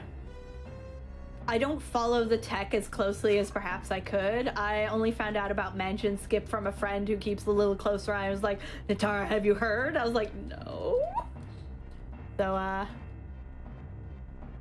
yeah, I just don't know things. Yeah, listen, it is safer to not do materia skip, but look how much more fun this is. How much more terror there is. Where you're just like, oh god, I missed one singular item. This is the worst. But we made it. We're fine. Everything's good. There's nothing to panic about. That is an excellent question from chat. Has anyone ever not walked the wrong direction at the bottom of the ladder? I never have, and I don't know how. I keep trying things and I don't, and I'm sure some of the really excellent runners of this game can do it. I feel like it's possible, but I have never done it. And honestly, I don't care enough to do it. I'm just like, nah, it's cool. There's a skip where you skip like Jessie at the beginning, where she explains things on the train. Too much effort for too little of a time save, so I just don't. If I ever get it by accident, I know what to do to make it work, but I very much doubt I ever will. It'll happen sometime, but I don't try for it. Also, that person has the best leggings. Look at that color. That bright orange. Yeah, well, it's still FF7. What could possibly go wrong? But yes, if anyone has successfully managed to do those stairs without turning in the opposite direction, please let me know. I'd love to hear that people exist. Save the game and rest. Yes, I would love to. Thank you. That's been a lot of talking. I'm gonna do a save. Elbow down, right. You will not run in any direction. Oh, okay. That makes total sense. Yeah, I agree for the Jesse skip. It's not worth it for me. Because I can't even get Barrett skip first time most of the time. I got real lucky today. Actually, that's a lie. I'm a lot better at it than I used to be. The flashback wasn't very calm. If you think it's not calm now, goodness, do I have some news for you? Hi, friends. Ba-da-da-da-da-da. Yes, I did. Yeah, I absolutely did the Tsunamod skip. I ain't got time to do that second reactor. That's another boss fight I don't want to do. And it's much more fun to just magically have Eris. Yeah, L1 and yeah, that's a good point. For anyone who doesn't know, some of the more precise movement that you can do is done using L1 and R1, which cause you to go in diagonals. As you just may have seen me do, I just pressed R1 and then L1. I'm not very precise with movement anyways, but those help because they're you can press right and then do R1 and it's just a straight diagonal. It's beautiful. A straight diagonal. Anyways, there's a lot of cool tech like that. You can change some of the camera stuff. I think it's with R2 or L2, but as you can see, I don't have those. So, yeah, guard skip is so good. When I first started learning this run, guard skip didn't exist. I learned it for a 12-hour challenge, and then I think a few months later it was discovered, and I was like, oh my goodness. Oh, you've stopped what you're doing. I apologize. Sorry, not sorry? As long as you're having fun. That's what I'm here for. Yeah, there is a huge difference between the 2-hour run and a 7-hour run, yeah. Yes, we really are approximately 20 minutes away from the end. If everything goes well, yeah, absolutely. But we're definitely not hours away from the end. Don't worry about it. It's fine. Just like this music. Don't worry about it. Everything's fine. Yeah, I love this game too. It's one of the reasons I enjoy speedrunning it so much, because I just get to dive into these characters and you just keep getting to see things again and again. 4 and 6, and actually 4 and 6 are always tied in whatever place they're in because they're both so different, but they're just so intertwined in my brain. I can't pick just one. It's like picking your favorite child, and I can't do it. And but currently Final Fantasy XIV is my favorite because wow, that game. And or my favorite Final Fantasy. But yeah, there's this game, just so much of the plot just really hits me in my happy place. So yeah, I love this game. I understand people who don't. I can definitely see the flaws, but I love things. And yeah, no more Yuffie. Which, let's be clear, I absolutely love Yuffie. But oh my goodness, I hated Yuffie warp because I was not fast enough to get the times needed for the manip, and would always be like 20 to 30 tries. Out of my way. I'm going to go see Mother. Okay, cool. Can we maybe not be bad about that? I'm sure with this music there are no problems. FF1 is still fun. It's a little frustrating, some of the quality of life, which is why I'm not a huge fan of playing the NES kind of just original one. But buying potions one item at a time is frustrating. But oh yeah, it's good. Yeah, me too lately. What's that, Natara? You should be doing something like, I don't know, cooking supper, cleaning something? Nah, can't. Gotta level up this crafter for no reason. Anyways, I love it. Ishtola is life. Other than Alisek. Sorry. Anyways, this isn't Final Fantasy XIV, this is Final Fantasy VII. So, as you can see, everyone's fine. Nothing is possibly going wrong. Things are fine. It's just a little warmer, which is great because where I am in Canada, it's cold. I really liked Advent Children from a, oh heck, it's shiny, it's pretty, and I get to see my favorite characters again doing fun things. I personally think Advent Children was a terrible movie, but I own it and love it and will watch it a lot forever. But that doesn't mean it's good. But it's so good. If that makes sense. But yeah, Sephiroth has done a fire. Yeah. It's a thing. Sephiroth, why you gotta do? Oh, 14 is like so many things. Anyways, I'm not, again, you're hitting the topic Natara can talk forever about, and I am almost at 4 hours, 5 hours talking straight. So, Oh, by all means, continue. Yeah. We're all along for the ride. This is fun. Exactly. But yeah, we're not here for 14, but I will confirm. Oh, Zach, let's try it. Did I press the right? Oh my gosh. Look at that. Chat? I don't remember who said that, but thank you.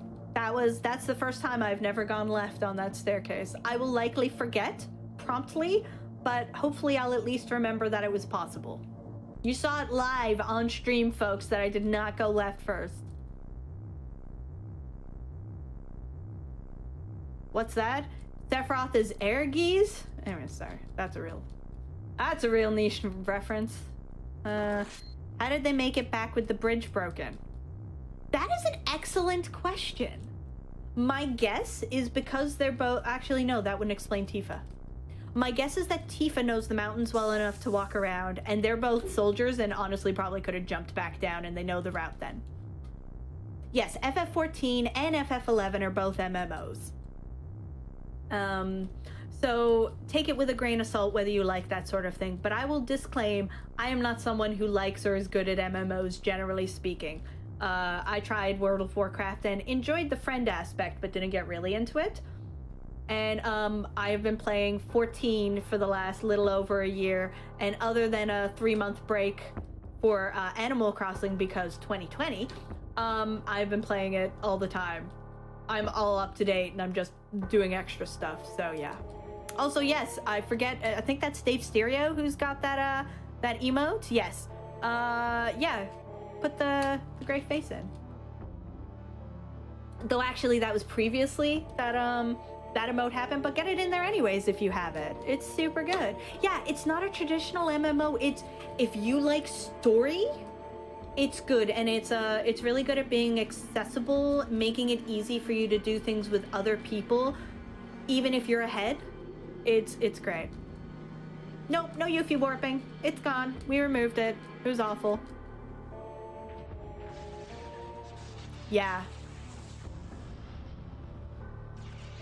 Well, thank you so much for the good luck. Hopefully your FF9 run went well. If you're talking about a speed run, that is a game I will never run because that is long. I've heard 11 is really good, but I haven't played it, and I don't have the time.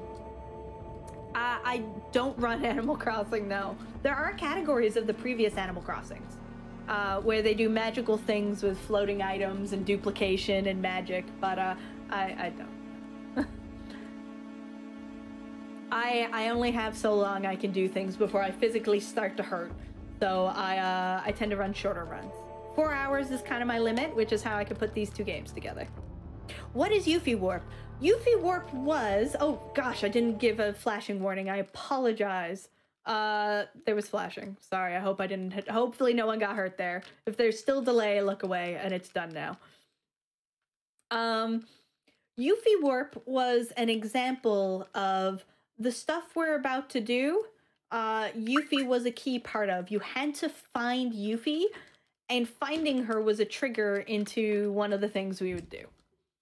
And it was awful because it was very RNG based unless you were really good and could use a chart for manipulating it. And my times were too slow to use the chart. And though the wonderful community or some wonderful community members gave me the information I need so I could figure out the earlier times, I have ADHD and that never happened and was frankly never going to happen. And, but it was really lovely that they helped me find out how to do it. So yeah, that's a thing I didn't do. Oh yeah, 14, I gotta say the community is incredibly non-toxic. Like, yeah, there's some bad people, there always are, but I've met some really lovely people, just randoms and random encounters, and just had a blast. Some of the names are hilarious too. So yeah, if you want to play 14, the free trial lets you get to the end of the first expansion. Anyways. So Zolom skip. I promise nothing. We're probably going to end up doing the cheese way, not the actual impressive way, because I struggle to get the camera correct, and I'm a little rusty. So we'll see. I always try it the official way, but we'll see if it happens. So we are going to do what's called a safety save, because that ensures this works properly. Okay. Cool. So let's find out where our good pal Midgar Zolom is. There you are. Okay, you're going that way. Okay. I'm gonna go and see. I frequently go in the wrong spot. Okay, I think that's perfect. Actually, we're gonna find out. Nope. That's fine. Okay. Oh no, not my achievements. Nobody cares about those. So you're gonna see a blank screen. You have to literally close the window and reopen it. Sound went weird because I had to travel. Do it. Okay. We're gonna try this one more time. And if it doesn't work correctly... Uh-oh, I moved. Come on. Oh, no. Okay, that's fine. The whole strategy there is you're manipulating the Zolom to make the Zolom move. If you don't move around too much when you... are following it on its tail like you are, you can actually control its movement via the camera. And so you rotate the camera and it'll change the angle it's moving on. But I kind of shuffled a bit, which is kind of my jam. And so while I did manage to control it and I did put it off to the side a bit, allowing me to get closer, I wasn't quite there. But that's fine, because all you have to do is run halfway through, save, reset, and the Zolom's all the way across the map. So you just reload and continue. It's beautiful. It's do you want to do the swag way or do you want to do the easy but still successful way? And I love the fact that both of those exist for that skip. So personally, I'm a fan of success. Me too. I'm a huge fan of success. And like I practice the Zolom skip. I also am really bad at the timings for the skip, so I just didn't. You can time going into a menu with where that cutscene activates that we just saw, and you can skip it completely. And yeah. How will I finish the game in the next 10 minutes? Magic? Magic. Maybe a little longer than 10 minutes, but I don't think so. I think we're pretty on pace. I reset my timer accidentally on one of the breaks, so I actually cannot give you my estimate. But knowing from doing this, yeah, 10 minutes is about right. And yeah, Elena is fabulous. And bad news, she's gone forever. So I'm glad you loved her, but she's gone. Boop, boop, boop. Okay, so here we are finishing off the Mithril Mines. Seng, who is good, continues to be creepy. And that's fine. We don't get to see non-creepy Seng. Okay, so we have just saved, because saving is a good thing. And we're resetting the game again, because we got things to do here. Okay. So, you know what? We're going back into this cutscene, because we're not done. Oh no, friends, we are not done. So, we saved in the middle of the cutscene, because you know what? Cutscenes are fun. Do you like villages on fire? I don't, but, you know, but Sephiroth's long hair is there, so that's cool. So here we are, hanging out, doing this little cutscene. Oh my gosh. If you hear weird noises and weren't here earlier, I have a rabbit and I just heard him, so he's awake. So if you hear something that sounds like banging, there's a box over here that he is in and ripping and shredding and making an absolute racket. But he's really cute. Okay, let's see if we can get this first try. Did I hear rumors that the Vanivan is here? Okay, okay, oh, this might not work because I went down one. Okay. I'm not a fan of this setup. Actually, I am a fan of this setup. I'm just not good at this setup. Okay, cool. Up left. Running. Oh, heck. No, oops, I don't want to talk to you. Okay, I didn't run when I needed to run at one point, so I have to try it again. But that's cool. That's the beautiful thing of so many of these... You're not supposed to run there. The beautiful thing of a lot of these skips is you mess it up, you just go try it again. Yes, I play on a Super Famicom controller connected through adapter to my PC. I am playing the legit Steam version, I promise you. It's why a lot of the menus are as they are. So we're gonna line up. I never know the exact lineup. I think that's okay, but it might not be. Okay, so L1, running down, release L1, release run, hold down run. Yeah, I was 1 frame off. Okay, good. But that's good. Do this again. Boop. Then we go down. Up. There we go, I think. Okay, I think that one's right. So go left, down, and we're gonna release L1, release run, which didn't move. Oh ha! Wiggled. We did it. So that was Mansion Skip, where they're just like, we'll just put a bunch of our NPCs there to block your way, because there's no way you can get out. You fool! We have wiggled. Your NPCs are not as powerful, not as good as the power of Cloud's wiggle. It's so good. Yeah, once you're in the pocket, yeah, that's fair.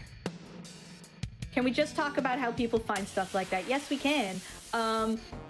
There are folks who are literal glitch hunters out there. It's what they do. They go and they find glitches. They look through the code because that's the fun thing.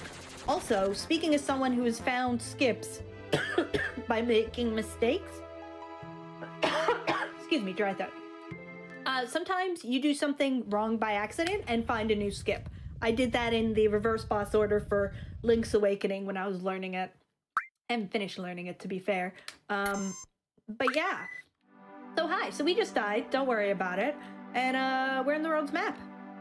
Oh, heck. I almost did the wrong thing and that would have been bad. Don't worry, we are near the end. What do we got? Less than 5 minutes? I think we can do it. I think we can manage it.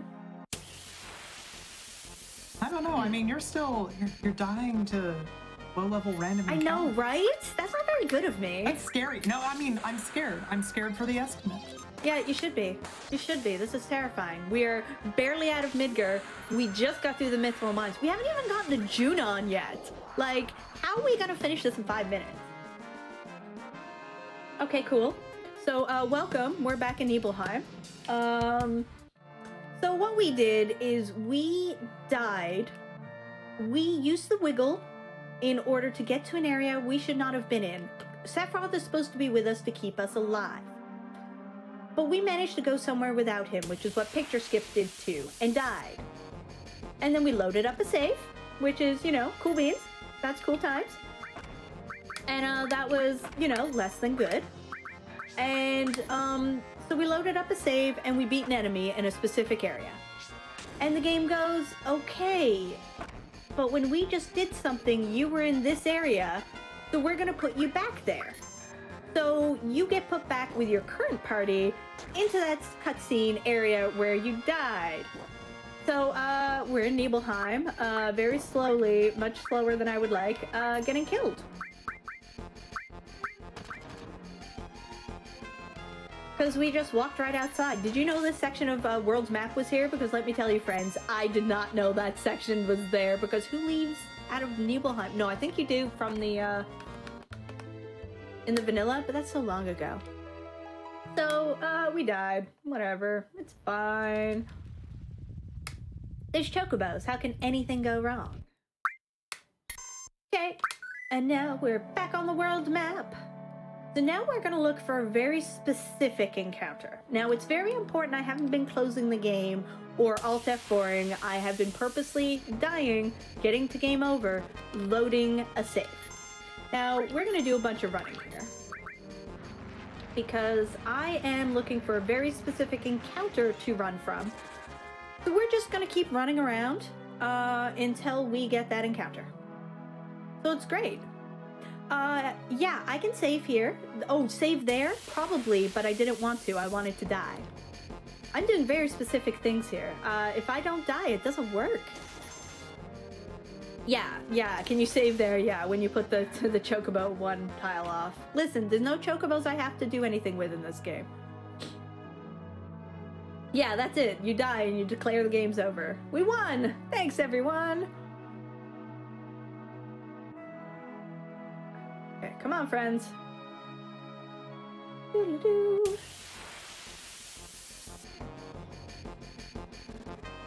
That's a back attack, not our encounter.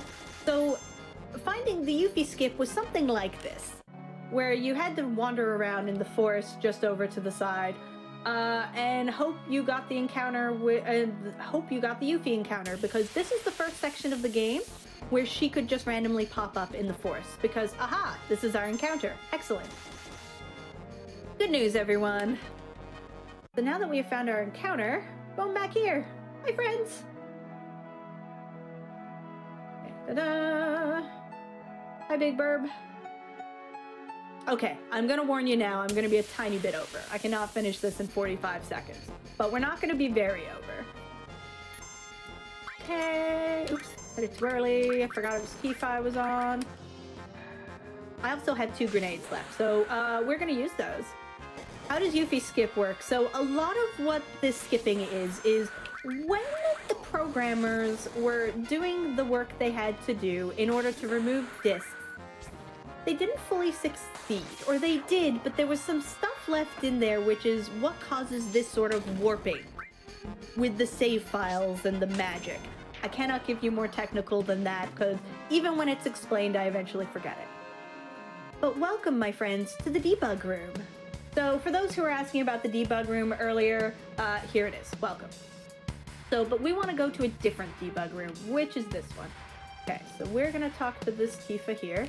Hello. Okay, let's see. Oh, do the correct one. Awesome. Okay, we're good. So welcome everyone to the Northern Continent. We have some new friends. I don't know who they are, but they look like neat folks. I'm sure nothing could possibly go wrong. With the Yuffie glitch, or the Yuffie warp, we used to do a lot more because we would fight all of the fights at the end. But now that we're skipping the materia, we don't want to do that because all of the cool things we would do to make that work, really don't work without materia. Like, it's really that. So here we go, in for the last fight. There's a cutscene here. I'm not quite sure why it's actually displaying it, but I don't know. Oh, come on, say the thing. This has never happened before. There we go. Chat, she said the thing. I said the thing! Sure, it's fine. Where's Eris? Eris is fine. We left Eris in our phone. Yeah, it was too dangerous. Yeah. We said, we're going alone. You stay here. And so, long story short, now Eris lives on a farm upstate, chasing rabbits. She's happy. Okay. Oh, I hit R1 too early, or I didn't hold it long enough. Yeah, I heard it until I got the wind, but I must have listened. I must have needed the wind. I must have listened to it longer. Hey, listen, this is cool. Because now we're going to do it. And we're going to... Yeah, I don't remember that at all. Oh, that's cool. I love it. Oh, that's really cool. I'm learning things. I didn't actually mean to press limit, and that's good because... There we go. We literally just... Oh, and that's time, by the way. We literally just countered Sephiroth to death. And when you do it this way, I believe your limit break is still Braver, not Omni Slash. When you did it with the Yuffie skip, you actually had Omni Slash. So you'd... I love doing the thing where it's like, are you going to counter with a hit? Are you going to kill Sephiroth with a counter or with the Omni Swag? So here we go, friends. This is how you finish the game in approximately 2 hours and 10 minutes. It's beautiful. It's so much fun. It's really a fun category because it looks vaguely normal for a while and then it just goes off the rails. It's just wild. But here we are, the end of Final Fantasy VII. We beat Sephiroth, so it counts as a full run, and we're seeing the ending credits. Sorry, it counts as a complete run. Definitely not a full run. We skipped like 90% or more of the game. but we did lots of stairs and we broke the game, which is what I promised. So thank you everyone so much for coming out and being here for the Natara block of Tina's show. Thank you, Tina, so much for having me, and for GDQ for letting me show off these cool games. Natara, thank you for showing up and showing us two of the coolest glitchy stair-based Final Fantasy speedruns there are. Yeah, absolutely. My pleasure. Everybody, you should be following Natara. If you enjoy comfy speedruns like the two that you just saw, Natara's channel is the place to be. Pretty cool place. There can't be any Ultros hate, though. I'm just saying. The Ultros positive channel. Ultros is good. Yeah, Ultros is good. Everybody loves the protagonist of Final Fantasy VI. Yeah, oh, exactly. So, before we call it for tonight, one last reminder for everybody. AGDQ 2021 Online is coming up January 3rd to January 10th. There's a ton of information at gamesdonequick.com, including prize submission, which is open until the 26th. If you've got something cool for Games Done Quick to show off during the marathon speedrun, the speedrunning marathon for charity, head on over and tell us about your cool prizes. Additionally, you should tweet at us at Games Done Quick and tell us about what you're most excited about coming up. Be it hotfix, be it GDQ runs, whatever you got. If you're watching on YouTube and you'd like to support our live content, consider heading on over to our Twitch channel, twitch.tv/GamesDoneQuick. It's just like the YouTube VODs, except you get to watch it live and with a ton of other people. We're super cool and you all get to be excited together. It's basically a party. It's really fun. If you have Amazon Prime, you get a free sub to any channel of your choice every month for free. Consider using that sub to support GDQ hotfix content. It's why shows like this get to be on. Additionally, there's a ton of new hotfix shows, including one that's coming up at 7 p.m. Eastern today. If you like glitches and you liked when Natara said that thing just a moment ago about how that had never happened before, Never. This is a show all about that. So we're gonna see Talon 2461. There's numbers in the name. Sooner or later I'll get them in the right order the first try, but this time I didn't. But we're gonna get to see Sonic Adventure 2 and Sonic Heroes, which are very, very glitchy. So if you wanna see one of the brand new shows, you wanna be here. And with that, I think I'm gonna say, Natara, thank you for hanging out. Thank you for having me. Thank you all for hanging out. I had fun. I hope you all had fun. Please enjoy these stair-based glitchy runs. Hopefully I will find more to show off in the future.